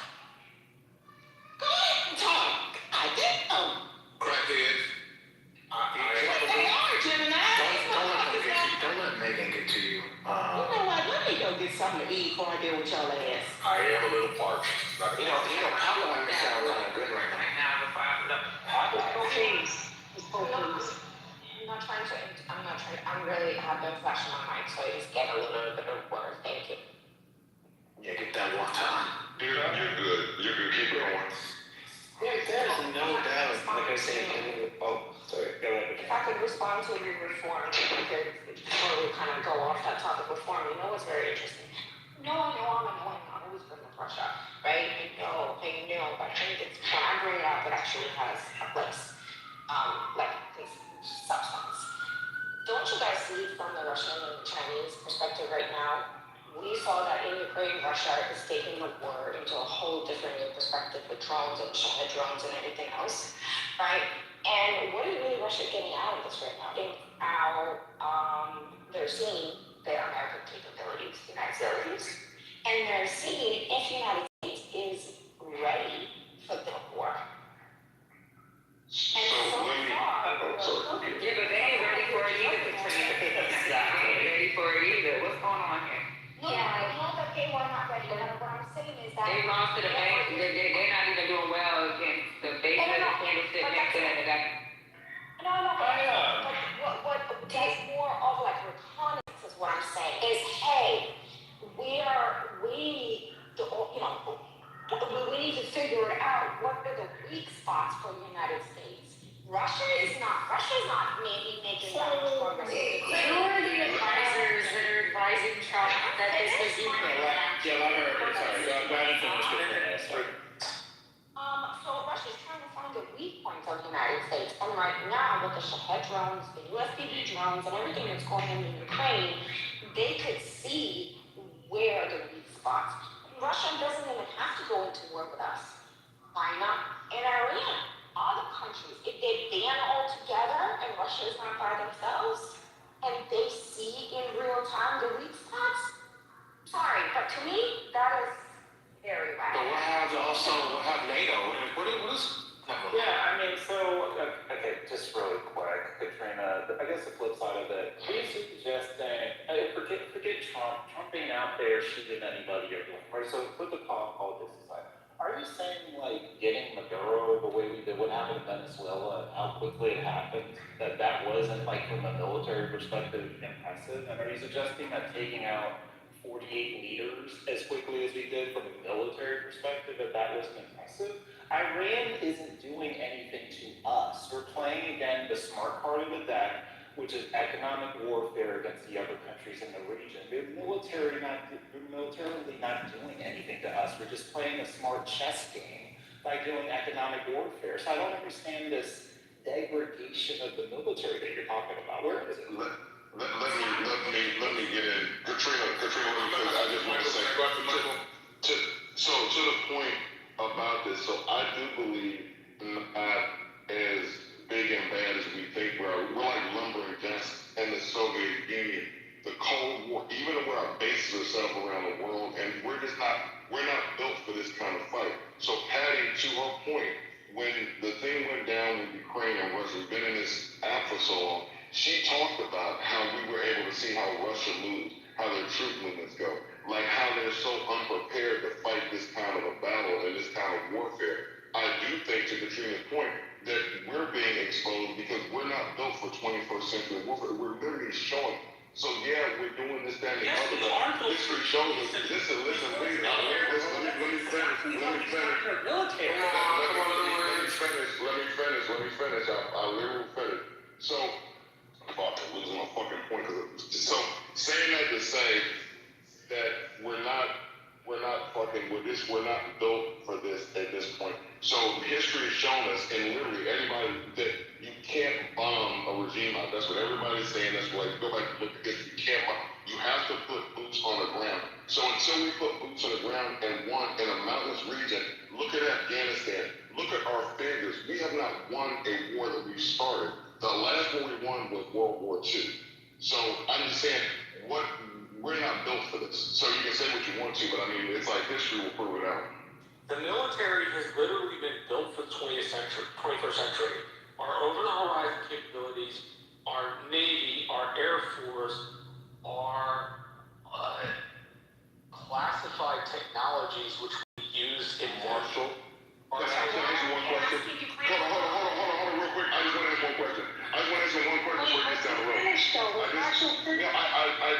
just want to ask a question. I just want to ask him one question, literally just to have a conversation, please. Yeah. I just want what you were saying So you're talking about fucking hate when that shit happens. My bad, first lady, for stepping on it. But Marshall, so all I wanted to ask you was all of this that you're talking about with these systems. So why are we shooting $30 million munition at $50,000 drones? I don't feel like we're prepared. Like, shouldn't we be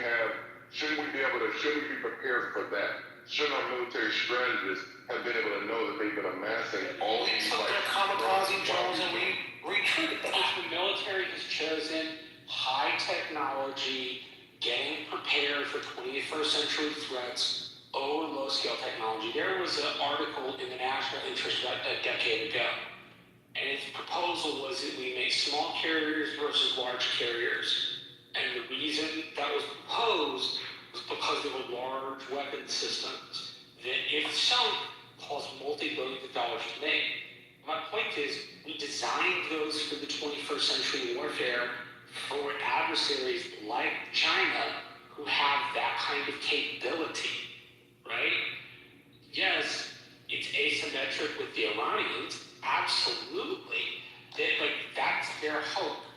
If you asymmetrically use technology against a technologically superior force, typically you can install costs on that high technological force. But it doesn't mean the weaponry is not built for the 21st century. That's exactly what it is built for. That's why it's so high tech. Nah, you just contradict yourself. What I'm saying is that, you just contradict yourself. Look, I totally give it up. The Iranians are doing amazing. Look, there's no doubt in the entire world. I'm gonna say that you're not out. Yeah, there's no. Can I go next? Yeah, let me just land. There's no doubt in the world that the United States has the most advanced. Come on, Marshall, let him go, bro. I will. You just said that the United States Army is fully prepared for war in the 21st century, and then one sentence later, you admitted that Iran's doing a fantastic job with the asymmetrical war. What I said. That's exactly what you fucking did. Let him go, bro. It's an okay argument. Marshall being a belligerent asshole for no reason. Designed for adversaries like Iran. Iran uses low-tech shit. That's not a 21st century adversary. A 21st century adversary is Russia or China, which if y'all had bothered to read, one type of adversary. What are you talking about? Any of our national defense assessments, what you would realize is that we're rated China, then Russia, then Iran. So now he's gonna muscle the conversation about what we're talking about. Like, stop with him. And land. I just want to. I'll call him next after the show. Katrina, can I finish my point? Katrina, I didn't get to finish my point. Just give me 1 second. Okay. I mean, Iran must have like a time warp because apparently it's not the 21st century. I just told you now, Marshall. I understand what you're saying, but anyways, So what was my point? Okay. Here's my point. My point is that yes, the United States has the greatest military in the entire world. It's like the greatest military that's ever existed. However, there is a limit to everything in this world. Like, there is a limit. You can't be prepared for every single situation all the time. So, is the United States doing an amazing job from a military point of view as best that they possibly can? Yes, of course. But there's a limit to everything, you know? There's no God military. Everybody's limited. Look, it's real simple. You did contradict yourself because we clearly understand that this dynamic has existed since Russia went after fucking Ukraine, right? And it should have been an adjustment to those conditions, which would be like an updated 21st century perspective as opposed to an outdated 21st century perspective, given that a century is 100 years, right? So the idea is, no, this looks bad, and it should have been accounted for, given Russia and Ukraine, which was what, 4 years ago, 5 years ago? Which means that the defense contractors should have created proposals for this type of inevitability. Because if your military is designed for a one type of enemy at the scale of China or Russia, then you've only accounted for what, 10% of all enemies? The rest of them, you're just gonna lose. Well, China's making tiny ass little drones. Very effective. That's where Iran got them from, these Hansen and the Chinese I was talking about. Can you talk about the Lucas drones? It's all good, it's all good. Remember, can you talk about the Lucas drones? He talked about that when the war first started. Can you talk about the Lucas drones that they kind of took from Iran and used it in this particular battle for the first time? Yeah, there has been. First of all, I'm not a military analyst. I don't know anything about this. I'm not going to talk on topics I have no idea about. I don't know why everybody's pretending to be a military analyst. You're an expert in everything, I thought. But do you know anything about sarcasm. Listen, he's just gonna say a sarcastic shit and he's not gonna give anything. I'm sorry, you didn't even know her, but your voice is annoying as fuck. I'm here. Yeah, Omari's. Yeah, can you like just calm down? You act like you're jacking off and your mama's about to come home in 2 minutes and you're not fucking done. Calm the fuck down, bro. Shit. You don't have to wait till tomorrow when you have one. I'm thinking about you, Reform. Oh, bitch. Never get you Give me the reason to goo you now. Yeah. Listen to that, bitch. Can I ask Marshall? Hold on, neoliberals explained these drones that were used that cost like $35,000. Yeah, I read an article that a lot of, by the way, Ukrainian drones, some of them at least, right? Over 100. But some of the drones that Ukraine is implying that are anti-Shah are U.S. production, by the way. There is also a big domestic supply of Ukrainian invention, right? But the United States is also selling some of the anti-drone technology to Ukraine too, which are, from what I understand, those kamikaze drones. They were employed this time around in Iran, that's what I read. For the first time? No, for the first time. I don't know the quantities, I don't know the scale of it. I don't know. A lot of people don't talk about that neoliberal. The reason I bring that up. But hold on. Why come on, don't be racist. You were told to shush. It's really disrespectful to tell a black man to hush. I would tell a white man. I'll tell it to him. But why is she on right now? Like, what's you doing, Mark? It's disrespectful to tell a man to hush in general, but black men I don't especially. care. Why are you talking You're like that? a woman. Jesus Christ. You're the one who's talking Omar, we was having a conversation with, who you having a conversation with, Marshall? Neoliberal. Why am I going to Mark? Go ahead, Mark. And I definitely want to go ahead and pass it to you, but I would say that these drones, what I read, cost less than $40,000. So they did try to use, I forgot his name, Performer or something I think his name is. What he failed to mention is that they did use some technology that was cheap during this, as they would call, a conflict.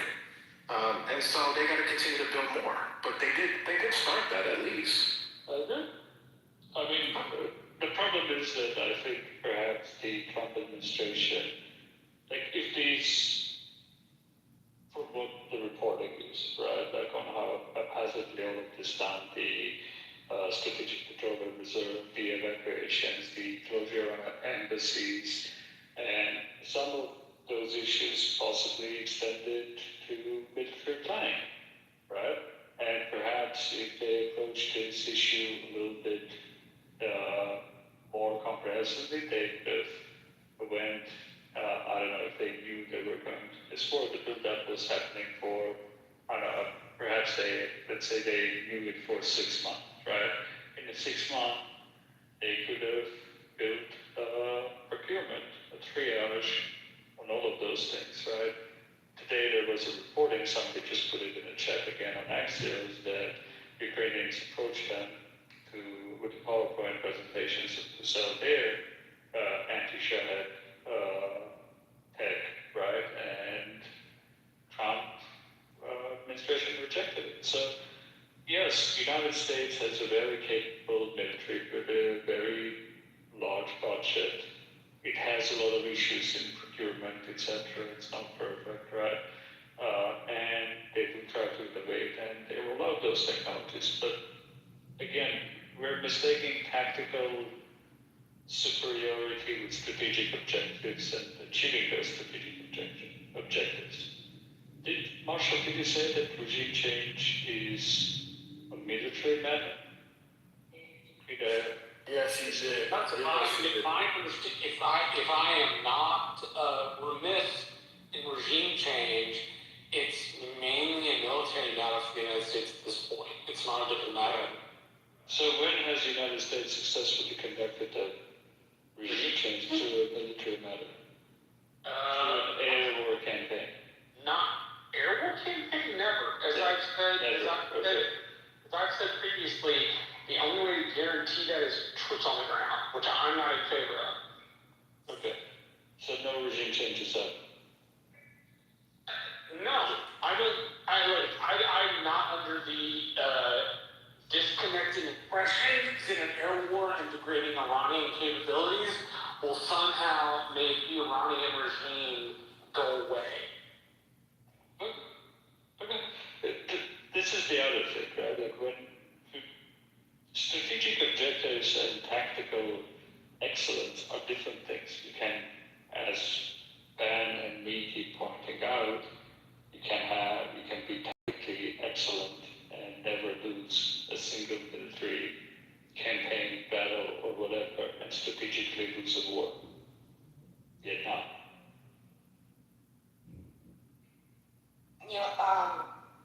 Was it neoliberal or Marshall? Can I ask you a question?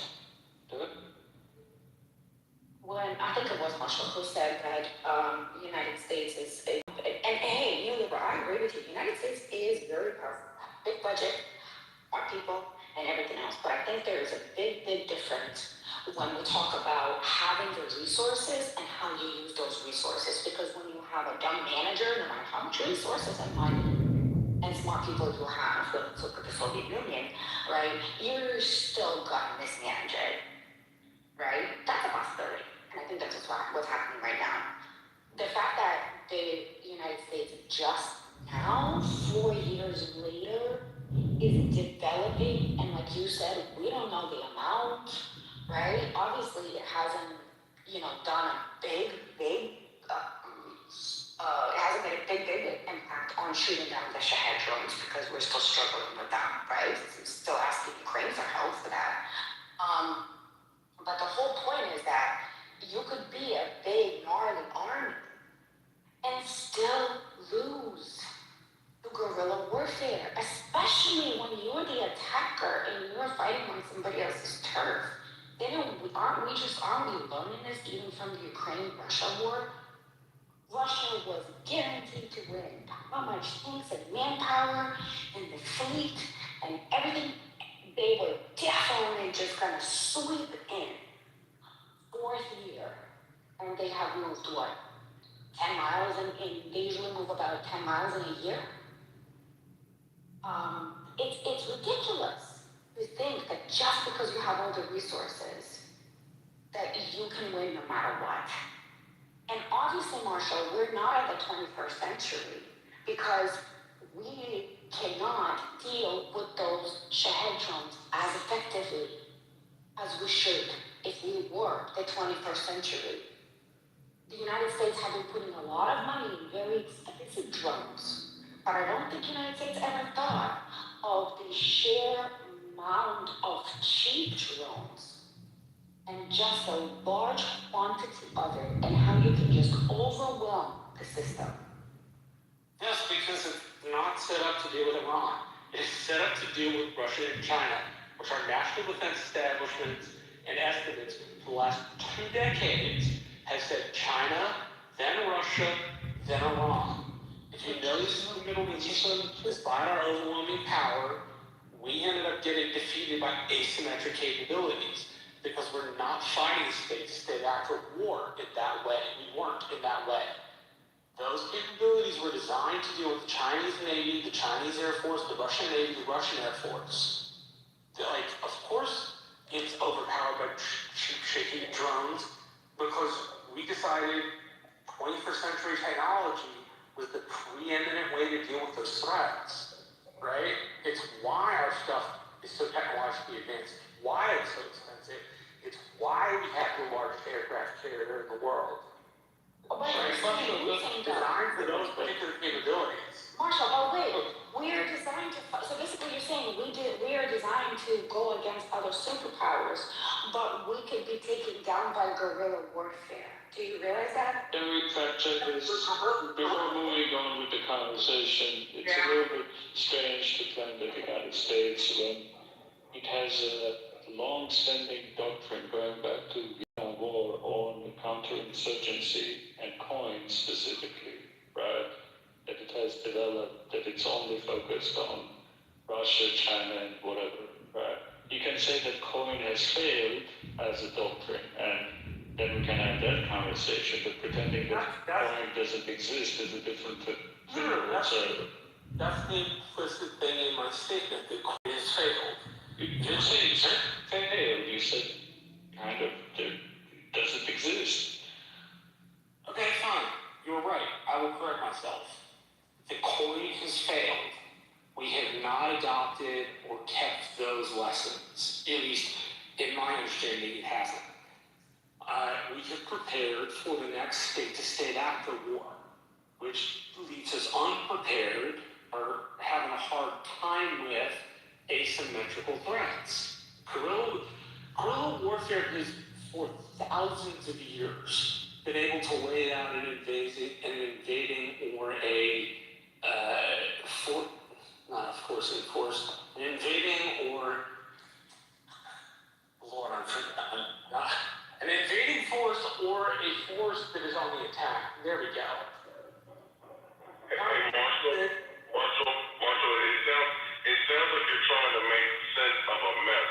So to the point, like of us being in here, what neoliberals said, we're not military strategists. We're just, we read stuff, we see, and talking about saying that to say that there weren't experts that were in place, and by Trump gutting all these agencies and getting rid of all these people with experience and knowledge, there are people that would have foreseen this and saw what was happening with the Russia and Ukraine situation and would have strategically made these decisions.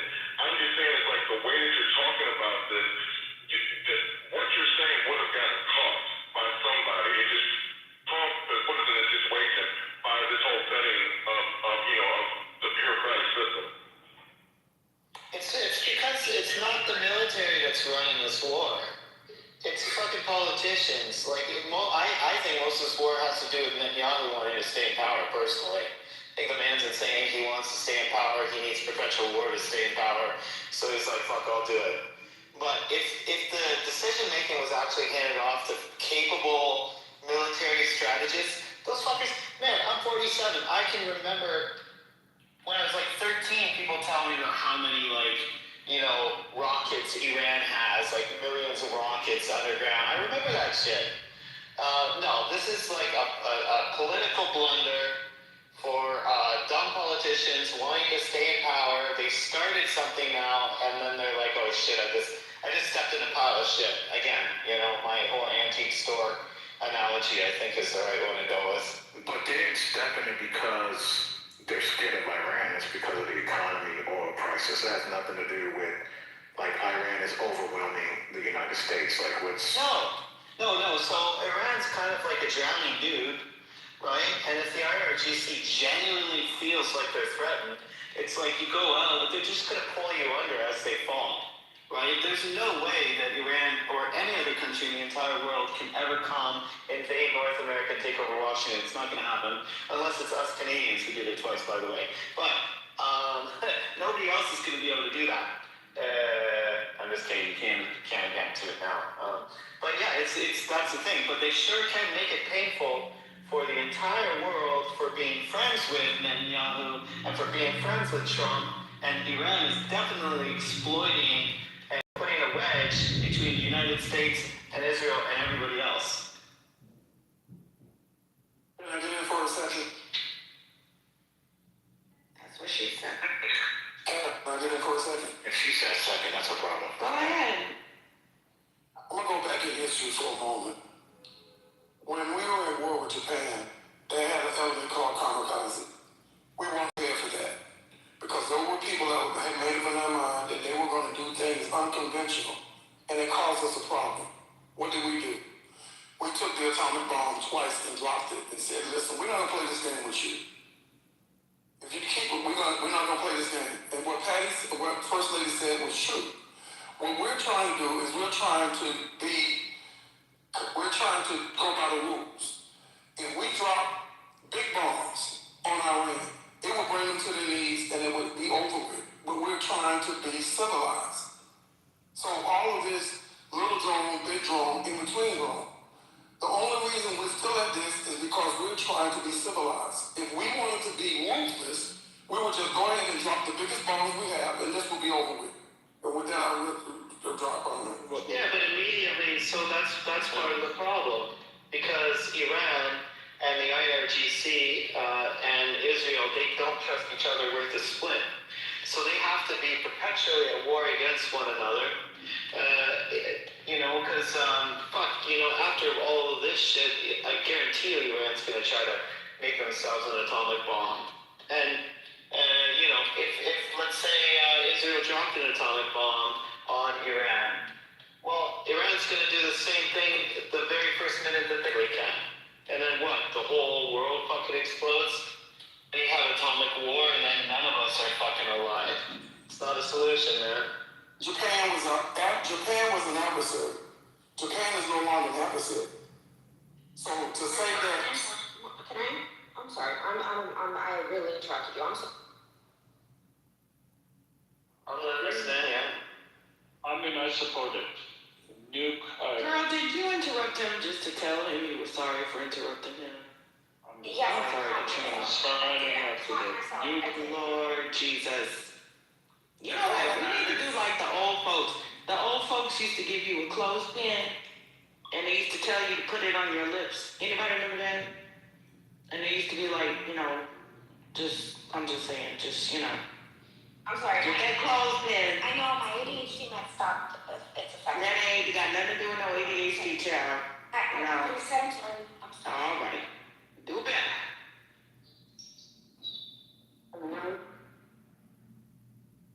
Sorry, little bro. I'm gonna go collect this Coca-Cola water bottle caps. They're gonna be different. Folks, can I make a point here? Aaron Liberal, are you watching Fallout? Is that where that's come from? That's fun.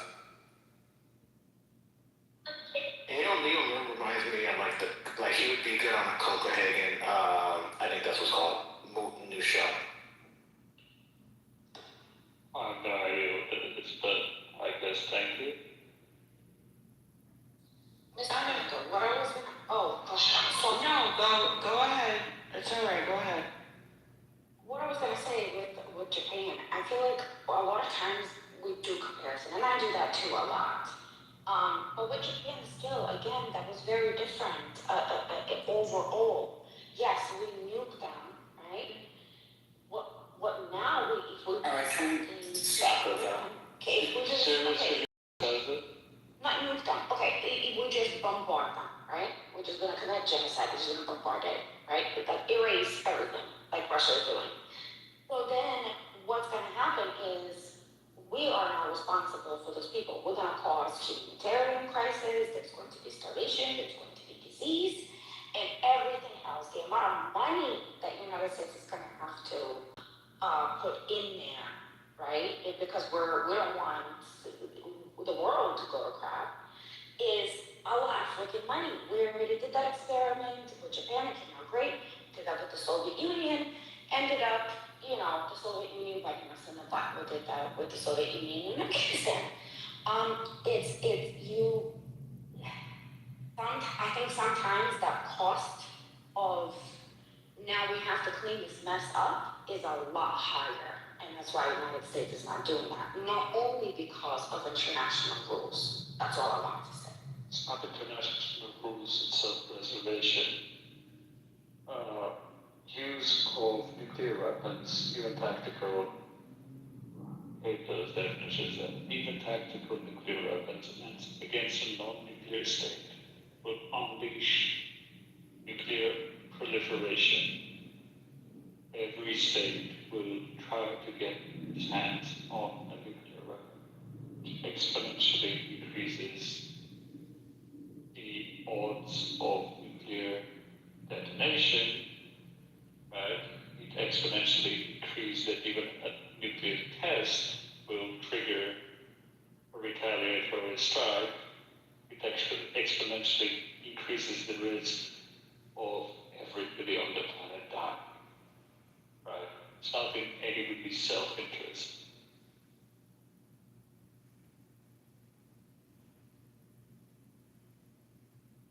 Can we entice Ben to come out of retirement and get a perspective? No, I'm really good with this. I'm done speaking. All right, well, if I say something triggering enough, I think he'll respond, but I won't do that. Well, he know like that backup commercial. Working all day. Yeah, man needs some time off. He has asked me on a sidebar to be his backup, but I'm still reading, so. Oh, you're really trying to I'm to be his backup, his ass needs to be. Yeah. Good job. Yeah, I'm a band adjacent nigga. Oh boy, I feel like his entire bloodline just screamed with that statement. That was gay, bro. That was fucking screaming joy. Well, it fits because I was sucking man 50's dick 2 days ago. Oh my god, we stop saying that. This is really gross. I've been praying. I contacted the prayer warriors. I got the prayer line. What? Wait, what? Wait, Owen, what? He failed the physical? Wait, what? Hold on. The Ravens? Wait, what? What's going on? Owen put the Ravens. Is he doing like the trigger? My hands were wet. He might try to trigger you. Let's check. All it takes is football. Somebody said they just called to. Let me look it up for you.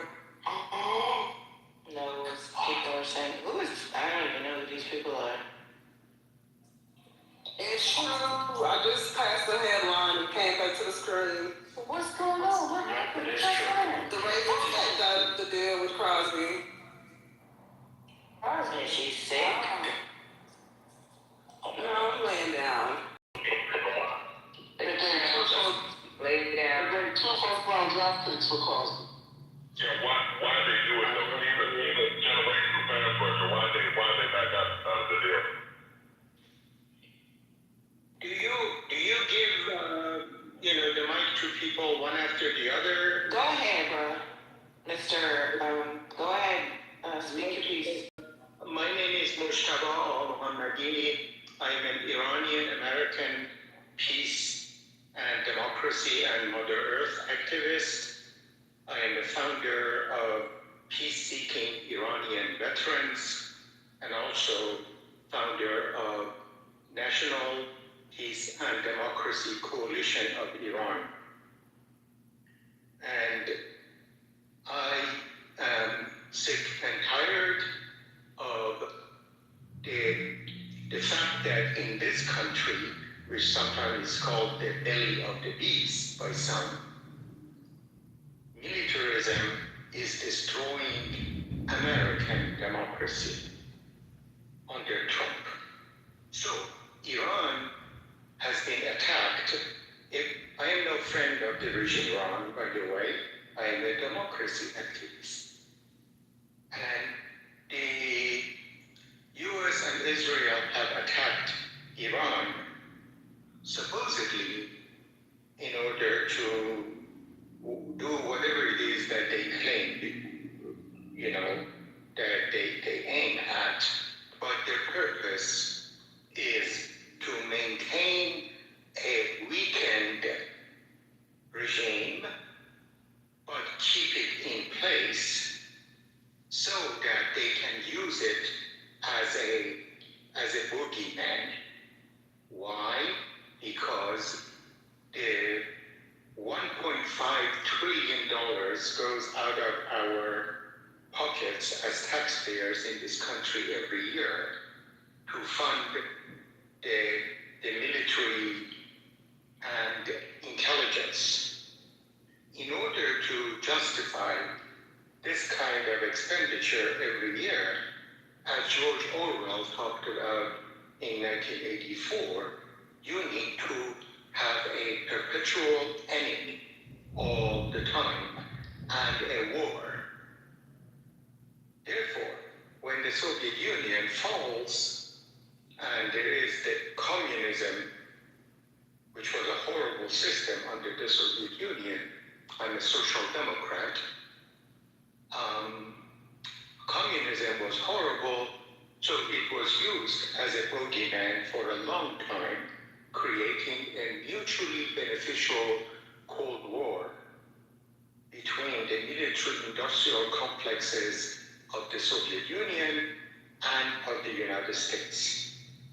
After the fall of the Soviet Union, the Muslims became the next enemy. Therefore, the US creates Taliban, creates Al-Qaeda, creates the ISIS, and Israel creates Hamas because there is a need for a bogeyman. And I ask you whether Benjamin Netanyahu, with his genocide in Gaza and with his spy, with the Israeli spy called Epstein, do you think that Israel under Netanyahu prefers a democratic, secular state that is loved by the Iranian people, or it prefers somebody like Mojtaba Khamenei, the new supreme leader that suppresses its own people? The obvious answer is that, as Dr. Mossadegh was Iran's democratically elected prime minister who was overthrown in 1953 by the CIA and MI6 with the help of the newly created, colonially created state of Israel. And Dr. Mossadegh said internal despotism and external colonialism.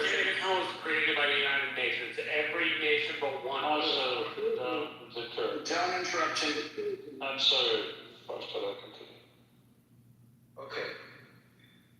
Dr. Mossadegh said internal despotism and external colonialism are two sides of the same coin.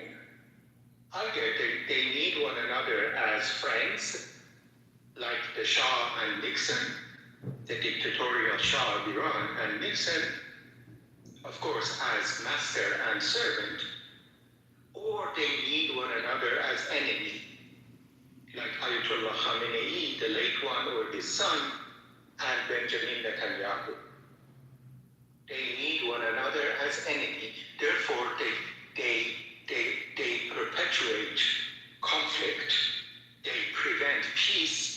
In this case, for the second time, some negotiations were going on. How are we Marshall, stop being a colonizer. Let him speak. Go ahead, Mr. Mr. Mad. Mujtaba or Mujiaba. And you see, people from the global north jump in the middle of your sentence so that you can't tell the global south perspective. Yeah. People from the global north are used to their narcissism. I'm a psychologist. Their collective narcissism. Yeah, alhamdulillah. Okay, so the internal despotism and external colonialism are two sides of the same coin, in the same way that after the fall of the Soviet Union, NATO hooked Putin and Russia so often so that it triggered Putin to attack Ukraine, and Ukraine got decimated, of course, but NATO was justified, and it added some membership, and in the Soviet Union, in Russia, tried to oppose Putin and ask for your democratic rights. internal despotism and external colonialism perpetuate conflict. These days, Iran. Excuse me. I don't know. Are you? No, just keep going. Don't address him. Keep going. Oh, thank you. So, except that any time that a narcissist jumps in the middle of my sentence, I lose the train of my thought. So, we need to understand that the war in Iran right now, the horrible attack, happened in the middle of negotiations in order for Trump and Netanyahu to say negotiations don't matter in the new world order that we want to create. We are the king of the jungle. I, as a peace and democracy activist, I don't want to live in a jungle. I say no to war. I say no to internal despotism and external colonialism because there are two sides of the same coin. I'd be more than happy to entertain any questions that you may have. Talk that shit. Oh, hell. Oh, yeah, Peter got a follow. Oh, I like that. Welcome to Drew. Thank you for the submission. I have a short question. People in Iran, what is their opinion on Mossadegh today? Because in the West, Mossadegh, especially I guess the United States, given the history of the coup, Mossadegh is and the democracy of Iran isn't mentioned that much and isn't discussed. Yes, it is. There is a Nelson Mandela of Iran called Mustafa Taqiyzadeh in Evin prison who was following the path of Mossadegh. And the regime in Iran is afraid of democracy because it is despotic. And it claims to be religious in the same way that Netanyahu and Trump abuse Judaism and Christianity. The regime is abusing Islam.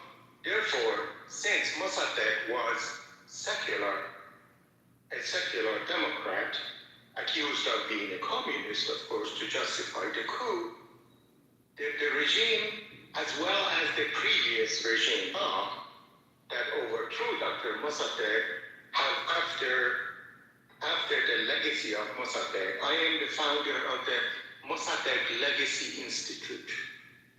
His main legacy was nonviolence. He was in touch with Mahatma Gandhi. So systems of governance that are based on violence suppress nonviolence in the same way that Netanyahu and Israel created Hamas in order to suppress the nonviolent desire of the Palestinian people to have a secular democratic government. And Trump continually, as a peace activist in this country, I get death threats from the goons of Trump and Netanyahu on the one hand, and from the goons of Khamenei on the other. Why? Because I am challenging the primacy of might makes right. Might makes a savage. It doesn't make right. So if we are to follow the path of Mossadegh, we need to stand up to internal despotism in this country, especially in the belly of the beast. We need to stand up to the Trump's fascism because its fascism creates war with the help of Netanyahu in order to justify their jungle and create genocide. I hope I didn't over-answer the question. No. Thank you, Jerry. My second part to that question was, how are people in Iran today relating to the legacy of Mossadegh? because the impression, I think, in the West is the kind of primary opposition leader and is Pahlavi, right, rather than other leaders, right? If you could expand on that. Sure. Thank you for that beautiful question. You see, the Reza Pahlavi and his cult, I call them the cult of Pahlavi, in the same way that we have a cult of Khamenei, and we have a cult of Netanyahu, and we have a cult of Trump.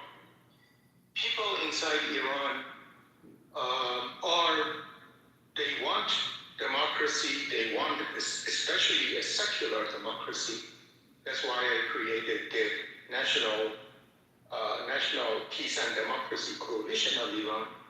They want secular democracy, except that they have been brainwashed by both regimes to say Mossadegh is not the way to go. The younger generations are not familiar with Mossadegh because the current regime has prevented people from learning about Mossadegh, and the previous regime that did the coup with the help of the CIA and MI6 and the Soviet Union, by the way, they have done their best in order to sabotage the legacy of Dr. Mossadegh. And so the answer to my meandering answer finally to your question is that I am assuming that 30%, 40% of the Iranian people, the ones who are older, are aware of Mossadegh, except they say we need to somehow, Mossadegh was non-violent, therefore he was weak, therefore he was overthrown, and we need to, they have bought into the world in which the world is a jungle. And so therefore they say Mossadegh's non-violent path is not effective in terms of trying to deal with this regime. And the regime loves that because the regime wants to develop a binary of you're either with us or you're against us. And that's what the basic dynamic is. Thank you. And continuing on the topic of binary, another impression that I think people are given that the option is either supporting the Israel-United States war in Iran, right, as because quote-unquote Iranians want it, right, or the other side to that binary is the other people, other Iranians are pro-regime and are going to stand with the regime, they are the minority, and the middle is a race, right? Like, we don't hear about people that perhaps are opposed to the regime, right, but also don't want the war. And if you could talk about that middle and whether it is more prominent or not. Well, yesterday there was a Christian Amanpour on CNN.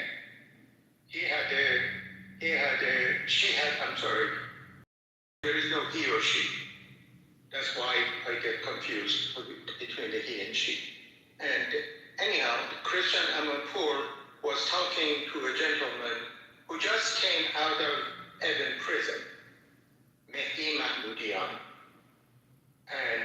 And basically he said, we need to stand up to the, internal despotism and the US and Israel attack. They helped the regime by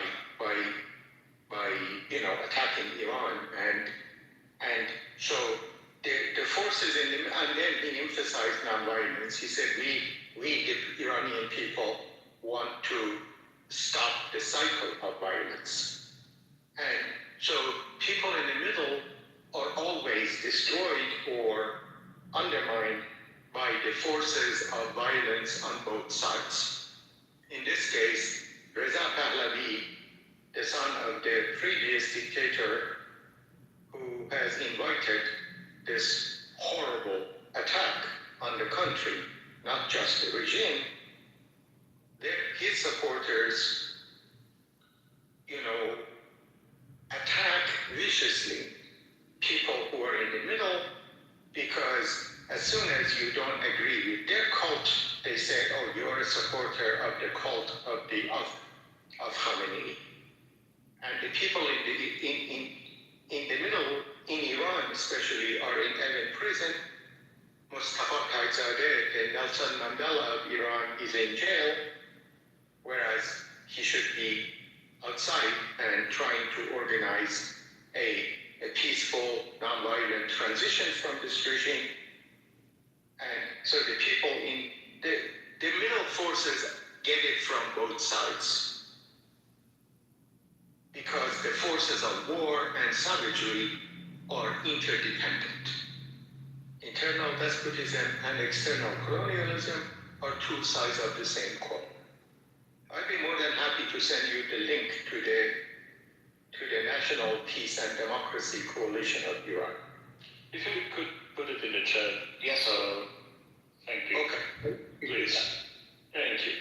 During the club, we try to have informed conversation on current events, and this is current events. Okay, I'll press on the join to see what happens. I'm not familiar. I'm old. I'm 68 years old, so I'm not familiar with these little gadgets. Welcome. It's very refreshing to hear you, so thank you so much for that. Thank you.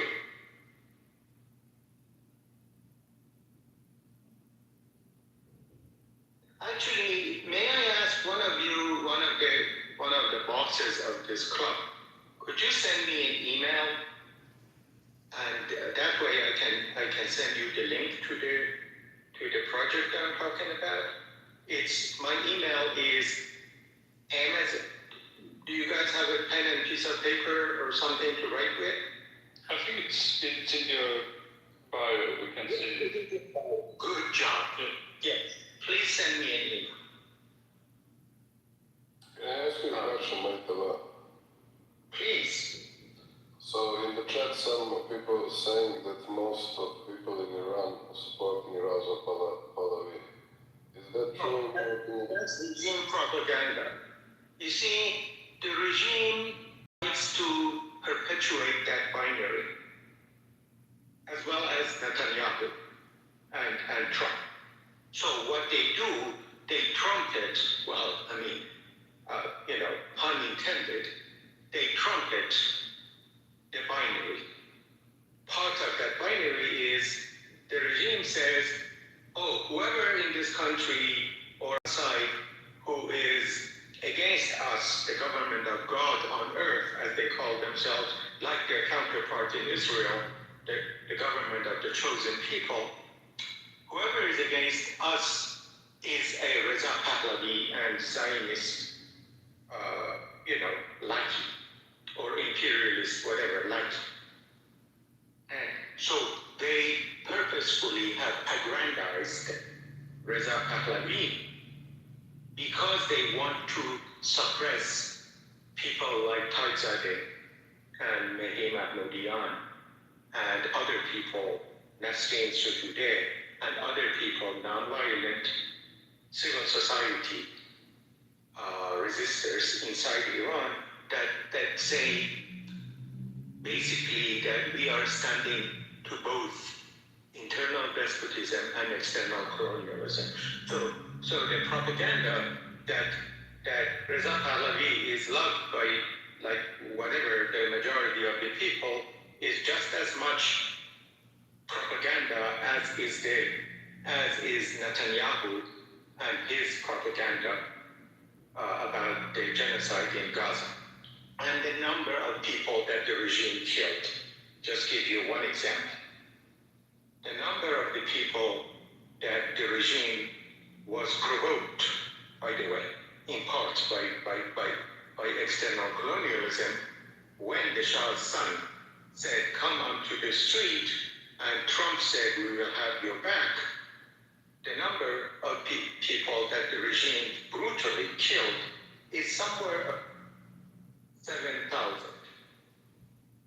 However, in order to cover up the genocide in Gaza, the number has been exaggerated to God knows to some. I've heard even estimates like 1 billion Iranians were killed in January.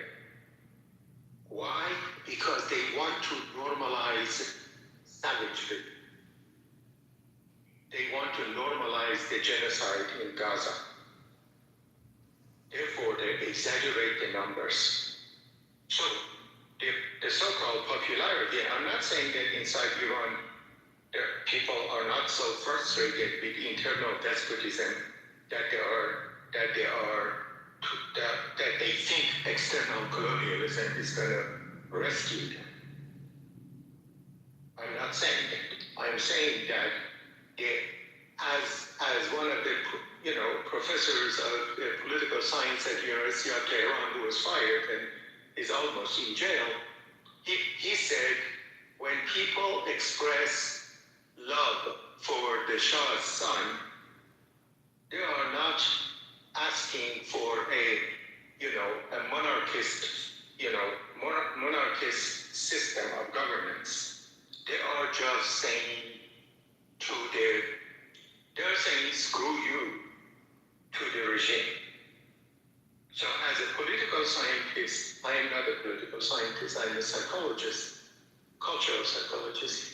But as a political scientist, he says, you need to understand the meaning of the rage, of the desperation, which expresses itself in opposition or in expressed love for the Shah's son. He said, this love is shallow. This love is an expression of rage.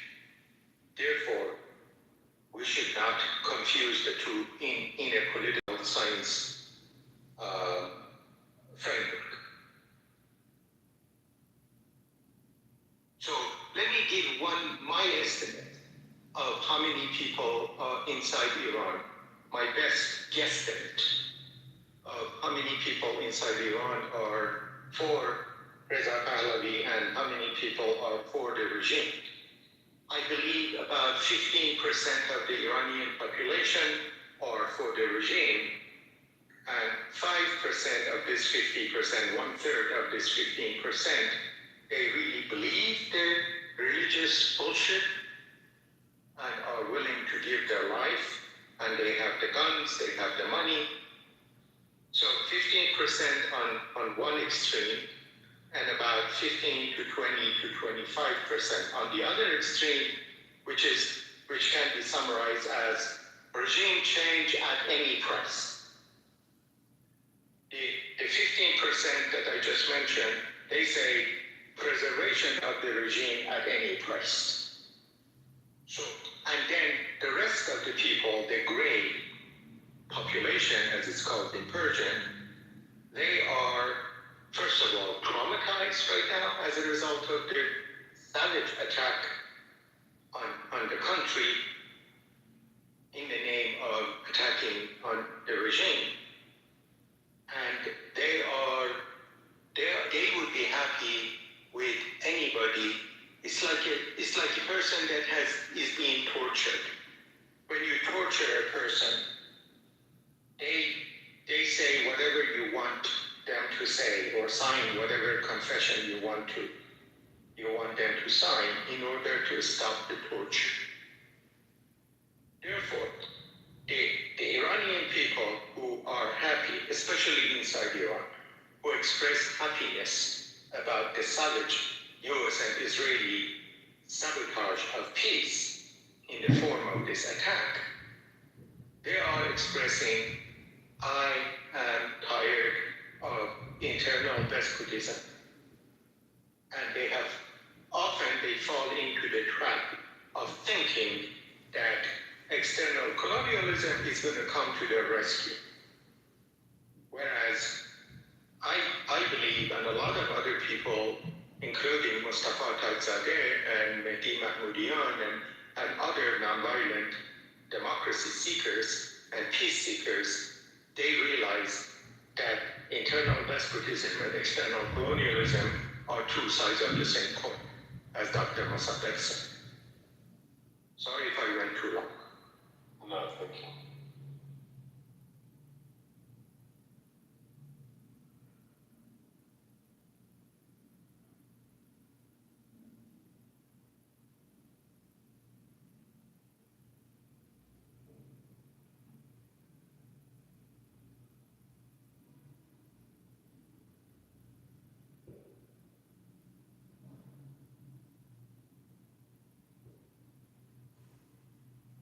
I think most interesting part of this discussion is that we found out that the Persians are the first woke people in the world. No pronouns, I didn't know that. Persians are the first what people in the world? Woke, you guys don't have pronouns. Woke people. Okay, you mean Persian doesn't have any he or she or even at the level of verb? Yes, if that's what you call woke, yes, we are woke. I hate to correct Igor, but I feel I have to. That would make them anti-woke, Igor. Anti-woke. Yeah, I like the way Anti-woke? Well, I don't know. I don't play in the woke Olympics. I love this. Thank you.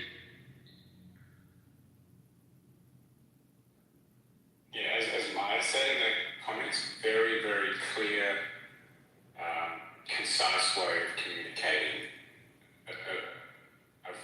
an opinion that we rarely hear, and that is this kind of commonsensical, grounded in a lot of fact, without too much emotion. Thank you. Although I get pissed off also, and I go to many rooms and act, and behave as if I am in a protest. So sometimes I people hear my protest voice, but then I figured in this room, there seems to be some reason happening. Let me share with you something that you may not know about. Iran has an 1,100-year-old tradition of nonviolence. And 1,100 years ago, Rudaki of Samarkand, Rudaki Samarkandi, one of the father of modern Persian poetry, he said, and I'll translate loosely, Jesus one day was walking on a path and saw the body of a man who had been killed. He was bewildered. He asked the man, who did you kill so that you are now so miserably fallen? And I wonder who is going to kill your killer. 1,100 years ago, one of my forefathers, if you will, talked about the cycle of violence. And several centuries later, Rumi, the Sufi poet, I'm a Sufi Muslim, Rumi said, impossible to wash out blood with blood. Impossible. In other words, violence cannot be faced with equal and whatever larger violence.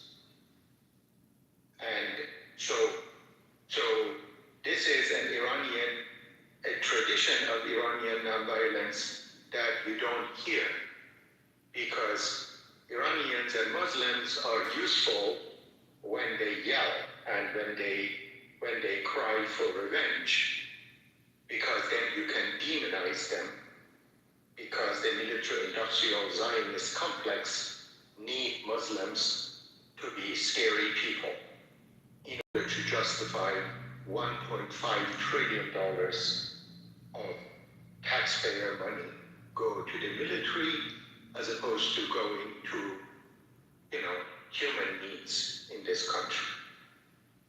So in order to do that, the big brother needs to have a perpetual war going on, needs to have an enemy.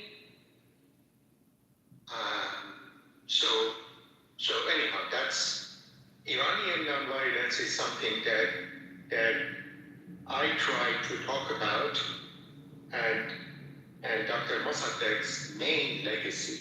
He was in touch with Mahatma Gandhi. I began a process called Circles of Nonviolence, which is now called Chambers of Compassion. And Chambers of Compassion are, and in contrast with Chambers of Commerce. You know those Chambers of Commerce? Chambers of Commerce is in order to organize greed, in order to bring together different corporations so that they can collaborate systemically. But we, as peace activists, democracy activists, human rights activists, social justice activists, earth activists, whatever our good cause, we work in different silos with a relatively small number. So we are divided and conquered systemically. So we need to have an entity in each community. That's a legacy of Mossadegh.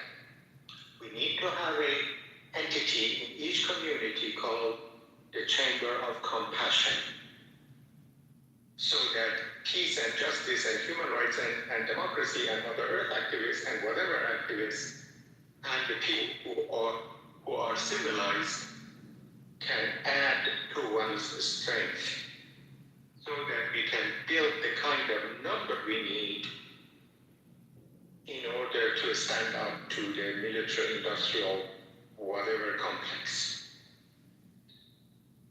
And the regime in Iran, going back to Iran, the regime in Iran suppresses any kind of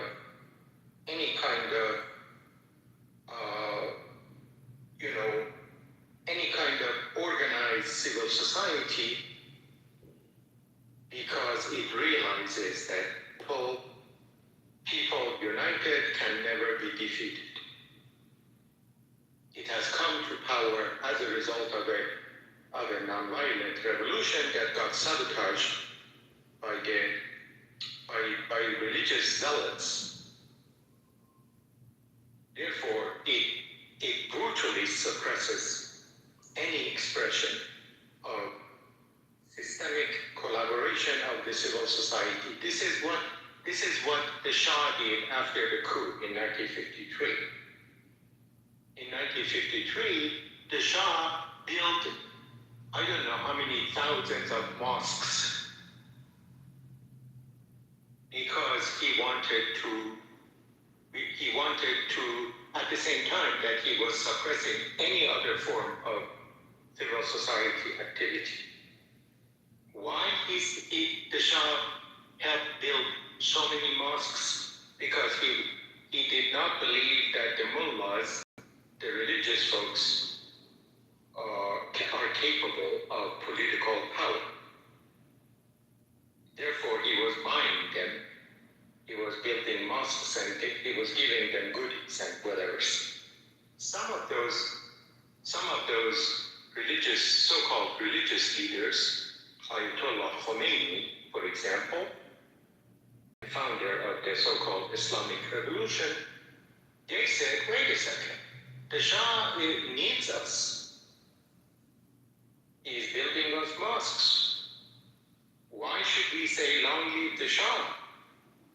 We want political power. That's how Islam became politicized in Iran. And at the time, the American, especially the Republican Party, was saying, good job, dear Shah, build mosques.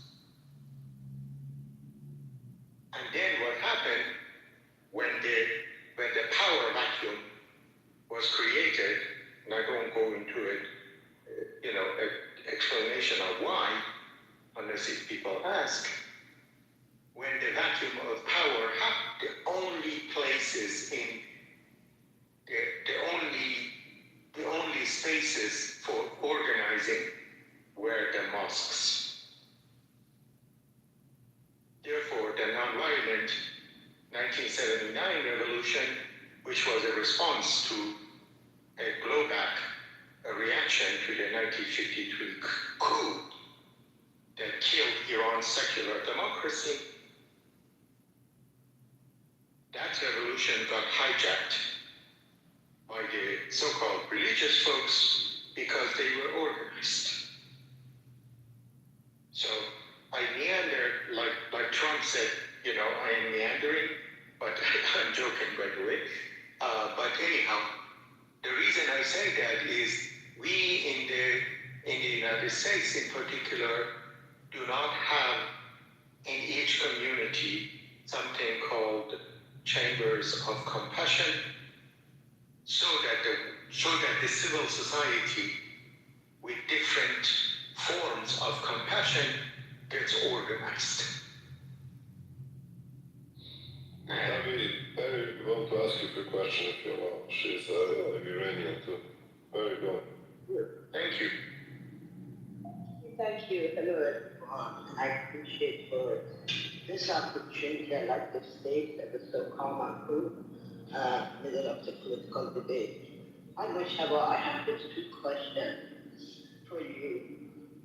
I think it's great that you are clarifying certain things that probably for many non-Iranian, it's confusing due to everything that you said, propaganda, different narratives, complexity of the society, and timeline. But I think there was two things that you weren't fair, I believe, and I want to mention that, especially when we're talking among people that may not know exactly the dynamic of the politics and situation in Iran. So one is when you talked about Shah or son of the Shah. I'm not necessarily pro Shah, but I need to be fair and correct, if I may. That you said not many people. Reality is that many people, not most, but many people at this point, at least challenge for him. And I get that, what you said, Mushtaba. There are different algorithms, different propaganda that has been made by all sides. If you say, so. But yet, there is other, I think somebody, Maya or someone talked about it, that, out of desperation and real bad situation in Iran and dictatorship and everything else that we know was going on, oppressive, regime. Certain people that may in the regular time, when they choose the Shah, they have said and thought about between bad and worse, they chose the bad, if you name it bad. So there are people that, so he has some people that really want him. And it's not the minority necessarily. I can't say it's the majority of the people, but it's not also minority. It's not everything, it's not propaganda. That's there. We can talk some days about many different social and psychological reasons that people who may in their normal and open society wouldn't choose, would choose someone else, but right now, because they think that's the only alternative, whether it's right or wrong, but that's what they think, that he is the only maybe strong alternative, or maybe, a little bit more nostalgia of the past is coming to them, etc. I'm not going through the reason, but we know that out of this version, the number of people who are asking for him to take over has increased. So it's not just propaganda. That's one thing. The second thing that, respectfully, I disagree with you about Taizadeh. What I mean by that was people can have a different alternatives and different point of view, even within the situation in Iran. But Taizadeh, I don't know if you can really compare Taizadeh. I'm a non-violent person also, but I'm not a reformist, right? And Taizadeh was part of the system for so long. With respect to his recent, activity, and yes, he's been a victim of this oppressive regime too. But think about that. When the regime was doing all sorts of things, not even within the just 2 years, 5 years, 10 years, did Taizadeh stood up for people, or he believed that from the system can create something, something noble. That doesn't make him a necessarily bad person, don't get me wrong.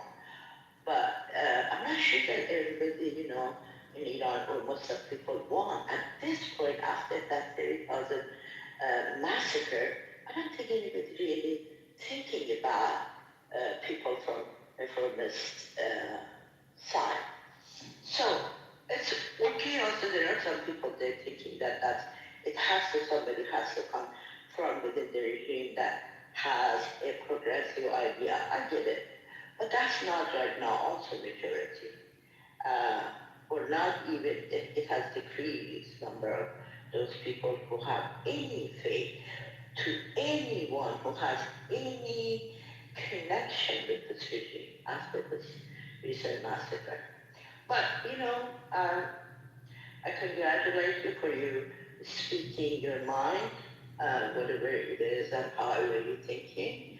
But I personally believe, Mashaba, that Taizadeh should have spoke long before, and should have fought for have spoke long before. Did not, like many other reformers, did not stood next to people while they were dying, group by group. So, but regardless, we can debate long time, but it's not everybody's alternative. Yeah, thank you. Thank you. May I address your points? The 2 points. First of all, Taizadeh was the person under President Khatami. You remember President Khatami, the reformist president, and he got a no to Khamenei vote when he got elected immediately after his election, because this and Israel on the one hand and the regime on the other hand, the hotline to speak, did not want a secular democracy to be born out of the revolution. So they began sabotaging both Khatami from the US and especially Israeli side and their counterparts inside Iran and among the so-called hardliners. Taizadeh came in 1378 when there was a brutal attack on the dormitories of the students at the University of Tehran. He was the one that came as the deputy interior minister and saved a lot of people's lives. Taizadeh in 1988, when Ahmadinejad and the goons of the regime stole the vote in that coup, he was put in jail for 7 years, most of it in solitary confinement. And the reason I call him Nelson Mandela of Iran is because, and then of course he has been sabotaged, his legacy has been sabotaged because he is for nonviolence. The regime has sabotaged him as well as the Shah's son, because they don't want competition. They don't want a nonviolent, secular, democratic competition. Can I cut you off for a second? I'm just trying to get a So you guys talking about Tajarian? He's part of the government right now? But No, he's isn't. Okay, continue, sorry. He has been just several weeks ago, after the horrible massacre in January, they added one more year to his jail sentence. So wait, but he's a reformist or no? So I'm so confused. What he has called for is structural reformism. Structural reformist, if you want to call that. He's calling for the Khamenei, the father, to step aside to have a referendum whether people want a religious government or they want a secular government. He has called for that, and therefore he is in jail. Shabo, but he said, let's be clear, he's a reference. So does Shah's son is asking for referendum. Does it make, comparing him with Mandela, I think a little bit, please, I'm not against it, a little bit, disrespecting Mandela, if I may. Well, Nelson Mandela was for as people know, especially in this room, who seems to be people who think, Nelson Mandela for many long years in the equivalent in South Africa of Evan Prison, Robben Island Prison, he was a leader of an armed revolution against apartheid. And then he saw that nonviolence is the way. So Tarzadeh, at the beginning of the revolution, and he has apologized many times when he was out of jail, including here in Clubhouse, for his extremism at the beginning of the revolution. But nonviolent leaders are most important, and effective nonviolent leaders are the ones that have believed in violence at one point. And they see Mandela that that's not the way. So to call Tarzadeh as if reforms is a horrible thing is a desire for revolution. Is a desire for violent revolution. A structural reformism, which is Tarzadeh's political path, which is Mossadegh's path, it says that we the people need to be happy with our government. Otherwise, that government should step aside and allow other people to come and serve we the people. In this country here in the United States, Trump is going after what? After the basic structures of democracy.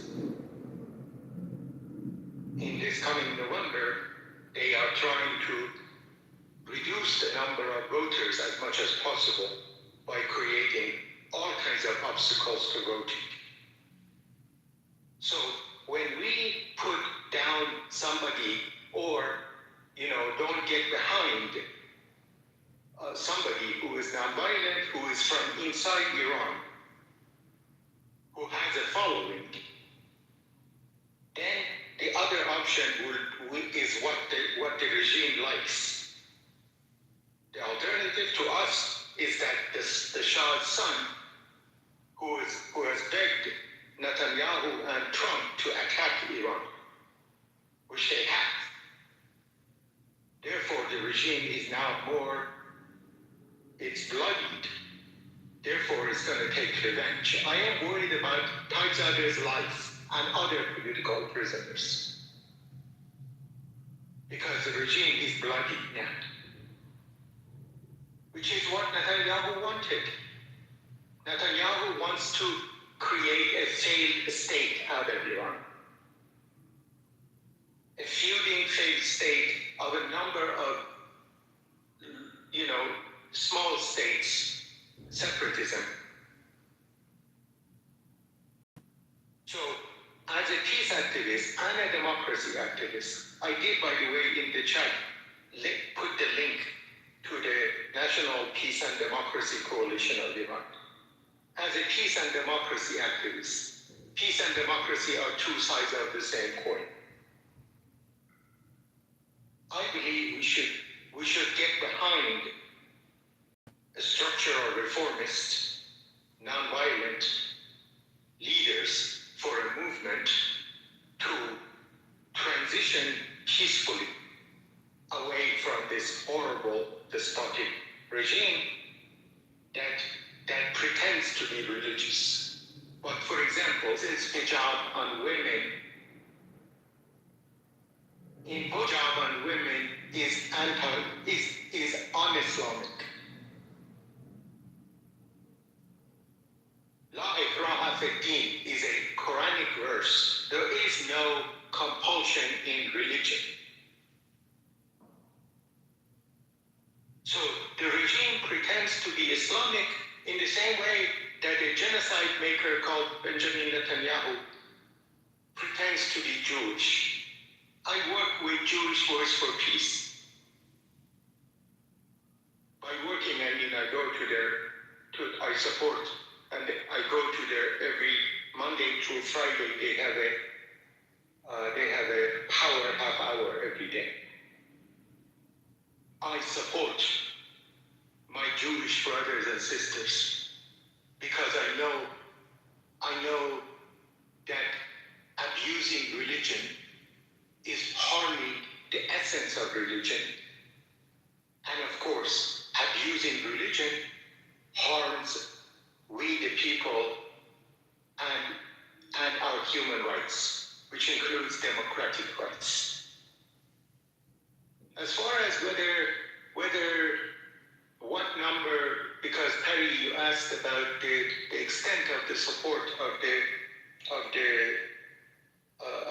Reza Pahlavi in Iran. Again, as I said, Dr. Ziba Kalam, Professor Ziba Kalam, whom you may not like because he's a reformist, he said, we as political scientists should not confuse support for somebody because of desperation and rage. We should not confuse that kind of support with real desire for monarchic system of government. I absolutely agree with him. When people are desperate... Muchaba, if I may, I apologize. I'm just going to clarify this. Listen, I did not ask about the percentage. I know myself. I have some idea.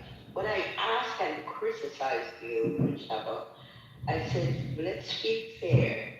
Whatever position we have, political position in this game or in this situation, be fair when you're saying that all is propaganda. I'm saying that, no, there are real people that beyond the propaganda for many different reasons. Okay, but it's not listen, it's what I'm trying to say. It's not just group or bunch of people. It has increased, and we can have that debate later, and has increased for many reasons. So when we are talking about, I think that, if I understood fine, but in a political debate, although politics has been mixed with all those sort of bullshit, but we can have an honest, I think we can create the culture of honest political debate.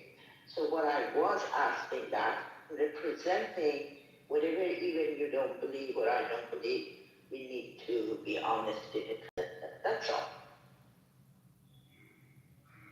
I believe I was very honest when I said that the people inside Iran that are sick and tired of this regime that pretends to be Islamic and is not a republic.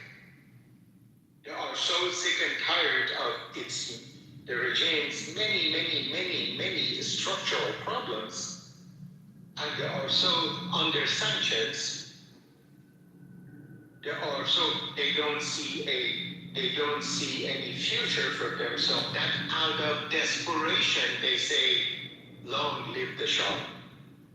And we should not confuse that kind of support with real support. I'm quoting a political scientist. I am not a political scientist.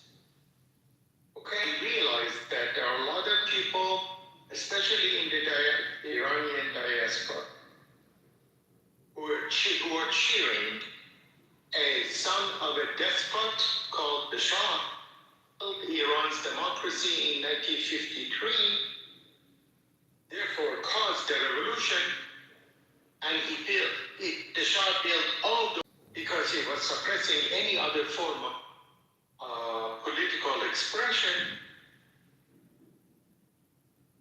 Therefore, the revolution was hijacked by religious because they were organized. And now out of aggression, people say, "Oh, what a good life we had under the Shah." Right now, if you want to measure, since I'm a scientist, I'm a psychologist. If you want to measure the depth of support for monarchy, most of the people in Iran are, I don't know, some 60% of Iranian are young. They were not even born at the time of the revolution. All they have seen is propaganda by monarchists, loud monarchist TV stations funded by Israel and the United States in order to create a situation in which the military-industrial complex says, when you rebel against us, then you're gonna, you deserve what you get. And it was wonderful under the Shah. I got tortured under the Shah, Peri Khanum. Lady Peri Khanum, that's what it means. As a 16-year-old boy, I was mildly tortured in that so-called wonderful government of the Shah, who had overthrown Iran's secular democracy. So, when I tell people, when Zadeh says, have a referendum, he says to the goons of the regime, if you believe you are so popular, why are you afraid of a referendum? Ask people, do they want a religious government or they want a secular government? Most of the people, and then the answer is, oh, we had already a referendum shortly after the revolution.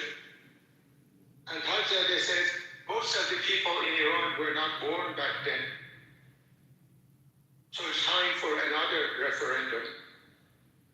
Hajjadeh is put in jail,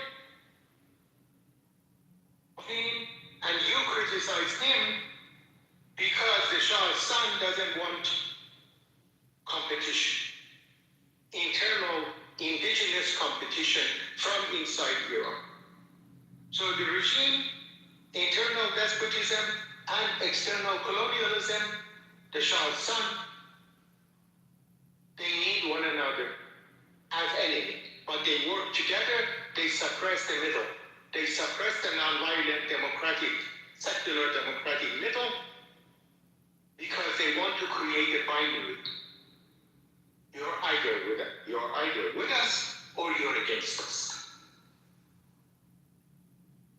So we need to stand up for internal despotism. We need to stand up to internal despotism and external colonialism at the same time, because there are two sides of the same coin.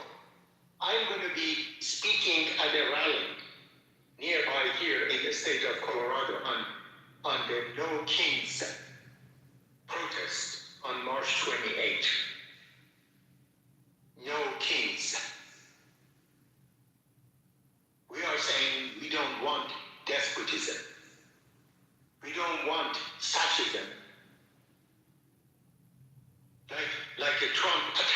country like Iran and go and kidnap a president in Venezuela and wants to destroy foundations of democracy in this country by appointing political judges to the Supreme Court. No kings. So I feel bad that my compatriots inside Iran, especially, and outside, they are asking for a king out of desperation because they've been propagandized so deeply. Because voices of reason and voices, democratic, secular voices of moderation and nonviolence have been suppressed. Because we don't have money. Because we don't go and get money from the Israeli lobby, like the Shah's son does. I want Iran to be independent. Istiqlal. I want Iran to be independent and free. Independent from external colonialism, free from internal despotism. Istiqlal, azadi. Independence or sovereignty and freedom. These were the two of the three slogans of the so-called Islamic Revolution. The third one was so-called Islamic Republic. In 1979, people chanted Istiqlal, Azadi, Jamhuri. Jamhuri means republic, means the right to vote.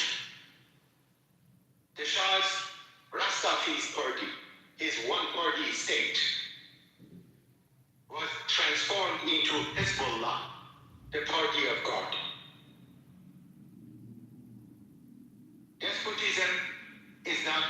Despotism and violence are two sides of the same coin. California. Can I just jump in? I feel like this was made. I feel like he's made a bunch of really good points, and Ari gave a really interesting defense. It was done in very well-natured and intellectually honest for the most part. But I think it's starting to get a little too in the weeds for us listeners, because I think they broadly agree that they don't want to be bombed and they want to be able to choose their own leaders. But it's a question now of how does that happen? The problem that I see is that regime change is not going to happen anytime soon. So, sorry, as in the regime fall is not going to happen anytime soon. So any discussions of new leaders and new leadership are kind of moot points. So it feels to me this is an important discussion for Iranians to have internally, because many have been campaigning since '79 for the abolition of this religious regime. Obviously it hasn't worked, and hopefully it will work for them soon. But I can't see any change in the next couple of years, unless the US goes in and boots on the ground and does the full Iraq, gives it the Iraq treatment. But I can't see that happening, and even if that does happen, then it won't be the Iranians who decide who's going to be leading them after that. So that's all I want to say. Thank you. I agree with you that Iranian people, we the people of Iran, should be deciding our own fate, not external colonialism. And the fact that we are caught between a rock and a hard place, collaborating with each other. The rock being the so-called Islamic regime, and a hard place called external colonialism. The fact that we are caught in between a rock and a hard place, and we can't see immediate relief, should not prevent us from dreaming. Martin Luther King said, "I have a dream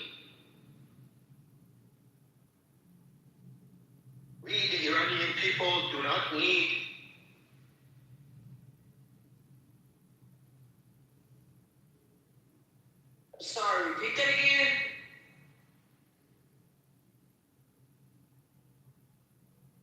I think he's breaking up for everyone. Or Repeat that again, brother? Money in people to determine our own future.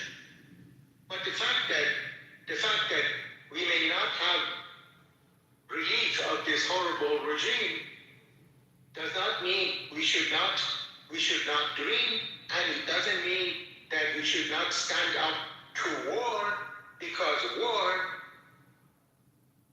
kills democracy. In this country, I was chanting, and I will chant on March 28th in the No Kings rally. Internal repression, external aggression. I'm going to get people to chant, because internal repression of the Trump fascism requires external aggression of Netanyahu and Trump attacking Iran. So you kill democracy at home in order to allocate every year $1.5 trillion for military and intelligence budget in this country. So yes, you are absolutely correct. And by the way, I love the fact that Karim, apparently as a supporter of the Shah, was very nice and civil. Unlike a lot of other she didn't come off like that. She came across as very reasoned. I know. I understood her argument.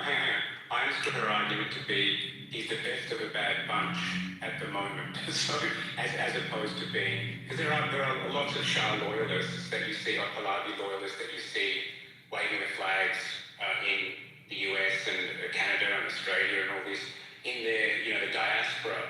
But Pari to me came across as much more reasoned. So I hopefully you're not characterizing me too strongly in that direction. No. First of all, I appreciate the civility of a monarchist called Perry. I believe that Iran needs 4 political parties after somehow we are freed from internal despotism. We need a monarchist party. We need a Republican party. We need a social democratic party, and we need an environmental party, ecology party. And these 4 parties need to be able to compete with each other in freedom, without external interference, without manipulation by the military-industrial complex, so that we, the Iranian people, can determine our own fate. And if people, and I'll tell you this as somebody who is highly critical of the Shah's son and the monarchy, which killed Iran's secular democracy in 1953. If the people of Iran, in a democratic, free, and internationally monitored elections, choose monarchy, I will hold my nose and will even tolerate or will work with that system for the purpose of preserving Iran. Mahal, can I ask you a question, brother? You said you were the team, you got Biden fortune. Was it because you were affiliated with the left in Iran? I was affiliated with the legacy of Dr. Mossadegh. No, let me go back to when I was 7 years old. When I was 7 years old, I had gone to school. I was a little boy. One day I heard the word Mossadegh in the primary school. I came home and I didn't know what Mossadegh meant. I didn't know Mossadegh was a name. At the time, mentioning the word Mossadegh was a crime after the coup. I was born 5 years after the coup. So I said to my dad, who had had a heart attack and died just a couple of years later, I asked Dad, what does Mossadegh mean? All color went out of his face, I remember him. He paused for a few seconds, and then at the top of his lung, he began yelling at me, "We don't say Mossadegh in this house!" What he was doing was... got on you because you didn't know? I mean, what? I mean, you're asking a question. I was 6 years old. I was 6 years old, 7 years old. He was trying to protect his family, because at the time mentioning the word Mossadegh got you to be tortured by Savak, by the secret police that the Shah had created, with the help of Mossad. And so you got in trouble from something that you were taught at school? I wasn't taught at school. I just had heard other kids had talked about little older kids, like fourth graders or whatever. I had just heard the word Mossadegh, and I did not know what the word meant. So I came home and asked my dad, what does Mossadegh mean? And he protected his family by yelling at me so I do not ever say the word Mossadegh in this house. That's the kind of dictatorship we lived under, which then blew up in the form of the 1979 revolution. I hope it became clarified that, yes, it is crazy for the Shah's government or for the Khamenei's government to suppress basic human rights. But as a 7-year-old, 6-year-old, of course, that experience was something that began politicizing. Therefore, when I was 16 years old, I was beaten up by some goons of the Shah, so that I fall in line and say, "Long live the Shah," in order to be safe. In the same way that the goons of Khamenei say, you should say, "Long live Khamenei," to be safe. Beat you up if you didn't say whatever. You know, we're like the goons of the people. So if you didn't say anything, Sit back and relax. We sit back and relax. He lived in Iran, so their ways aren't our ways. So life was different. So just take what he's saying. Well, by the way, right now under Trump, that's the way it is, the way that it's becoming. That's why we need to go on the streets. We need to go on the streets and say no change.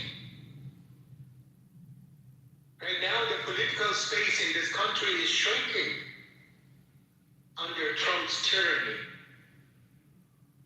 That's why, in order to cover up the fact that Epstein was a Israeli spy, he attacks Iran to divert attention.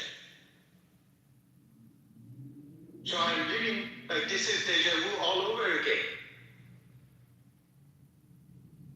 And I'm an activist, peace and human rights and democracy activist in this country, living here in exile, involuntary exile, because I have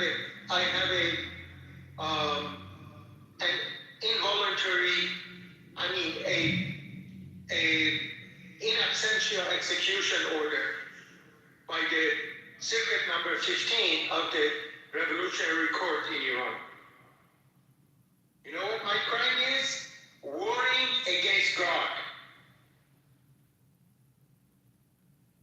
I'm a Sufi Muslim, and I'm saying this is not the government of God. Bullshit. Therefore,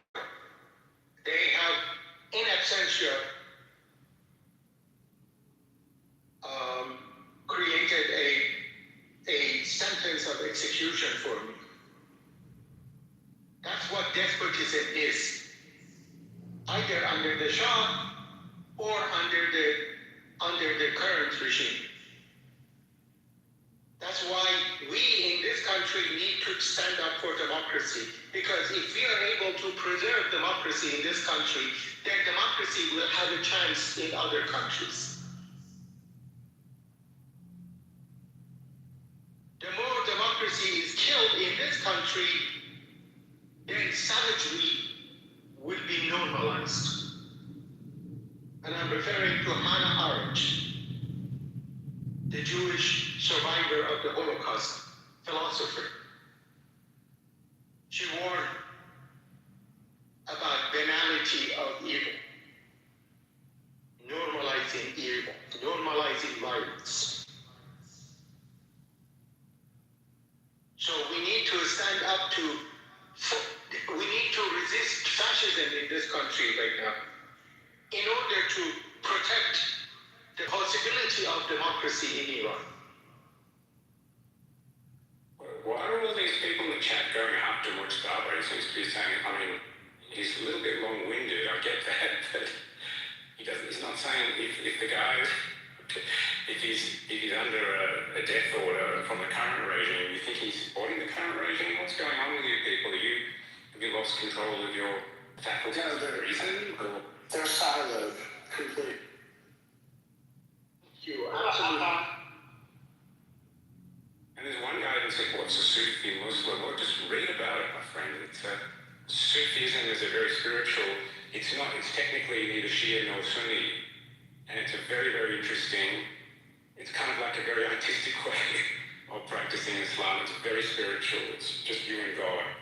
And then you get close to God through music and dance and these things. So it's a fascinating thing to read about. There's no guns, there's no fatwas, there's none of this nonsense that the Western media is going to tell you about. It's fairly simple. I myself am an atheist, but Sufism is it's not widely practiced anywhere really. It's just there are pockets of Sufis around and they speak at very high levels about spiritual matter. Thank you. One Sufi said 1100 years ago, sorry for being so long-winded, but one Sufi, his name was Mansur Hallaj. He said, I am God, or I am the truth. The muftis, the Sunni muftis of the day, they said, what? You are God? Either repent or we're going to hang you. So they hung him. So his name remained in history. Several centuries later, Spinoza, the Jewish philosopher, he arrived at the same Sufi understanding that there is no God outside nature. We are sacred. We are God, in other words. We are interconnected with everything in the universe. The farthest galaxies are our brothers and sisters. We are one, in other words. That's what Sufism is. But no, people who are in traditional religions, they say, oh, come to our house of worship, we'll tell you what God is about. That's right, teach it.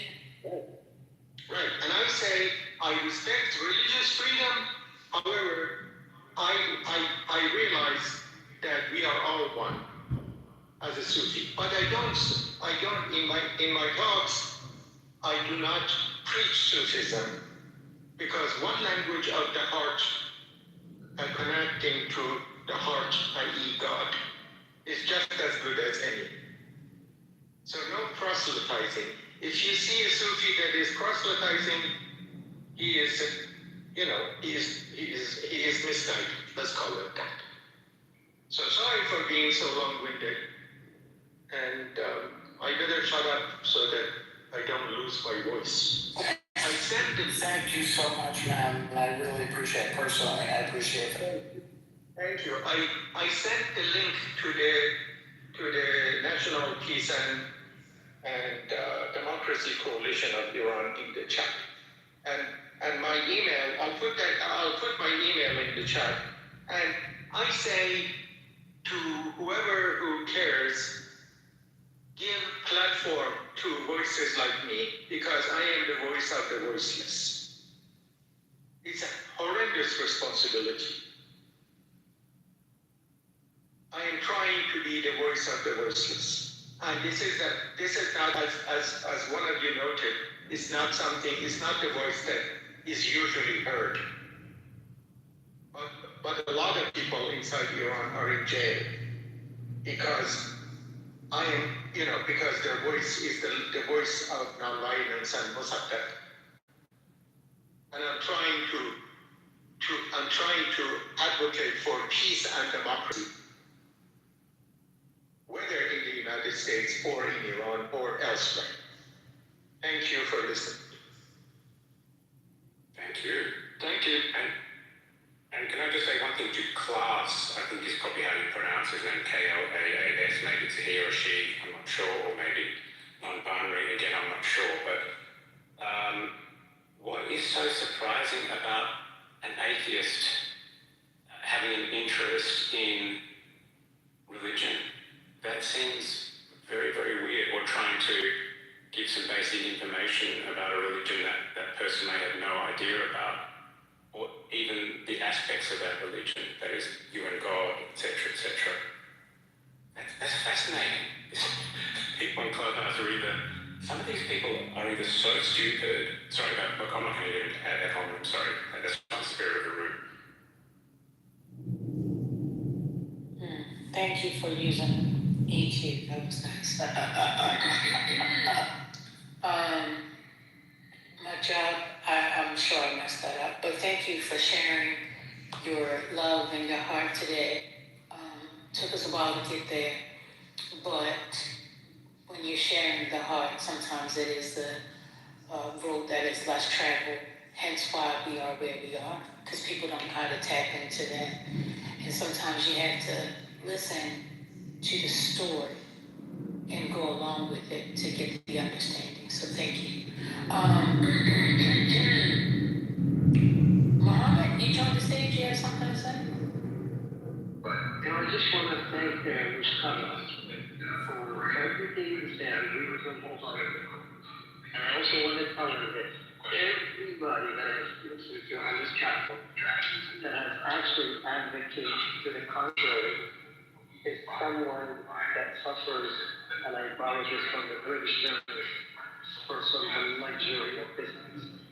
We're sitting somewhere in a safe place in an armchair, pontificating about how the big bad America should come into their countries and liberate them.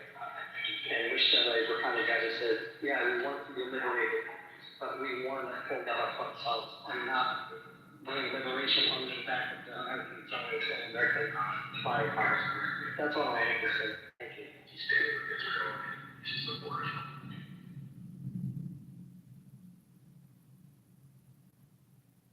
Thank you for sharing. Thank you for sharing. All right. I don't know where to go from here. Firstly, that was actually really great. I don't know if it was the last hour or whatever, but the back and forth with Perry and Moshtaba and even the link and all that was just written. Thank you, Kunin, for sending that. It just gave me like a little tiny spark of hope because we don't hear these perspectives. And I stand on the side of always, and I've always been this way, for me personally, just as a Jew, feeling very marginalized as a pro-peace, like anti-bombing, anti-war, gets drowned out by decrees on the air, and I fucking hate it. But I don't want to make this about me. This is about their submission and what's going on in Iran, so I appreciate that. So thank you. Shalom, brother. Shalom Aleichem.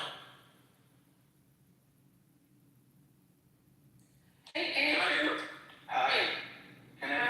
I would like to say something about what I just heard over the last hour. I thought it was absolutely very clarifying speech about what is going on and what has gone on. And what really struck me was this whole idea, and look into it further, this chamber of compassion, as opposed to a chamber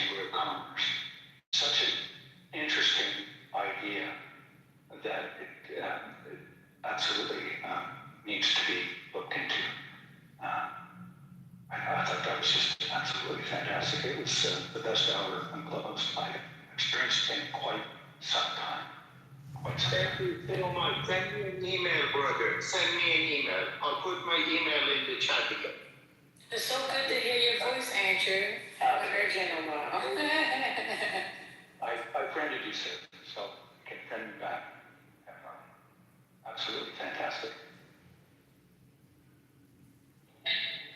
Hey, sorry to I just want to ask Mustafa if he could check his messages. I sent him a message. Just want to invite him. I am Moroccan American to add, and we do have a room here at Clubhouse for mostly Moroccans, and I see that a lot of them have drank too much of the empire's purple Kool-Aid, and I do love for Mustafa to accept the invitation, come and speak to them. Send me an email, brother. Send me an email because I'm not familiar with the messages and all these. That's a yes or no. Okay. It's moji.aga@gmail.com.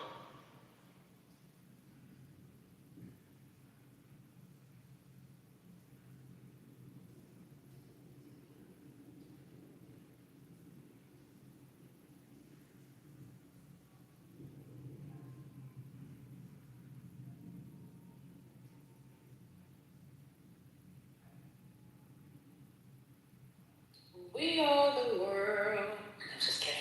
Colin, did you want to say something? I know you had unmiked. Oh, I was just going to say, I just also want to acknowledge Pari, who offered a slightly different perspective, but also very well argued, lovely tone, etc. And did represent a different perspective to Mushtaba, but ultimately I believe that they're both on the same side. But I just wanted to say one thing. This is an interesting thing that people don't get about Islam.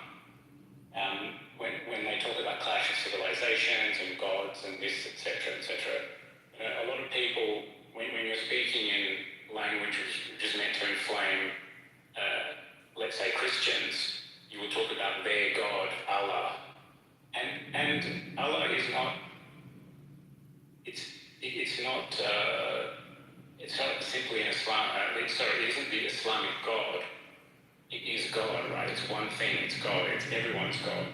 And the word Allah doesn't come from Arabic. It comes from Aramaic, which is a completely different thing. So I just wanted to, apropos of nothing, I thought I'd throw that one in as well. I mean, I think that's really important to throw in. All Allah means translated is God. God, the God of the Abrahamic religions. That's really all it means. Jews, Christians, Muslims. We all believe in the same God. We just have different ways to worship Him.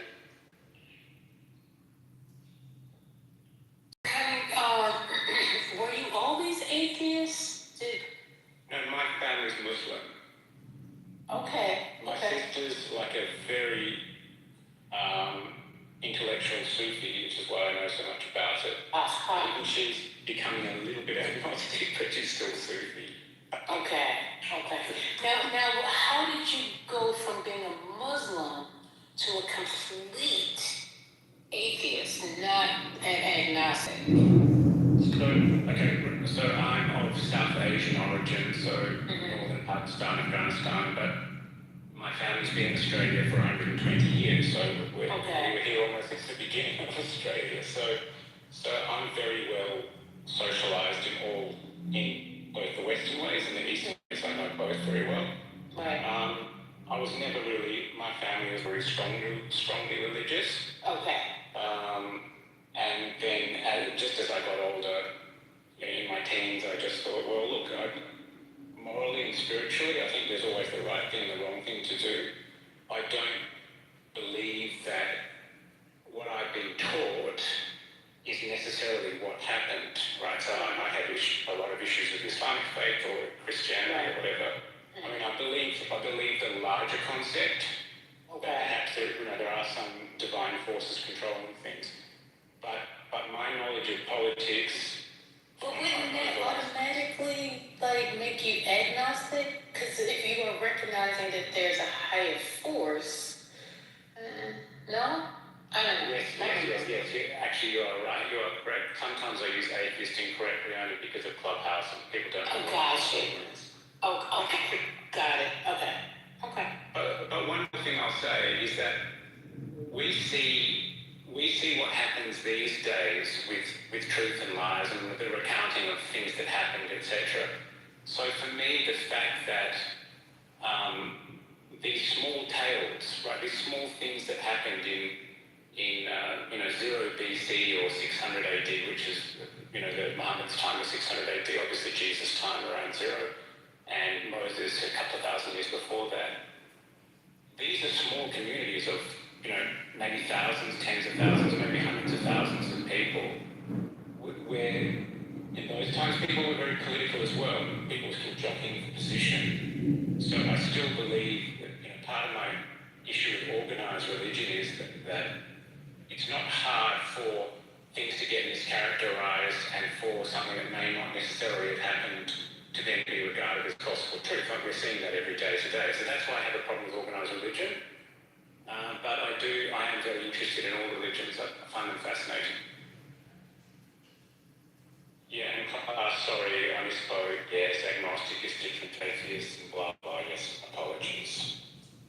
No worries, Connie. But I share the same sentiments. People say, "Oh, you're a Christian." I'm like, I don't subscribe to a religion.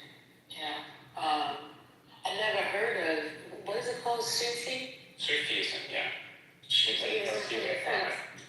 Oh, Sufi. Okay. I never heard of it until tonight, so I definitely will be looking into that a little bit more. Sufism is a mystical blend. It describes my heart, though. Rumi is like that's what I know about Sufi. I think of Rumi as that poet. So if you want to look into that, you should. Really, it's at the end of the day, spiritus. It's actually better-looking people are Sufis. They usually attract people who are into and they're creative in their song. They're into poetry. They're into Nusrat Fateh Ali Khan Qawwals, which is the North Pakistani, devotional singing where the concerts go on for hours. That's a Sufi practice. As is, the whirling dervishism.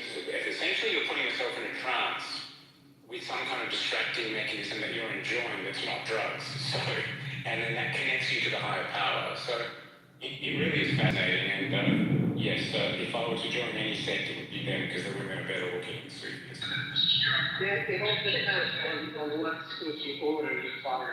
There are different orders.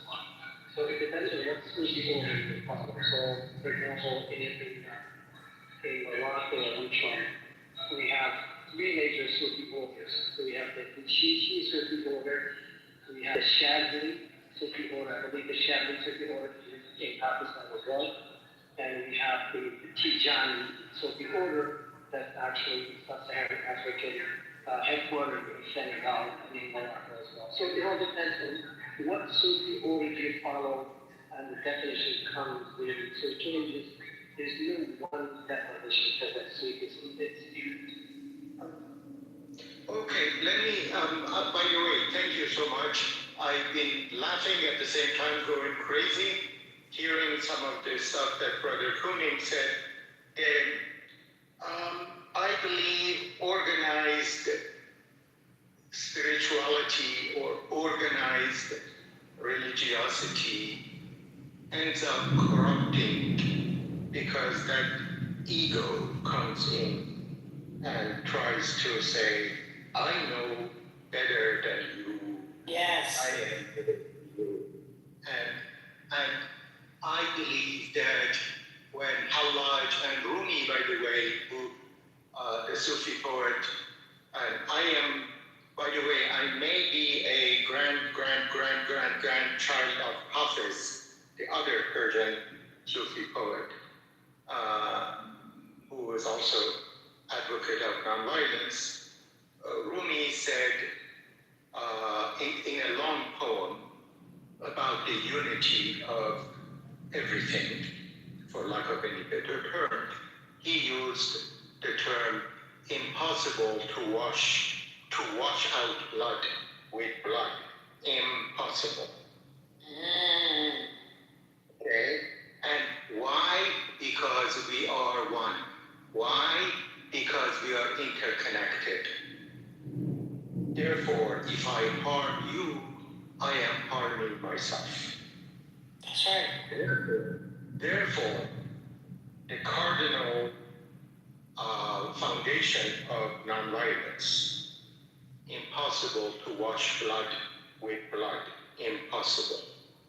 Now, in terms of some people ask me, hey, Brother Moji, people call me Brother Moji because I'm a Sufi monk or dervish. They say, what order are you a part of or whatever? I say, my heart is closest to the Mawlaviya order, the order of Sufis that Rumi founded after his transformation, that is. So, but it is not. People ask me often, can you tell me about Sufism? I like to convert to Sufism. And I say, you don't need to convert to anything. Go deep in your own heart. And the truth that you find, as Rumi puts it, in the hidden corner of your heart, regardless of your spiritual or religious tradition or cultural tradition, if you go deep in your heart, then you will find the truth, regardless of what language. Different religions are different languages. Nothing but. They're just different languages that are expressing basically similar truths. So I say, if you are a Christian or a Jew or a Buddhist or a whatever, go deep in your own tradition. You don't need to go to India to find a guru, or you don't need to go to Mecca. Actually, Rumi, in one of his satirical poems, he makes fun of the Hajis, the ones that go to the Mecca, to the pilgrimage. Rumi says, hey, Hajis, what are you doing running around in the desert? The beloved is here, next door. Come back home. In other words, don't fall in love with the structures of religions, with the rituals of religion. In one of my own sermons, they asked me, by the way, 11 years ago, and I'll be accused of being long-winded again. I'll try to make this short.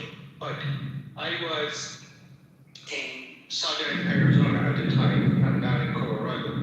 And they asked me, a UU, a Unitarian Universalist congregation, west of Phoenix. They said, Brother Moji, we don't have a minister at our UU or Unitarian Universalist church. Could you give our Easter sermon? I said, what? You are asking a Muslim to give an Easter sermon? I hugged the gentleman. I said, thank you so much, I'll be honored. However, I don't do sermons. I can do an un-sermon. You remember cola and uncola?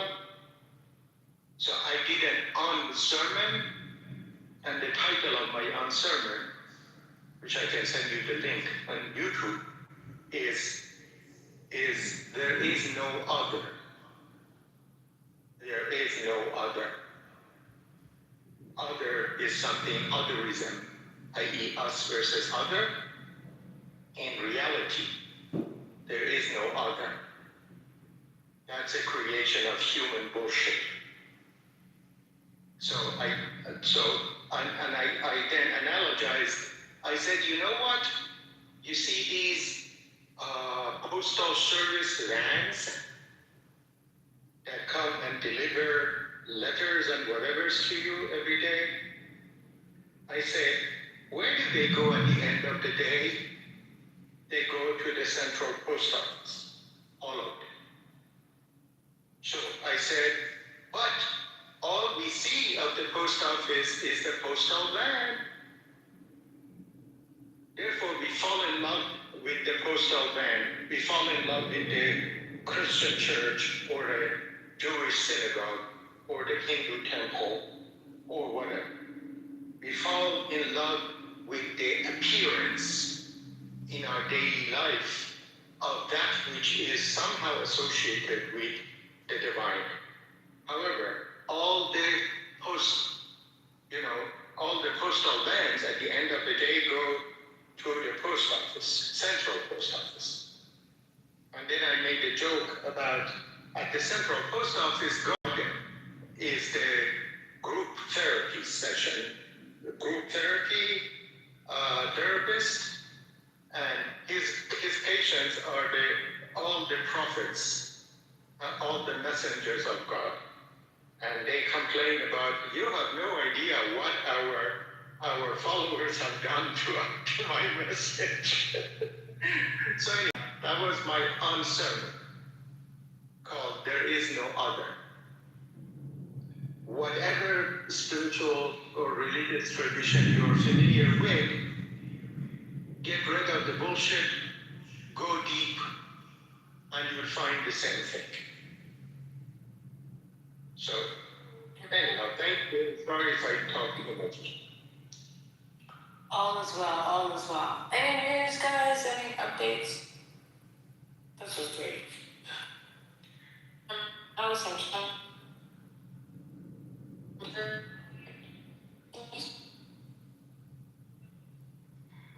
Going on the water.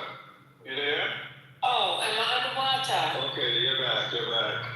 I mean, it's hard to go back to news after all that, but I was just trying to, yeah. Hey, son, what? You guys have to have talked about this, but they're finally admitting there's over 140 U.S. soldiers that are injured.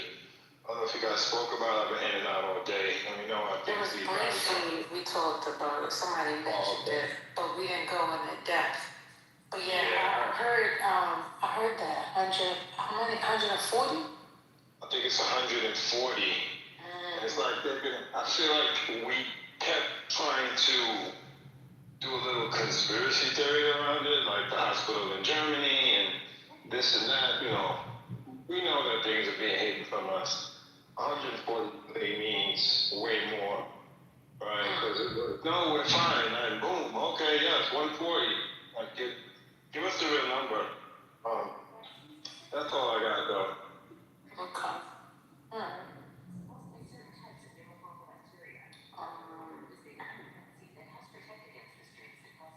So, Is that fatalities or is it just casualties? Is it just injuries or fatalities? Injuries is what's being reported, but we don't know about any additional fatalities at this time. We just know about the 7. I know you guys were counting like 8 or 9, but I saw 7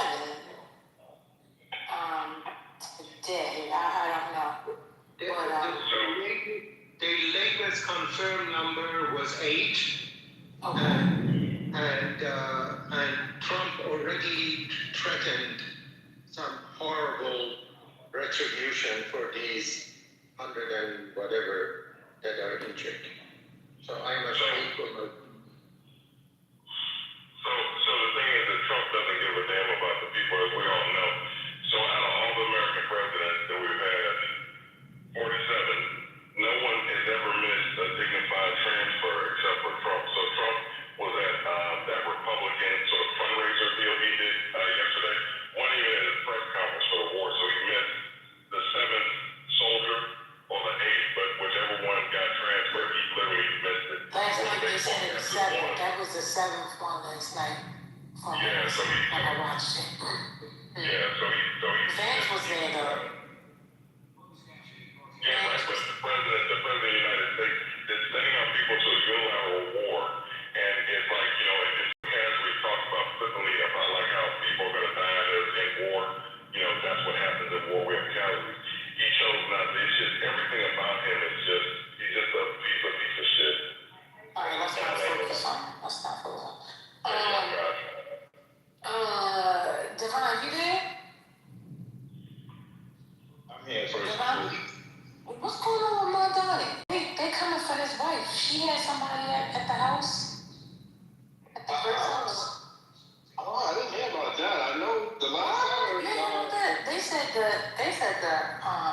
administration is mad. She had Mohad or somebody at the, y'all ain't hear about that? Whisper Tooth, he's usually on it. You know, unless he's trying to hide it. Wait, what? Sorry, I was working. What? Last, my daughter had, his wife was hosting Mohad at the Grace House or something. You know? Mansion, they call it Gracie Mansion. Hosting who? It started with an N. Somebody, but all I know, whoever it was, they're not pleased about it. They said it's a disgrace. I'm gonna look it up. I thought y'all talk about that. You have to understand, First Lady, it was over 70 degrees today in New York. I'm not thinking about that kind of stuff. We're outside, we're enjoying, we have just been under house arrest with this fucking winter. And today was our Liberation Day. Yes, amen. Amen. You made it through. And you had a wonderful day. Go ahead. Sure. That's all. Who is it?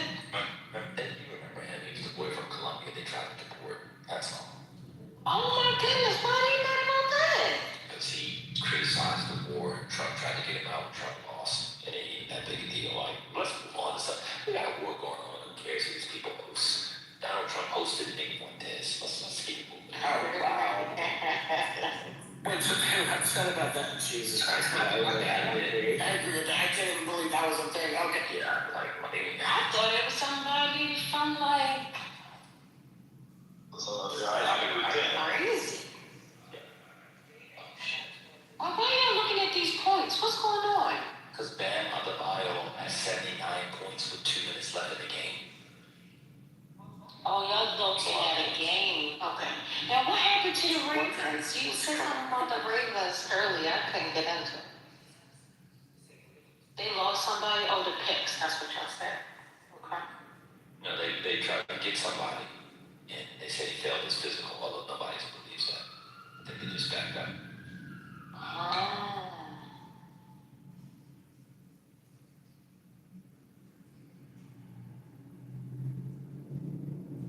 Brothers and sisters, thank you so much for hearing me. I need to go and help my neighbor, my 87-year-old neighbor. Oh, I'm 87. That's crazy. Okay. Is it Dr. Francine? Well, I hope you come back. Okay, well. Another day. We're usually here Monday through Friday. Monday through Sunday.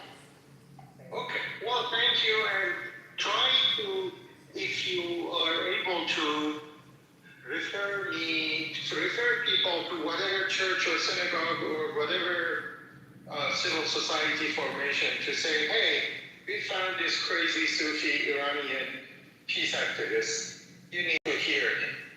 So. All right, we'll check in on us once a week, okay? Thank you so much. You're welcome. Blessings to you, brother. My Sufi joke is, may my God bless your God. Okay, all right. And may my God receive the blessing that you just bestowed upon my God. Thank you so much. That's a fact. That's a fact. Thank you. Bye-bye. Peace. Thank you, sir. Peace. Hey, Ellen. Hey, how you doing? Hey, how you doing? So, First Lady, the injury. Quiet storm. I was going to say that the injuries, I feel like they were holding back. They had to have known about these 140 injuries before the day. Well, he won. Oh, shit. He tied Kobe. The bomb was going on, bro. Oh, wow. Worry about that. This boy just tied Kobe. You heard about that? He got me over 9-3.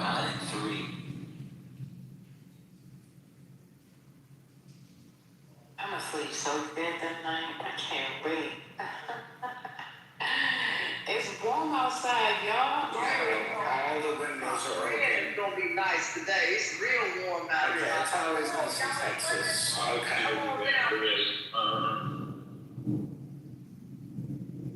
Y'all know y'all don't like my state. I didn't say anything about where I live. I said, come on down and swim. No, because you've been saying that for the last however many months, and we're locked in here fucking shivering, sitting on our radiator. Like, come on, bro. What do you mean sitting? Come on down to the barbecue. Yo, we're suffering over here with a space heater on us and 2 down blankets so that we can survive. Come on down to the barbecue. Come on. I have to get on 2 flights. 2 guys down. Washington is fouling people whenever they get the ball. It's not bad, so you don't go to the free throw.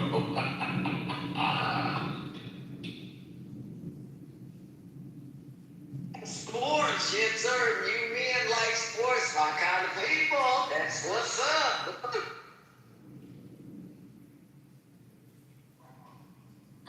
Well, that was a really refreshing conversation this evening.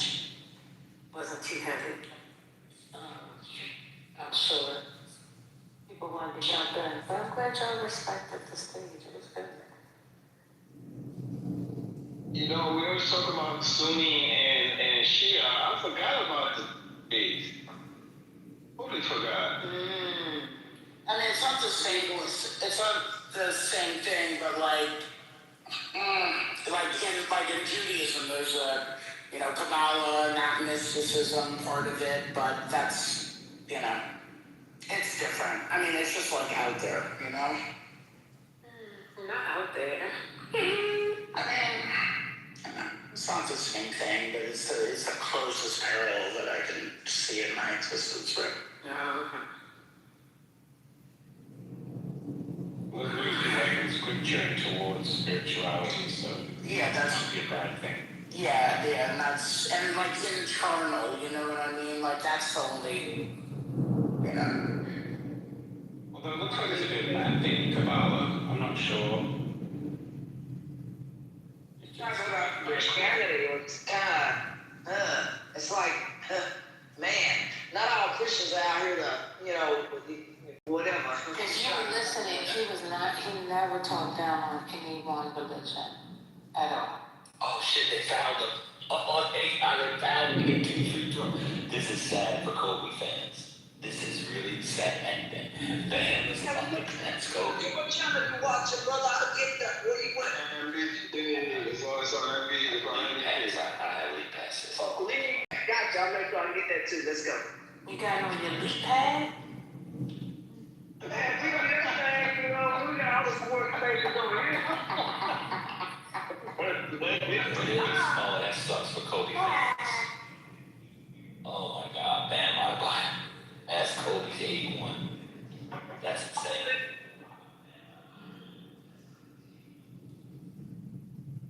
Oh, good match here. I'm only here left for this for the politics. All right, it's 82. Now we can end the Kobe LeBron debate because that was one of their big talking points. Is this number 13? 83. Yeah, that man.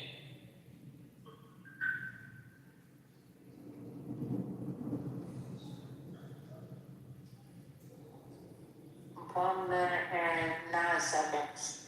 That's that Asia Wilson. You know, when you mess with Asia Wilson, you get that special code. I am not coming. And man, did you say the Matt's here? Matt D? Yeah, there's a bunch of racists tonight, so I hope he's back. Yeah, that's the Marjorie Taylor Greene seat. That's what the guys lead. I literally was looking for him because that race is definitely going on, and the Democrats are ahead of that.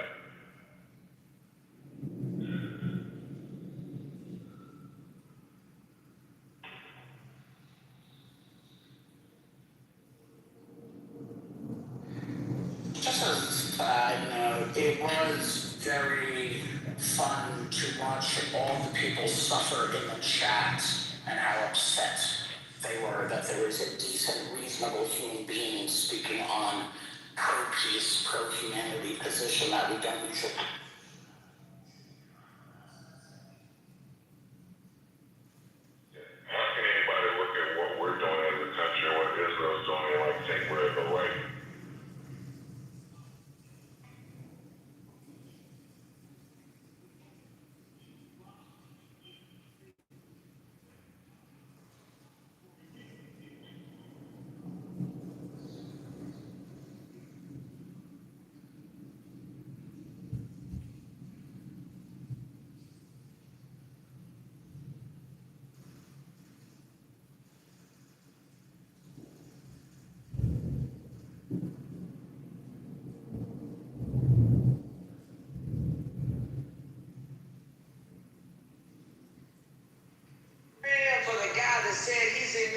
York sitting by a radiator or a heater, brother.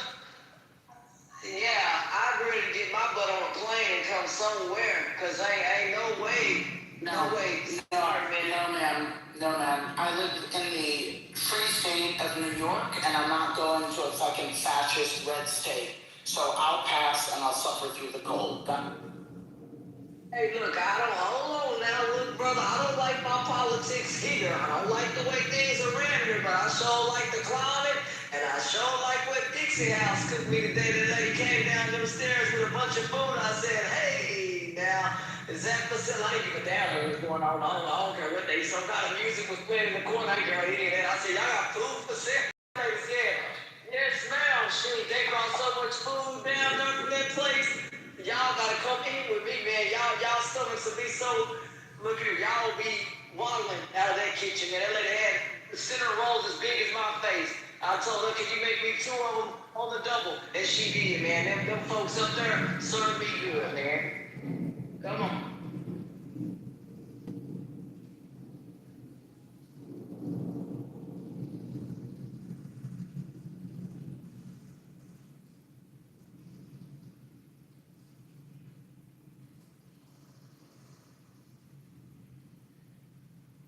Like that in New York, buddy, as big as your face.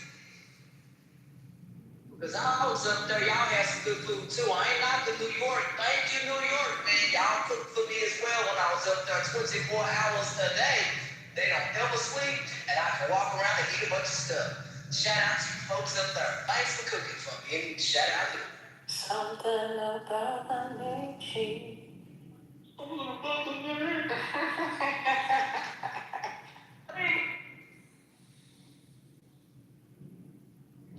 And you wouldn't do your stuff.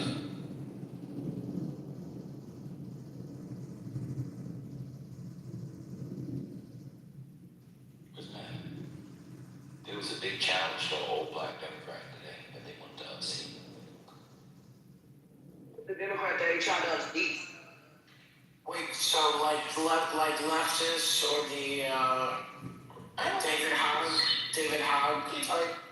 I don't think Hogg got involved in this one, but the guy he's running against a 78.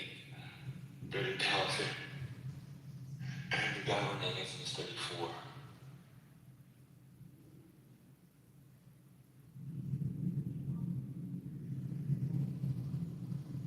So it was an age thing and not like a record, not his record or anything? I can say something he was old.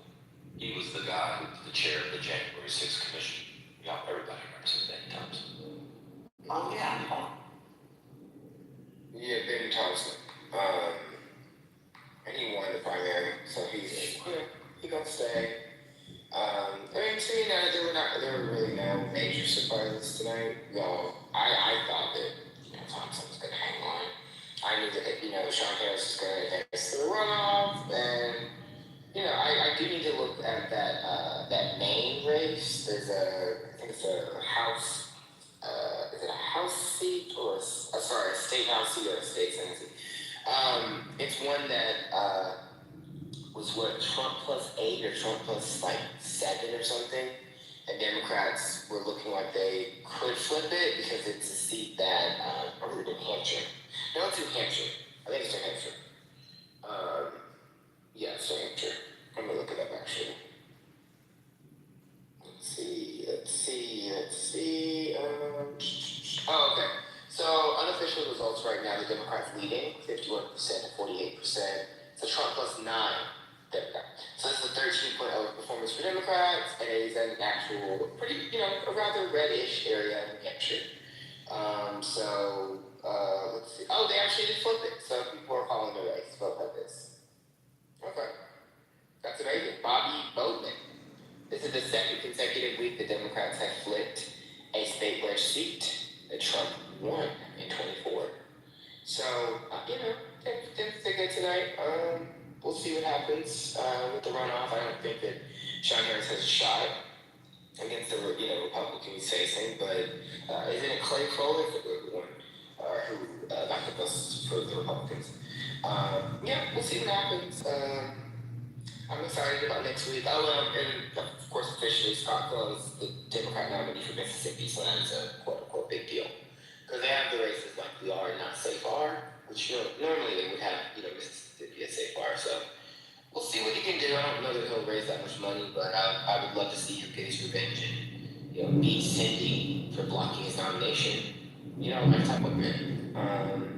Who's going to be a judge? So, yeah, that's all I got. I know that the retards are looking good. My haters are here. So I'll go back down, so they can enjoy the room and not be bothered, by my niggatry and faggotry.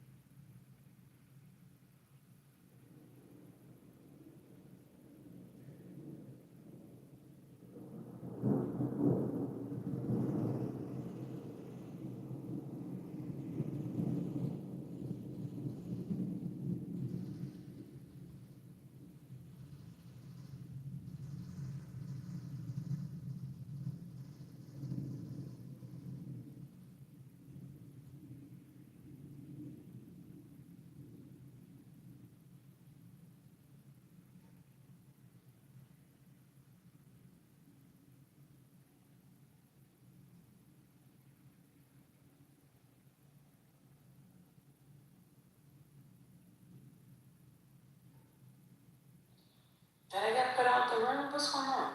Hello? There's another game on, so the men are definitely distracted. With the Celtics and the Spurs? Yes, ma'am.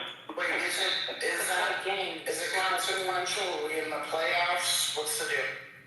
I couldn't tell you all of that. If the game is on, I'm watching it. Well, wait a minute. Why would you, if you've been watching it, then you should know what part of the season we are. And I know we're not in the playoff. We know we're near the playoff. Yeah. Well, started yet? College gonna start soon, yes. I think it's the middle week of March.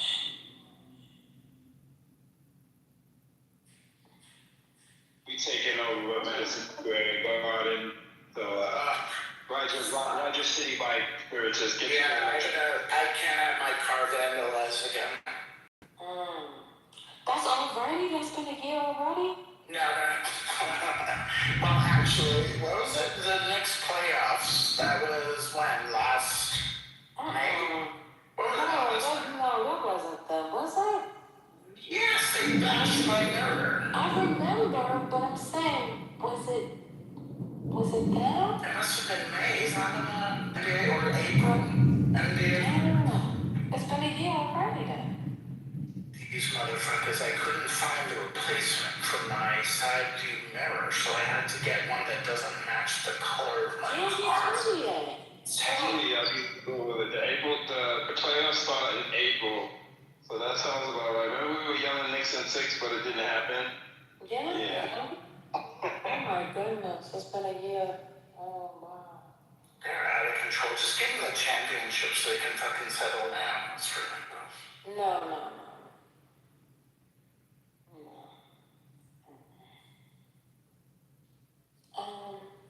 Cheese, have you ever seen 1883? That series? No, what's that? It's like I guess they went back to the beginning of Yellowstone. Oh, that's, no, I haven't. What, stream is on? Paramount Plus. Okay, I forgot. Wait, should I watch? That was good for me. That was good for me. Wait, is it fictional, like historical fiction or something? Yeah, it's based on the true stories of the dead. Hey, Joe B, somebody's trying to impersonate me. I really don't appreciate that. Hey, Notorious, you haven't said hello to me in years. That's fine. Joe B, you there? Yeah, who's impersonating me? That's gotta be a tough one. Yeah, they sent me. Did you really say hey, Notorious? No. You don't like him? No, I never said that. Who's the dumbass who said No, that? he's asking me. So. No, Notorious, you know that. I don't have you blocked. Hey, by the way, we are having terrible thunderstorms, electric storms up here in Indiana, an hour from Chicago. So you're around there, lock down. Okay. A tornado watch here, so I'm helping right now. I got my earbuds in, but I'm helping people bring this other stuff inside the house. But hey, no, that ain't gonna stop us from what we need to do. As long as the power's on, we're rolling. So we're bringing everything in this larger area in here. So we just rock and roll anyway. But we are under a tornado watch. Yeah? Who's Notorious, by the way? I don't even know who that is. You don't know? Oh, you don't want to bother. You don't want to bother Joe B.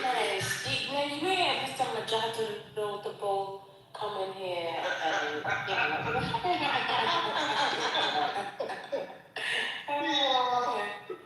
Did you know the piece? Take my email. Majata wrote the bull. You appreciate the hustle, though, right? I mean, but was it a hustle? No, it's not. No, it's not good. I was just trying to connect. No, it's fine. Plugging into YouTube. But he wasn't plugging for game. That's what I'm saying. No, I'm joking. It's one thing to plug for some type of game, but in this thing, he's trying to give you something. He's trying to give you something that can last forever to anyone. Yeah, I ain't trying to say. I see what you're doing. What? Trying to save her. What you mean you see what I'm doing? He's on a mission. I'm not taking shit. I don't take shit. He's one of the blues brothers. Joby, have you been drinking tonight? What are you talking about? What's going on? I don't know what you're talking about. What are you talking about? Whoever Notorious is and any so-called air You know Notorious. Stop playing. What's going on? I don't know him. I might know his name, but I don't know him. Okay. You know Notorious. The guy right there, down there. The only Notorious we recognize is B.I.G. I said that. Damn, Notorious. That Joe B acting like she don't even know you, sure? That's crazy. I mean, what's there to know? Oh, Hold on, brother. Not too much on Joe. Oh, concrete, my love. Oh, what's wrong? Do y'all drink alcohol as water? There was nothing on Joe B if you were listening. Him and I just coughed that. We were talking about Notorious, numbnuts. I noticed water and unnumb them. I noticed something about concrete. That better be about magnesia. I ain't even gonna say nothing. Wake it up, brother. Wake it up. Ouch. Like. Brother. Shit, that's not like it's not enough. Wow, you drink it? I'm bathing that. Milk and magnesia. Are you kidding me? Hey, G. You bathe in milk and magnesia? Is that how you stay like skin?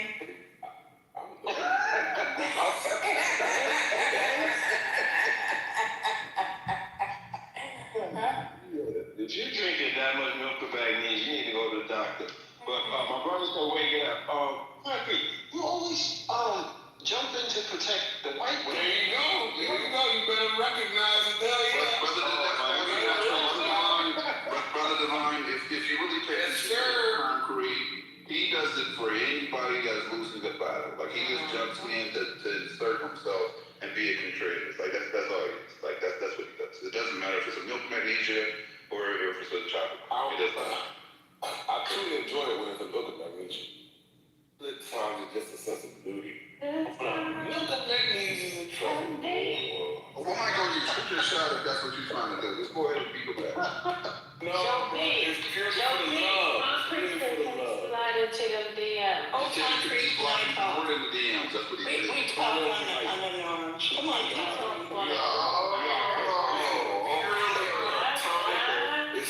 It's called platonic endeavor. This is this. Right, gotcha.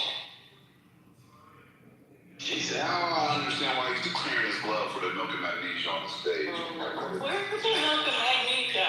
I'm first and not pink.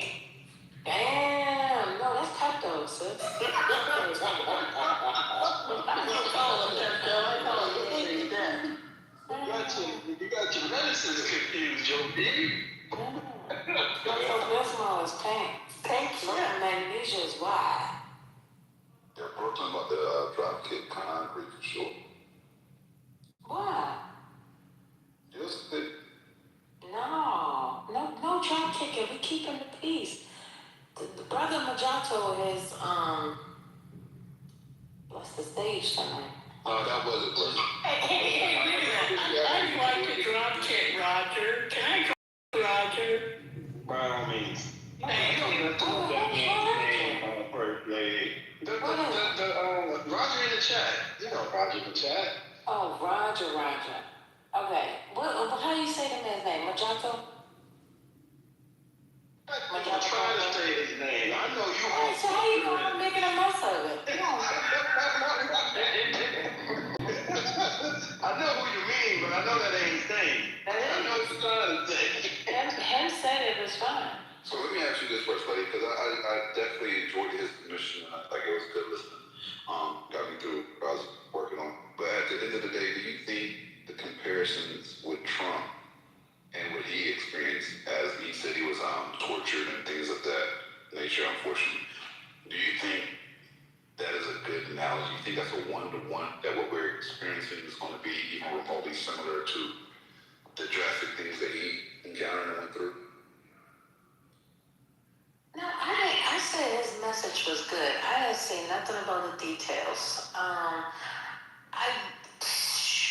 wouldn't dare begin to try to answer that question. It wasn't made one-to-one. It wasn't making it one-to-one at all.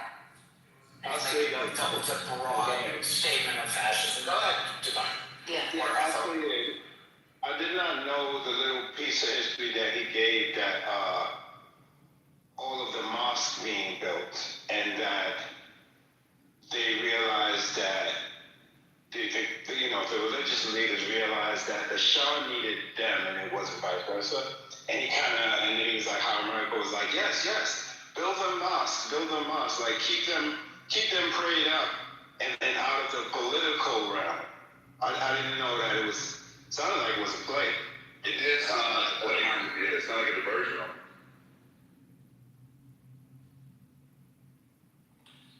I did not.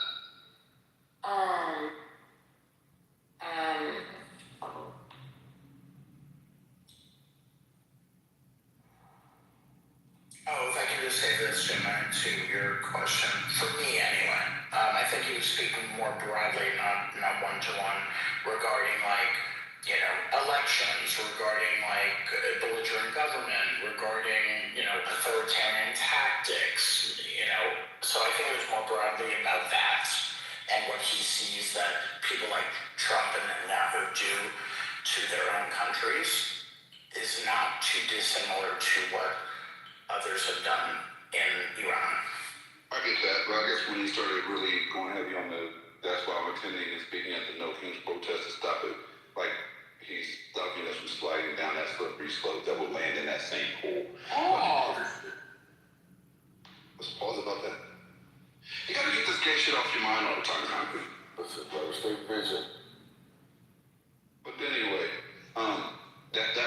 what I was referring to. No, yeah, I understand. There's not going to be like a perfect protest to go to here. There's not, because everything has so many labels attached to it. So if somebody goes through No King, they may not agree with like every single point like a speaker or a sign says, but it's an outlet for a lot of people who share generally the same sentiments about the administration and about certain political party and about other leaders. So I think that generally, but a lot of times we get caught up in like, oh my God, did you see this sign or what this person who was at this protest said? And that's not really the point of all of that for a lot of the people that are there. That would be my... I got you. To me, it was almost like reading trauma that might make you slightly overreact to something that's just similar or not, right? Because he went through something that was super traumatic, that even if you see something remotely similar, like, oh, fuck no, I've been through that before. You see what I'm saying? Yeah, I totally do.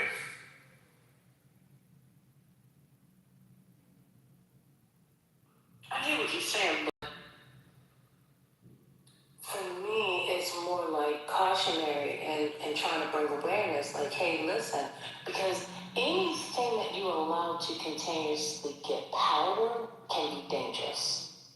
And that to me is where the messaging was coming from. Like just knowing, hey, listen, I've seen something that went a little bit like this. So let's try to put the flame out before the nip it in the bud. Let's put the flame out before it catches fire to the others. I think that's fair, and I think it was the spirit of his submission, really, is what it was about for me. Yeah. I agree with that. And First Lady, we've talked about it before, about the frog in the pot. You know, if you warm it up gradually, it never jumps out, right? Doesn't even realize it's boiling until it's dead, and then you're ready to vacate to another country immediately and run. And so, we've talked about that.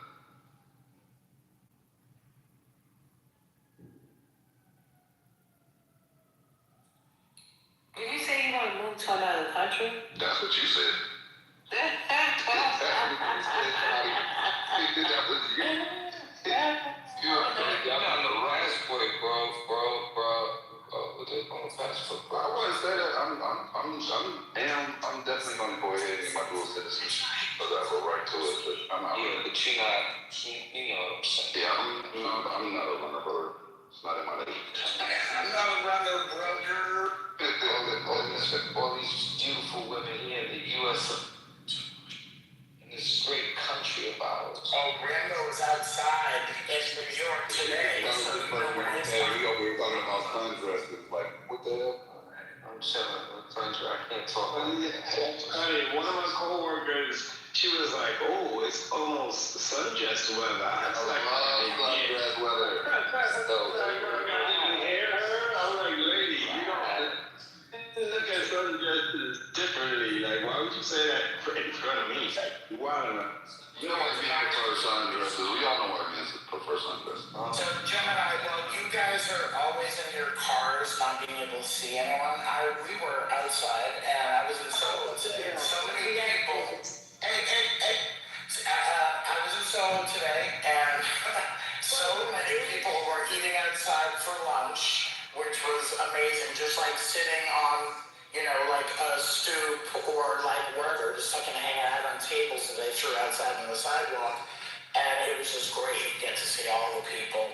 And man, the thighs were out today. Yeah, but Soho. Tighter shirts. So, you were good. I didn't know that. I don't know New York like that, bro. Oh yeah, so when I was in Hollywood, that's what I know Soho as. They also have the NoHo. It's kind of like a fake. Yeah, they have a NoHo here, but it's kind of like a fake designation. The real estate agent, they had to come up with a fancy name to sell those units over there, right? Yeah, they did. They tried to do that with Harlem with a Soha, but that's like it was not. They were like, we were like, no, don't come. You gotta think about it. When you say Soho to a Cali dude, we automatically think South Hollywood. That's it. Like, are you serious? I definitely don't think New York. I've never heard of South Hollywood. Was that just made up? No, Soho, NoHo, West Hollywood. I know Hollywood is. I've never heard of Soho in Hollywood, and I What? You've been in Hollywood, you must not know Soho. I used to live in LA. I've never heard of Soho. Like, where's South Hollywood? Is that Larchmont or something? Where is it? It's basically empty passing out of the boulevards. I need the boundaries ASAP. Just gonna say it's out. There's nothing there, but it still exists though. No, south of Brooklyn, though, we different. Alright, I'm gonna have to investigate this young man, because I think this is made up in the last 10 years. I guarantee you can literally Google it, I promise you.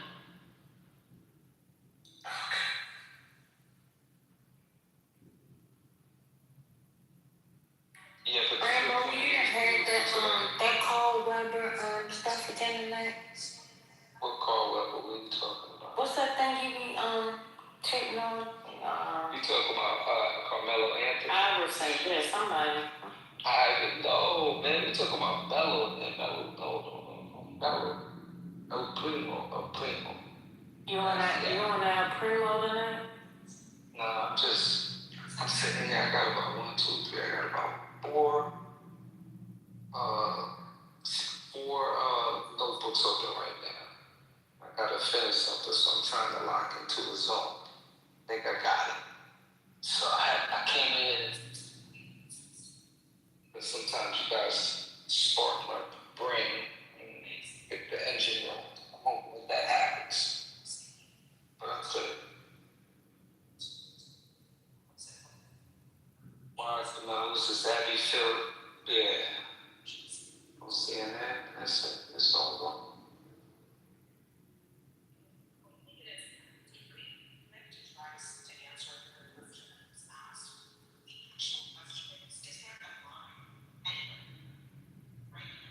It's nothing like a good pen.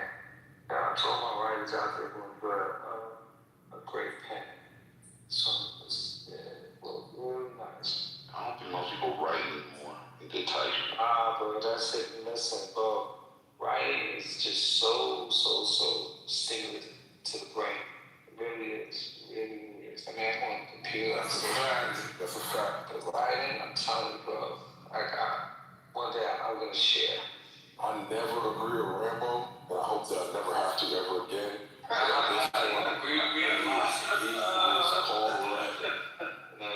You actually, you're not just messing with you. Nah, you're very interesting though. But yeah, that's it. I have to make a presentation to a board basically. So that's it. I got the framework, I got the flow, but I just need to finish it. Okay, so that's what I'm dealing with right now. Whoever said I live in the IE, fuck the dirty ass IE. I want to let my dog live. That was me. Wait, That's dirty. Whoever live there is dirty. The Inland Empire, that's what it's called. That was me. It's dirty as shit. You gotta get a dirty motherfucker to live there. Dirty? Why is it, what do you mean? Dirty how, like trash or what? Yeah, like trash, like put an air mattress on the sidewalk type of shit. I wouldn't live in no place on the hell here. You can't have not a goddamn thing on the sidewalk. Hell no. They don't allow that out here. Hell no, dude. You better move the hell up out of there. You got welfare. What the hell? What the hell going on? Really evicted or something, but just allowing it? No, they don't allow that out here. There's nothing wrong with an air mattress on the sidewalk. Gotta put cones. Only cones on both sides of your air mattress after that. Crazy. No, they don't allow nothing like that out here. All that stuff you gotta take to a landfill. You cannot have nothing on no curbs out here. You know what I'm saying? You cannot do that.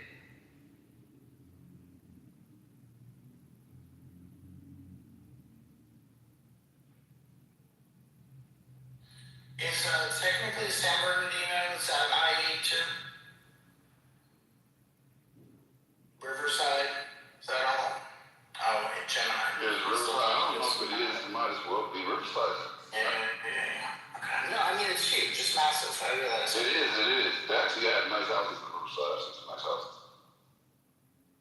There's a lot of nice areas now. I'm just giving you shit because the people who don't live there get very triggered if I say it. Nobody has to be from there. Nobody.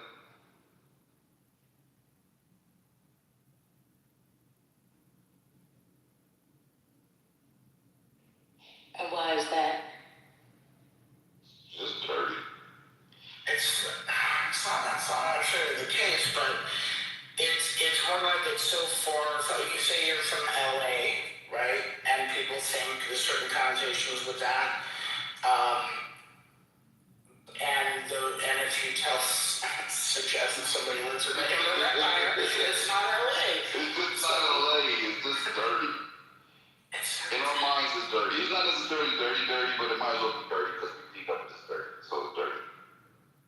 There's a lot of places out there that are just kind of dusty. Like there's just nothing to it. There's nothing there. It's just dusty is a better. That's it. Dusty. That's what I mean. It's just no there. There's no like LA's already weird line, but the Inland Empire is kind of worse. Strange. It's like GTA where Trevor's on a mission somewhere random. Oh my God, that's fucking me. I just put on the nice tunes and drive around. That's it.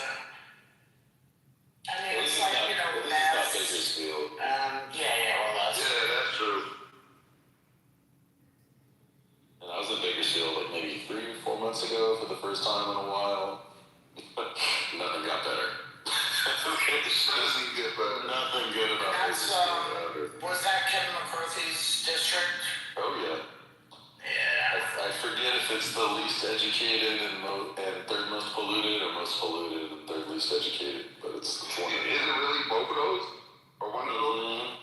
Yeah, I mean there's all the oil drilling out there, right? So the water's super polluted, and because it's in the valley and all that's going on, like the air just, the pollution just kind of sits in that end of the valley and it just doesn't go anywhere. So the water's gross, the air's gross. It's real bad down there. If you want to find a woman, you can drive out there and bring her back to LA. That's about it. Would she have teeth? Hopefully. Yeah. And why are you looking for a woman in the dusty place? Put on your tape and go to a dusty place. Oh, so you like to be kept and saved. Oh, got it. I'm not saying it, but money. Huh? You want to be kept and saving money? I'm not doing shit. I don't save nothing but money. Oh. Well, you said put your cape on now. It died. It was a joke. It was a sarcastic joke. It was sarcasm. You have to smile sarcasm up. No. You told CEO of Concrete earlier today that they was talking out both sides of their mouth. Now when you do it. No! That's what you said. You don't remember that? Yeah, I remember it vividly, but I don't remember it. Vividly, but don't remember it. That's both sides of your mouth. See how that works.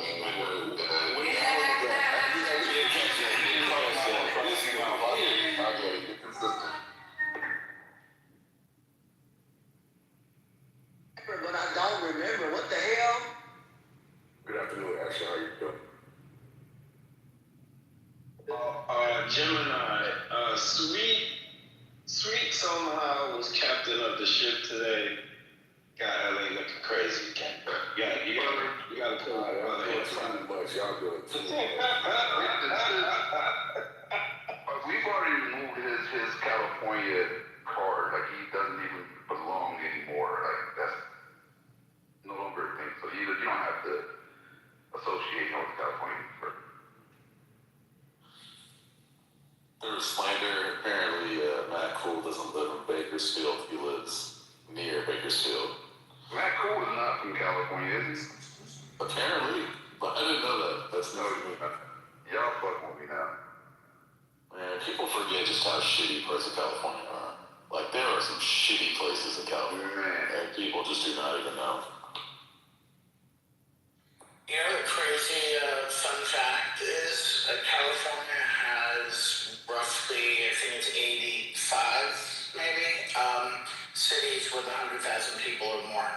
I've been to some of them. Like when I first got into the cannabis business, like some of the locations I used to go out to, God, was, man, you walk into the restaurant and you automatically know I have tickets to go.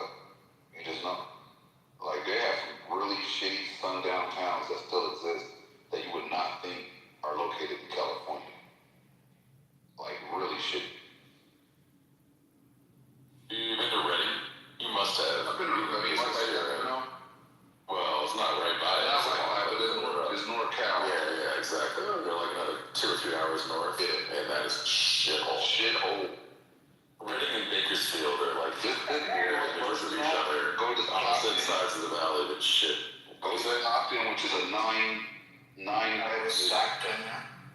gang banging. We all gang bang, but we all live within these 9 exits. So I can't go to McDonald's or to 7-Eleven without having to kill an eye. Like, and we're a country that's fucked with nothing going on. Like, it's just weird as shit. Stockton is weird as shit. Wait, what's Divine or Concomon? Nobody knows I reference Divine, but I get it. What's Fresno like? Fresno is really similar to Stockton. Yeah, it's a lot of gang. It's like a smaller Bakersfield, basically. But there's someone in Fresno, if you look hard enough, who still has a dream and something to live for. But if you're in Bakersfield, that died like a long time ago. There's just nothing there. You don't think it's reversed? You don't think Bakersfield might have somebody with a potential dream that just are stuck in Fresno? No, just like we can't do anything because it's Oh no, man. I feel like at least when you're in Fresno, you drive like an hour and you're in some of the most beautiful places on earth. Like Bakersfield, you get an hour and you're like where the mob drops bodies off. You know what I mean? That's a fact. I don't know. Like you go to Yosemite or Sequoia or something from Fresno. Where do you go from Bakersfield? No, that's Death Valley, I guess. That would be more than an hour, but yeah, I mean, yeah, consider that. I mean, it's basically over there in my mind, you know. Yeah, it's probably not that far from Palm Springs. I don't know. The best thing you got in your life is you're probably an hour away from Six Flags. Maybe an hour and a half. Yeah, pretty much. That's about it. Wait, where did they have the first McDonald's? Was it in Bakersfield? Was it? Somewhere down there, I think. Yeah. You know the weirdest footnote on Kevin McCarthy? I was so early. He started making his money by winning a small lottery, and then he put it into a hot dog business, and that's how Kevin McCarthy got started. No way. Yeah, it's such a weird story. You know, here's a version to the point, though. Harrison Ford was a carpenter around LA before he became an actor. Like he kept going all these jobs trying to get acting, and he couldn't. One of the studios I would go to called Paramount Studio. He built out like a lot of it. He was a carpenter there. Like I had no idea he was a carpenter. And like all the places that he was a carpenter at are proud of it. And they won't redo those rooms because of the history behind him and how he turned into, Harrison Ford. But he was actually a carpenter, like Jesus. You didn't have to throw in the like Jesus part, did you? It made it different. You want to hear another stupid fun fact? Reno's more west than LA. How's that? We're basically kind of looking at the map. That doesn't make fucking sense to me. Yeah, Coastline jets into the east. Yeah. Yeah, Reno's further west. Nevada does too, right? Like Nevada's got that big Nevada, yeah. From the border. Yep. Right, and I think, and the other stupid fun fact is that El Paso, Texas is closer to LA than is the eastern border of Texas. Wow, this was all facts. Dude, back up. You saying what? I did say Texas. I did say Texas, Ashton. El Paso. I'll just say that El Paso is closer to LA than the eastern border of Texas. I'm interested. Okay. Yeah, you're all gonna look at maps. I didn't know that though. That's interesting. It just means Texas is big, and you already know that. Right where the skies, man. Things are good, man. Just hoping these storms roll through here so we can get back outside. We want to have a good time out here, man. Look, ain't nothing wrong, man. We have a good time every day. Shoot, life is back. I ain't freezing and shivering over in a corner like I was a month ago. I didn't know what the hell I was gonna do. It was cold as hell. I don't miss 5 degrees or whatever. 9 below. I don't miss that.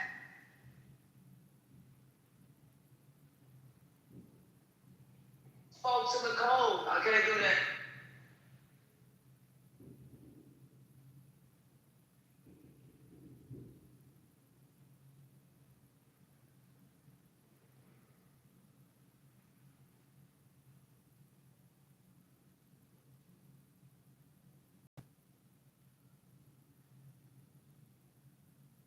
Folks like margaritas. Anybody drinking here? Y'all like margaritas?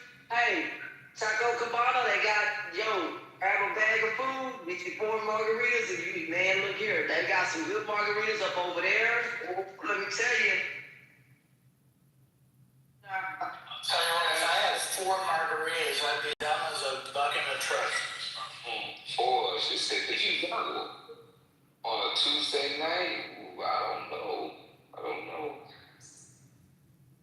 It doesn't matter if it's Tuesday night. I mean, they got a sale. There's a kitchen open. I'm there. Hey, it doesn't matter what day it is. If somebody's cooking, I'm over here.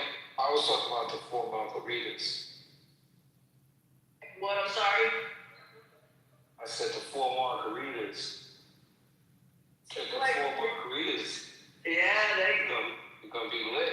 4 margaritas. Are you familiar with the Anderson twins?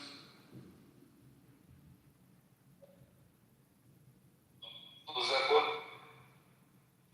So you guys with the Anderson twins that were just convicted? Of course.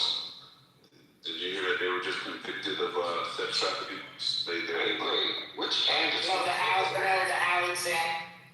Alexander. No, that's what was. I read that. I immediately looked up Ali, just for the record, if anyone remembers early Clubhouse. Ali Alexander. Wait, that's him? Yeah, I'm sure it's not. So are we saying Alexander twins? Yes, and their brother. They got convicted yesterday. Yeah. Hold on. Sex trafficking. I said their name wrong. My bad. But yeah, they got convicted of sex trafficking. And then also, they also mentioned in the Epstein files, what they were convicted of is separate than what occurred in the Epstein files. But it does confirm who they are. Like they definitely would be involved in some of the things that they were accused of. And what they are accused of in the Epstein files was directly tied into both Clinton and Trump. So they have a reality show. I'm thinking they have some good probably have a reality show these guys. I think they were like high-end real estate developers. Yeah. I've known about them for years because my industry, it's also my location, and this has been around for quite some time because it's reported in the trades that I read for years. So it's a long time coming for these pieces of shit. But I guarantee you one thing, they didn't vote for Kamala. Yeah, man, I believe that. Yeah. But it's the trans people we need to be worried about. Remember that. Yeah, these people were extra fucking disgusting. I see the piece of Trump's speech highlighting right now where he was saying that your daughter can help you register, but she has to be of age. She has to be at least 6. Wait, what? He said something about your daughter can help you register, but she has to be of age. She has to be at least 6. That's what he determined was of age during his speech. And like a lot of people didn't catch it, but now it's like been isolated as a clip, and it's circulating and pretty viral right now. I'll find it. That's where he's about to be demented enough to just start telling the truth. I love it. Like, how do you say like he's almost there, you know? Like, he's saying stuff that's crazy. Right. Almost the truth. Yeah. What he actually thinks. He's gonna get there. He's flipping. Like, if you let him talk enough, he'll say something that, he'll go off script and let something slide. Reason, guys, it can't, what? No.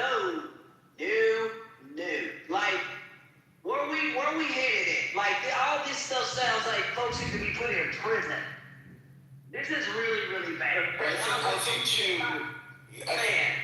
think to your Honor's point, though, it does seem like it's set up to be that he's going to be caught saying something that there's just no way out of that. And it may happen multiple times. Like, there's no explaining it away. I mean, part of that is what happened with the school. Like, that's a good example of where shit could actually be the straw, so to speak. But, sometimes it doesn't matter with the cults because they will ride to the death for this. Yeah, I mean, I feel like this is all a side. Earlier about the like, well, 12-year-old. I'm sorry, Dad. You gotta go for it. No, I thought you guys had talked about it earlier because I had read it maybe like 4 or 5 hours ago, and I just assumed you guys had already talked about it. So I thought that was really strange. They're talking about 6-year-olds being of age, and he really didn't get much pushback because that was during his speech. He didn't get no pushback.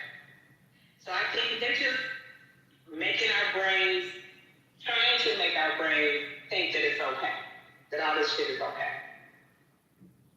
Yeah, I mean, it's amazing what you can get away with when you don't surprise people.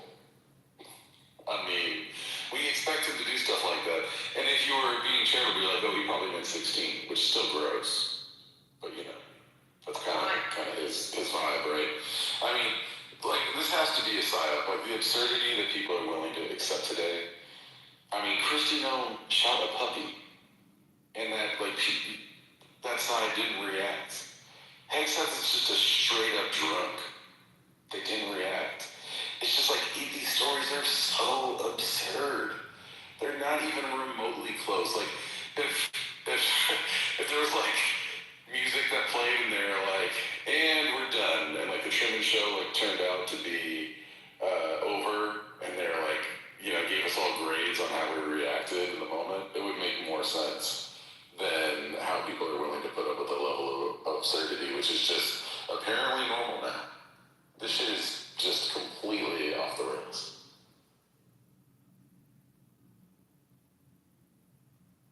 Like, can you imagine if Biden said that thing? I haven't read the quote yet, so I'm just taking your word for it, but can you imagine if Biden said that about 6-year-olds? I'm not defining the play game stuff. They'd have lost their mind. Which I think a lot of the things, if you were to put it on anyone else other than Trump, if Obama had 34 felonies, would he have been elected or re-elected? Even given the first election, would he have been re-elected? If Obama was accused of half the things in the Epstein file that Trump is, would he be given the same grace by the voters? I don't think so. I really don't. I think it's very unique to Trump. So when he says I'm the only president that can get away with this shit, which he did say, by the way, recently, I think he's right, because other presidents followed the Constitution or actually had a moral compass, right? I don't think that's something to brag about, but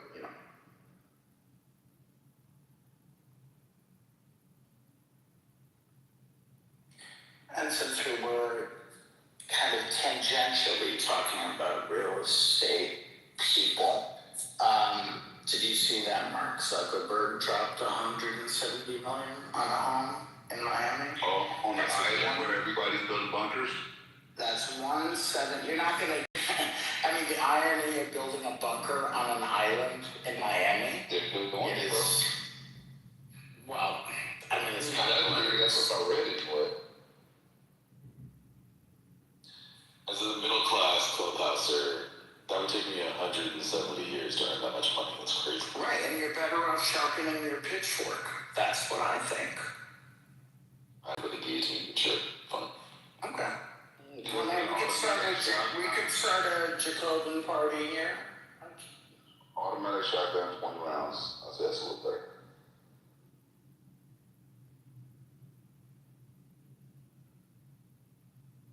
Not the gun. Oh my God.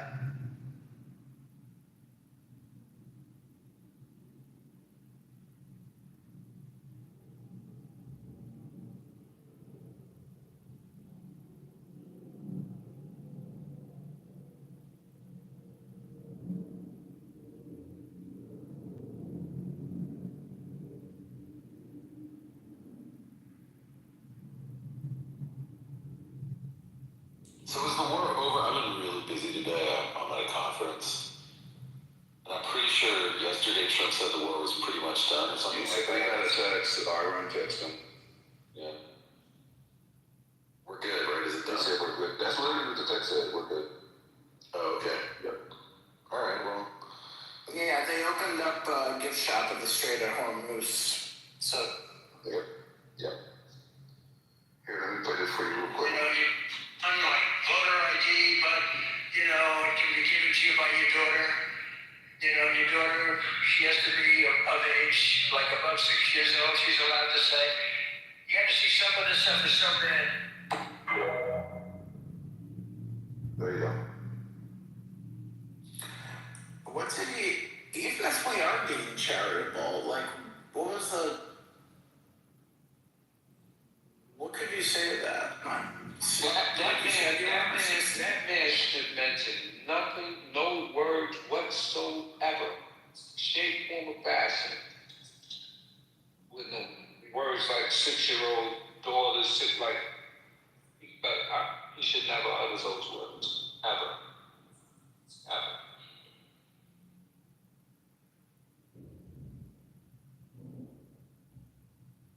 Yeah, he's really focused on stealing the election, I know. Just for the record. Like that, I don't know how far he's going to get, but he's trying really. He's trying hard. Somebody committed tampering. Yeah, did you see the Smartmatic news? It came out earlier today, but they're now trying to indict 3 of the principals at Smartmatic, which is one of the main voting machine companies, and one of the ones that he's gone after. So it's going to get a lot worse with that stuff over the course of the year.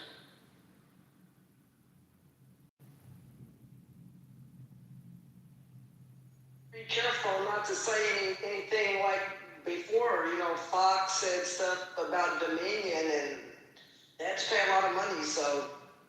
They almost had to pay $1 billion, and it wasn't Fox, it was Trump speaking on Fox's platform, but Fox took the hit.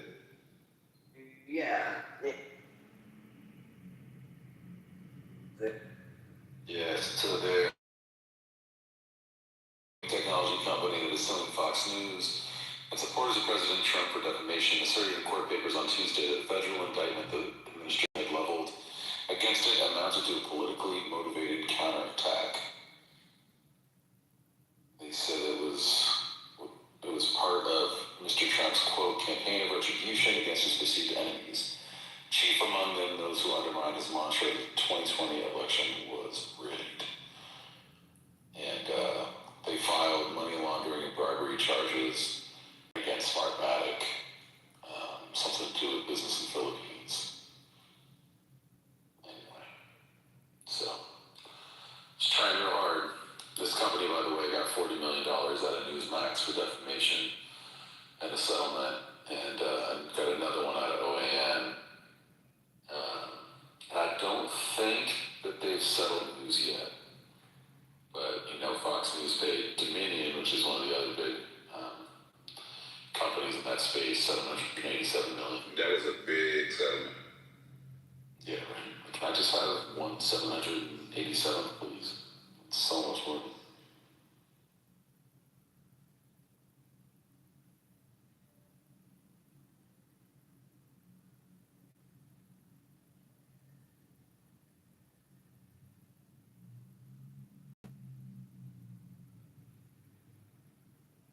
So more on the Zuckerberg thing. The previous record of a home in Miami is 120 million. This is 170. A few doors down from Bezos. So yeah. And it did. By the way, he got it at a discount. It was listed at 200 million. So there. Every million counts, Yeah.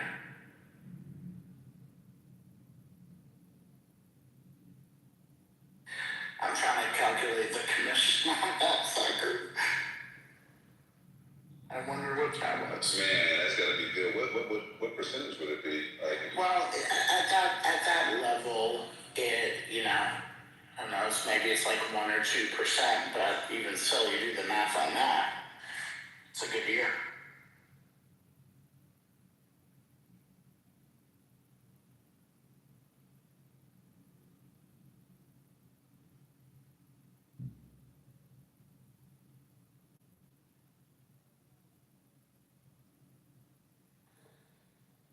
Where's Matt to tell me what to make of the elections tonight? Not around? Matt, go on. Matt, He said no big surprises, generally speaking. yeah, I was just wondering, in terms of like turnout numbers and things like that, was there anything interesting in there? But I guess probably not.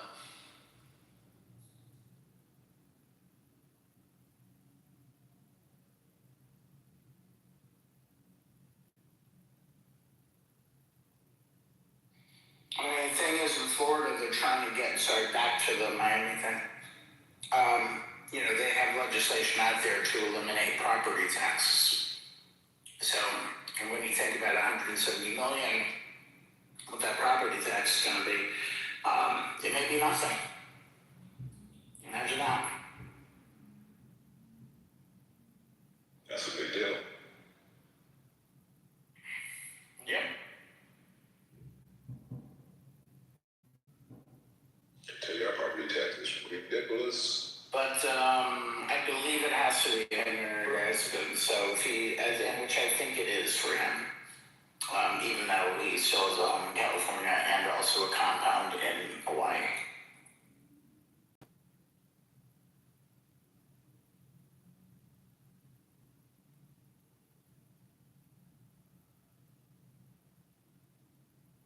Even if it wasn't like you said it was, just to go ahead and get the tax benefits. In order for it to be no taxes, I believe the proposal or the bill has to be your primary residence in order to get to have no real estate taxes. But even still, there's also no income taxes. So, to win, this is why a lot of billionaires are moving down there. And also to Texas, but particularly for Florida, they really want to get, especially these millionaires and billionaires, like Bernie, want to get rid of the property taxes. And then, of course, what's going to happen? How are they going to get funds for, I don't know, schools, roads, infrastructure, police, all of that? Are they just going to have private police, private security, everything going to be gated and everybody's HOA is going to have to pay? Like, there's a lot of questions out there about that. Are they going to increase the local communities, which are really going to be strapped in addition? They're going to, increase their sales taxes, for example. So, a lot of questions, but.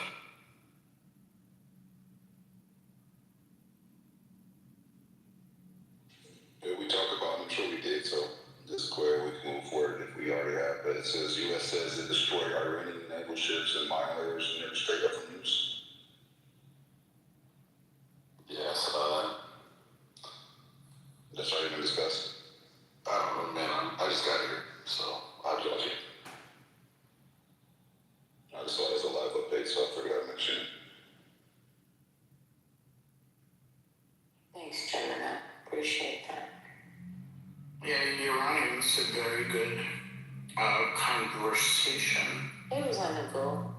Oh, did you hear that? When was I in the About the man who came in, who was a Sufi Muslim, who was telling. I didn't hear that. Oh, wow. Yeah, I didn't hear him until, I don't know, before I came on stage. It was maybe 20 minutes ago or something.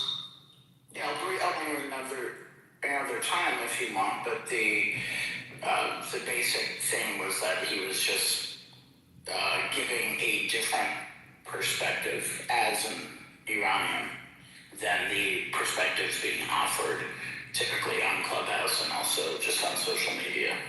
He articulated his experience and viewpoints a lot better than most of the Iranians I've heard so far. And he had enough charisma to make it interesting.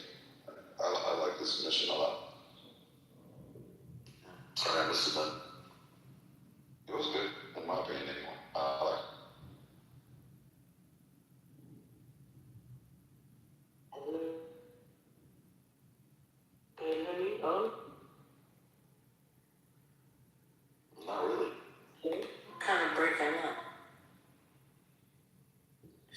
Who said something? So, Ryan, you're above the rim? little, Oh, you got your little brothers. Your wishes, my man, my queen of the goo that tells us what to do. You got it. And one more thing I want to add about Mark Zuckerberg's $170 million home that he just purchased. Just a couple details. 28,000 square feet. It has it's nearly 2 acres.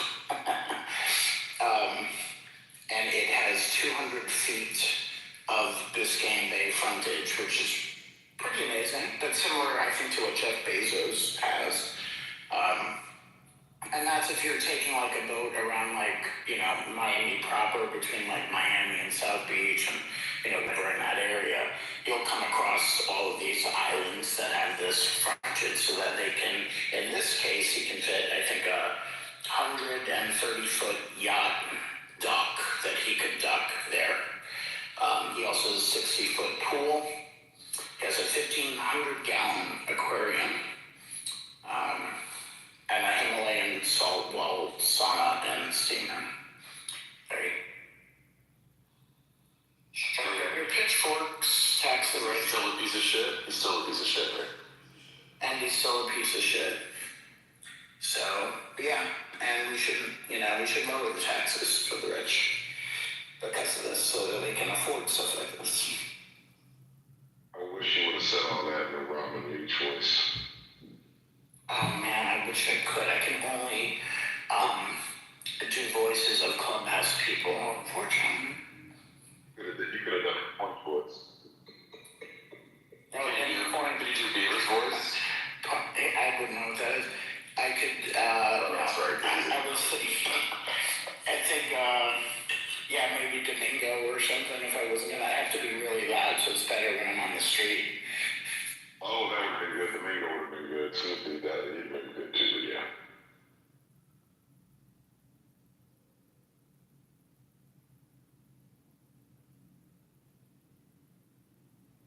Domingo right now is checking bathrooms to make sure the gender is assigned with the bathroom people.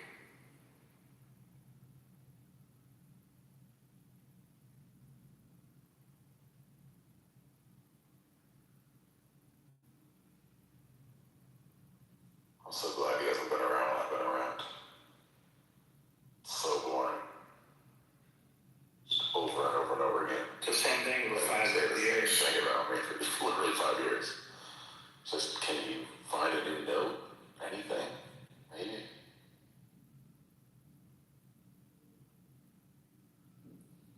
Yeah, I can't say it. I don't want to be too loud right now.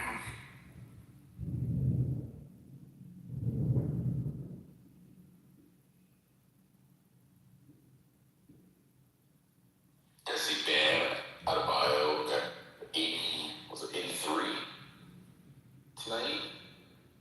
I don't have League Pass. Bam was talking about it earlier. That's crazy points. Yeah, that is crazy. Dang. It's 40-something free throws. What? he beat Kobe's record. Yeah, I have to watch the highlights to see how he did it, because he's not a prolific scorer, so it'd be kind of interesting to see how he got that many points. Asia, he's doing some of her signature moves. She's online trolling and they're about to make him pee in the cup. I love their relationship. What are you talking about? Are they dating? Oh, yes. Everybody is anticipating the world's best athlete that they are going to produce. They've been public since the Olympics. Okay, that's what's up. That's a nice couple, actually. They're gorgeous and they're so cute. So she's literally trolling online saying, they about to make you pee in that cup, my boy. She was there. The hugs to her and his mom were everything. I'm glad that everybody is giving him his flowers. I love him. I don't know who that is. Are they doing a prenup or something? No, so he plays for the Miami Heat. Okay. And exactly, Owen. That baby is already like, that baby. Everybody's like, there. So they're both. Where's he from? Where is Bam from, y'all? He's, is he Nigerian?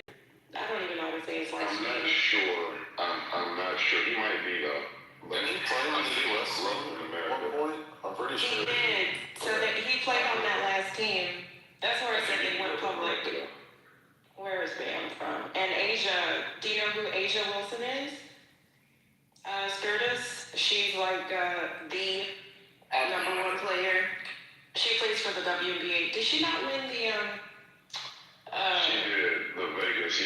I think they won 2 years. Yeah. So they're basically like the Aces, Las Vegas Aces.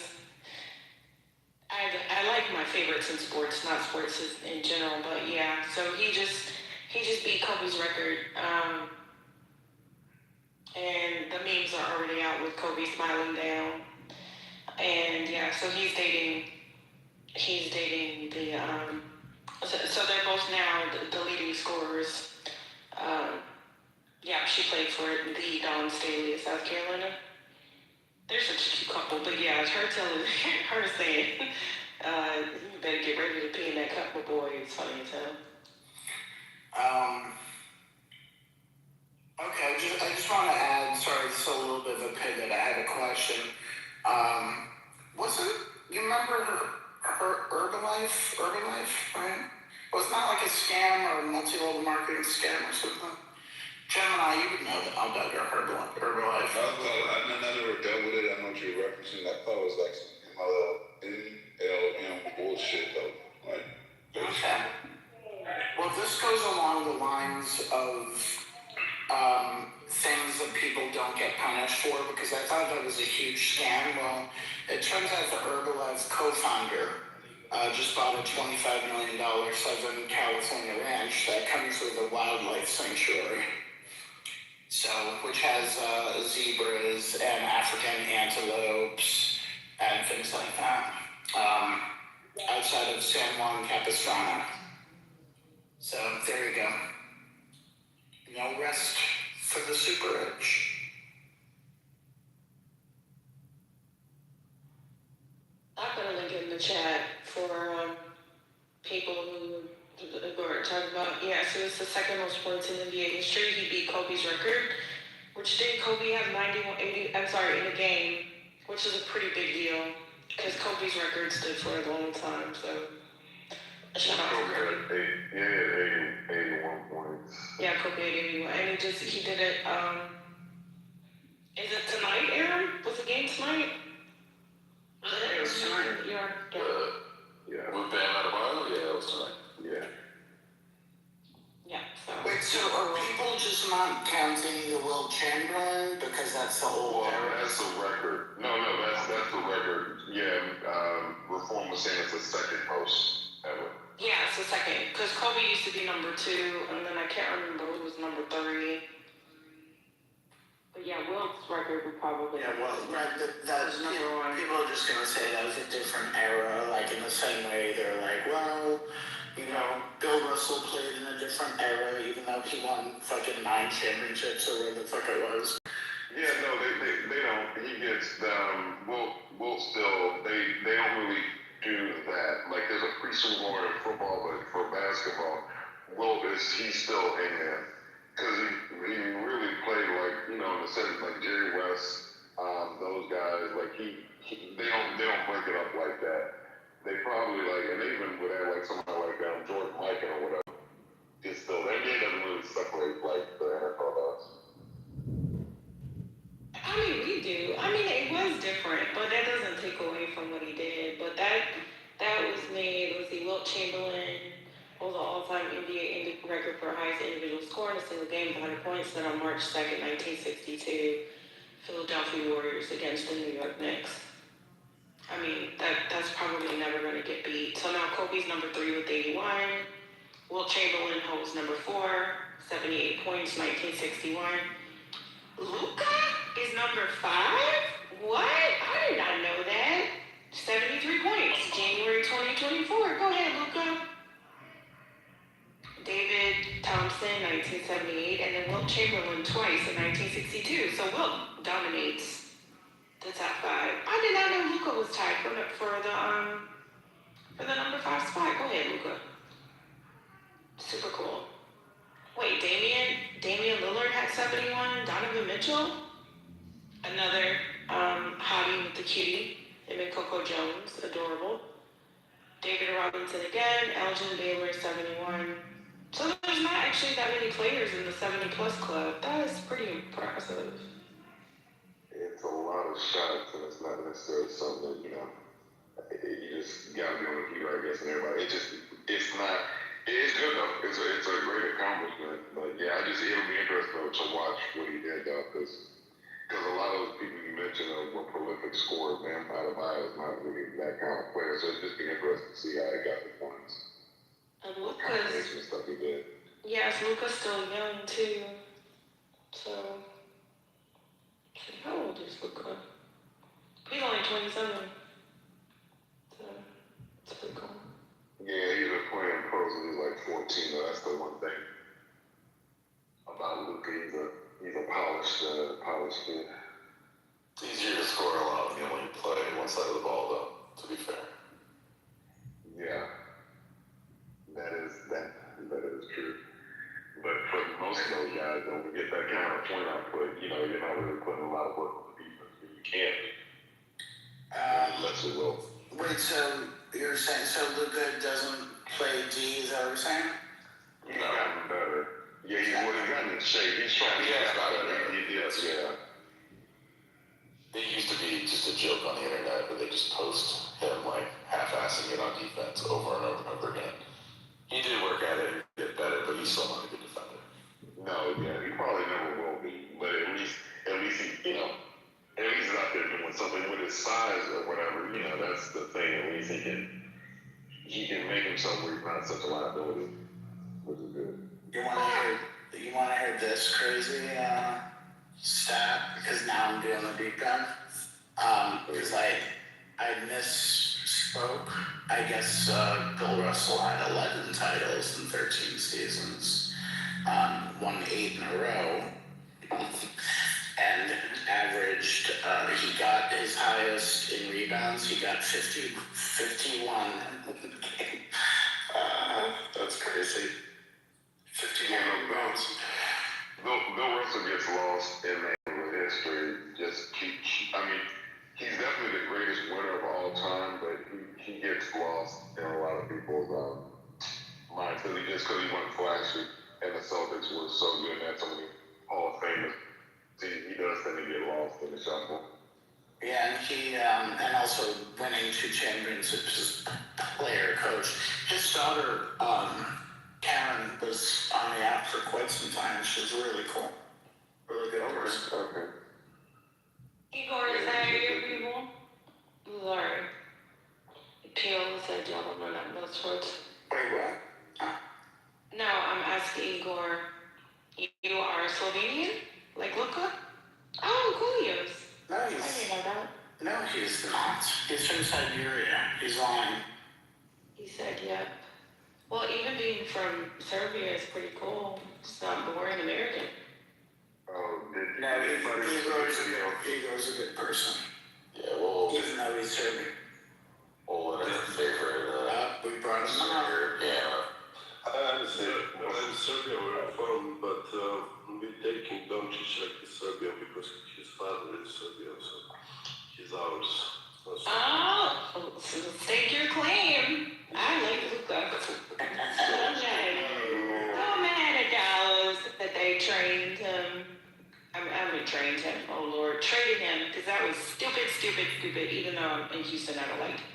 Yeah, that's Igor. Are the games crazy? Because I was about to ask about that video. So they show video about Nikola Jokic and Luka saying that these NBA crowds are nothing, they don't get intimidated. So they show games over there, and the crowds are there's soccer crowds where it's just fun. But is that true?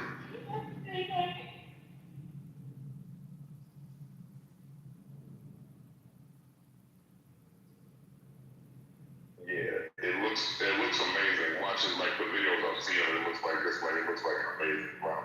Looks like the straight up Thunderdome. Yeah, for real. It's amazing, but it's crazy. You can't even breathe because of the fires inside of the arena. It's insane. But it's cool. Wait, Igor, do you guys still smoke cigarettes indoors over? Yes. We smoke. Only when the kids are around. Yes, exactly. We have to get a custody. No, listen,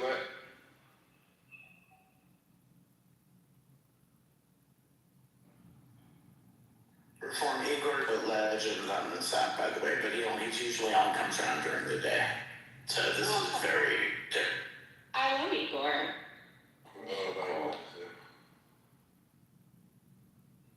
Yeah, and we have Bogdanovic in NBA. He's playing for Clippers. He's also ours, but yeah, he's not like Doncic and Jokic. I don't know they have that many Serbians. I'm trying to think of where's Popovich from? Because that's I know Popovich coaches American class. Yeah, Popovich is also half Serbian. Really?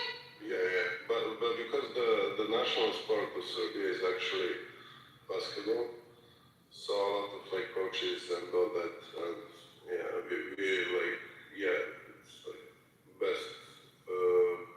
It's to make here some English shit. But yeah, it's like, yeah, it's national sport, so a lot of like in European terms, we are probably most successful after Americans. Julios. Wait, Vlade Divac, was he one of them too? Yeah, Vlade Divac played Stojakovic. How about Groza Petrovic?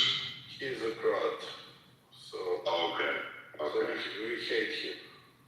He was a great player, though. He was a great player, one of the best ever. Wait, what about Mila Jovovich? Mila Jovovich, I'm not sure about that. She has some Serbian blood, but I think she has also Russian. I'm not sure. Yeah, but the Dragan Popovic, he and Vlade Divac were the best friends.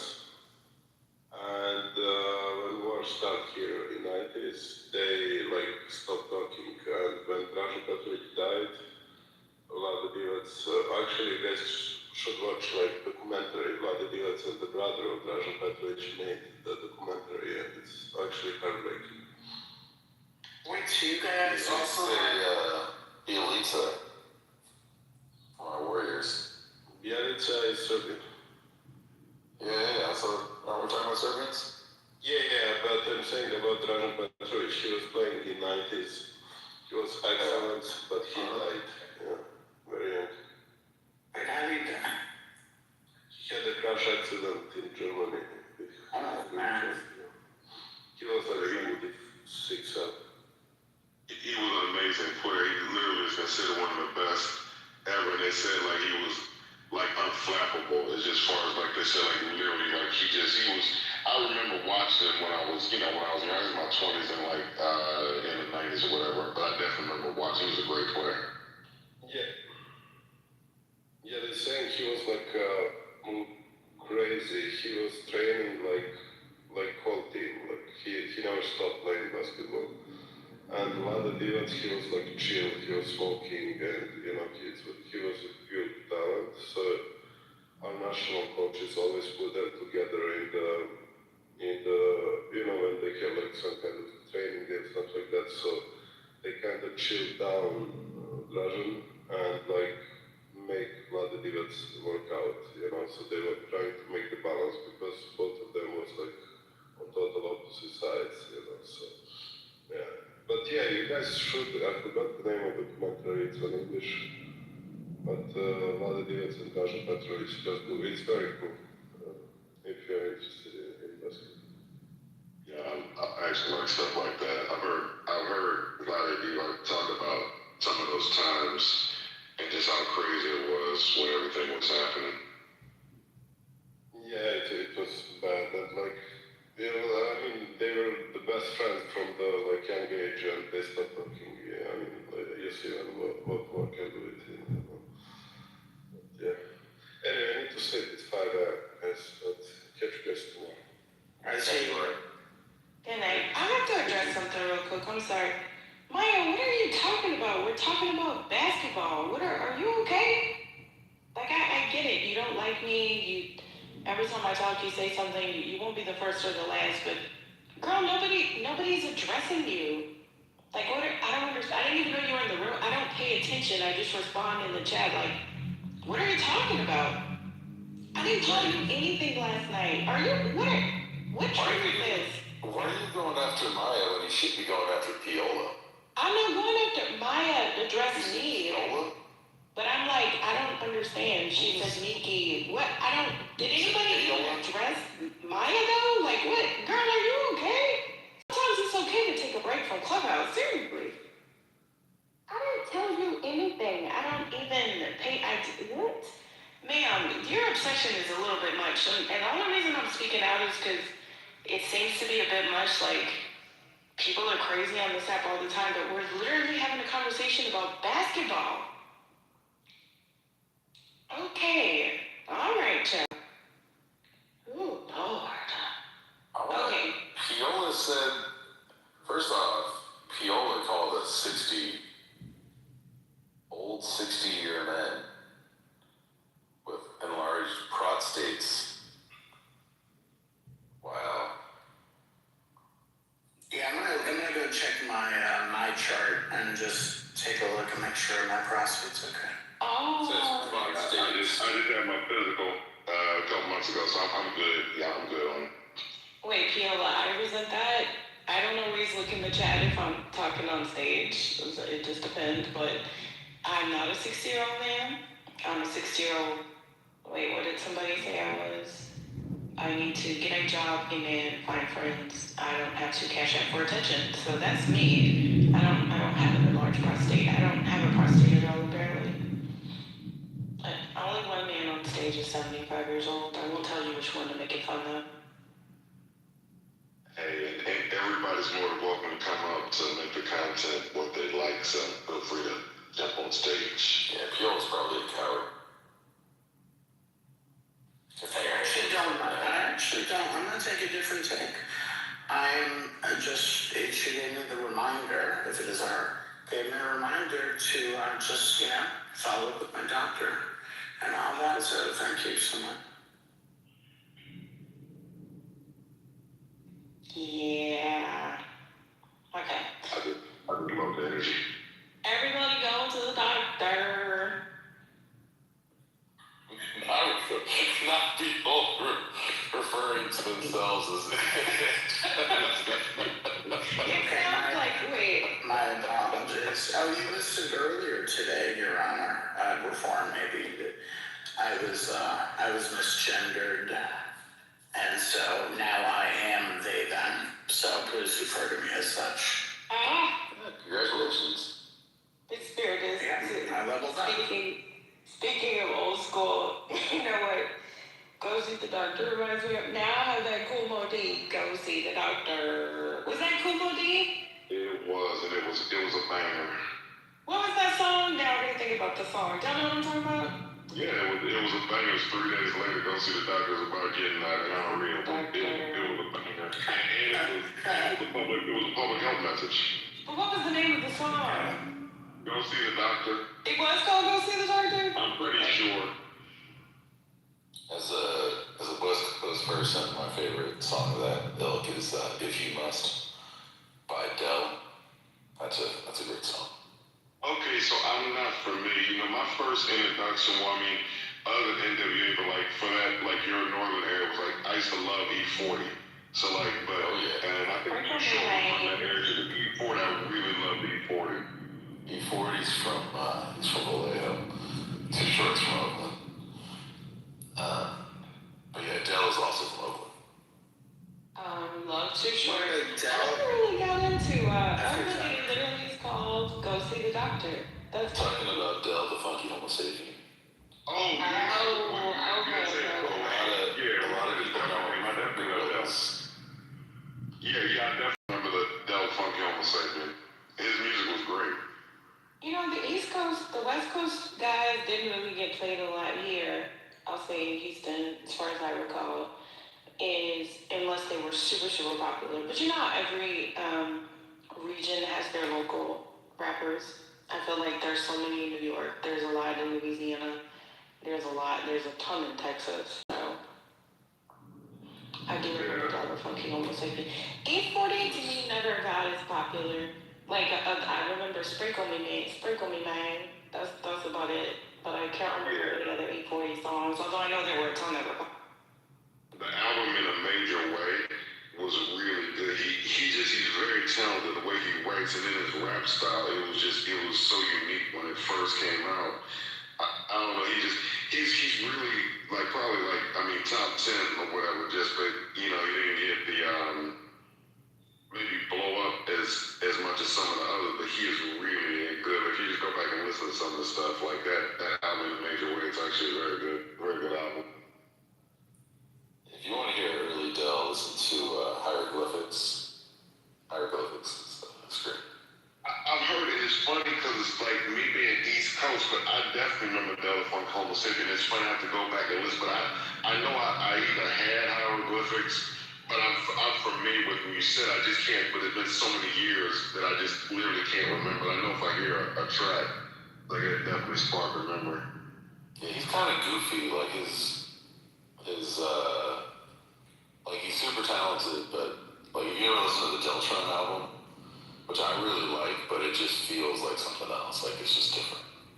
You gotta listen to it. No, that sounds good. Is the Far Side from Northern California? I'm pretty sure they're from Oakland too. Yeah, that's what I'm thinking. Yeah, they're still out there. They played I think a free show in Oakland last year. Yeah, the Far Side was great. Actually, it says they're from LA. Oh, okay. So many of those guys are still touring. I love it. I never got to see them when I was little. My mom would let me go to. I couldn't go to any concerts. I got good news for you. It says they're going to be in Houston in 9 days. Oh, really? Let me see. At some place called Bad Astronaut Brewing Company. What the hell is that? I have no idea.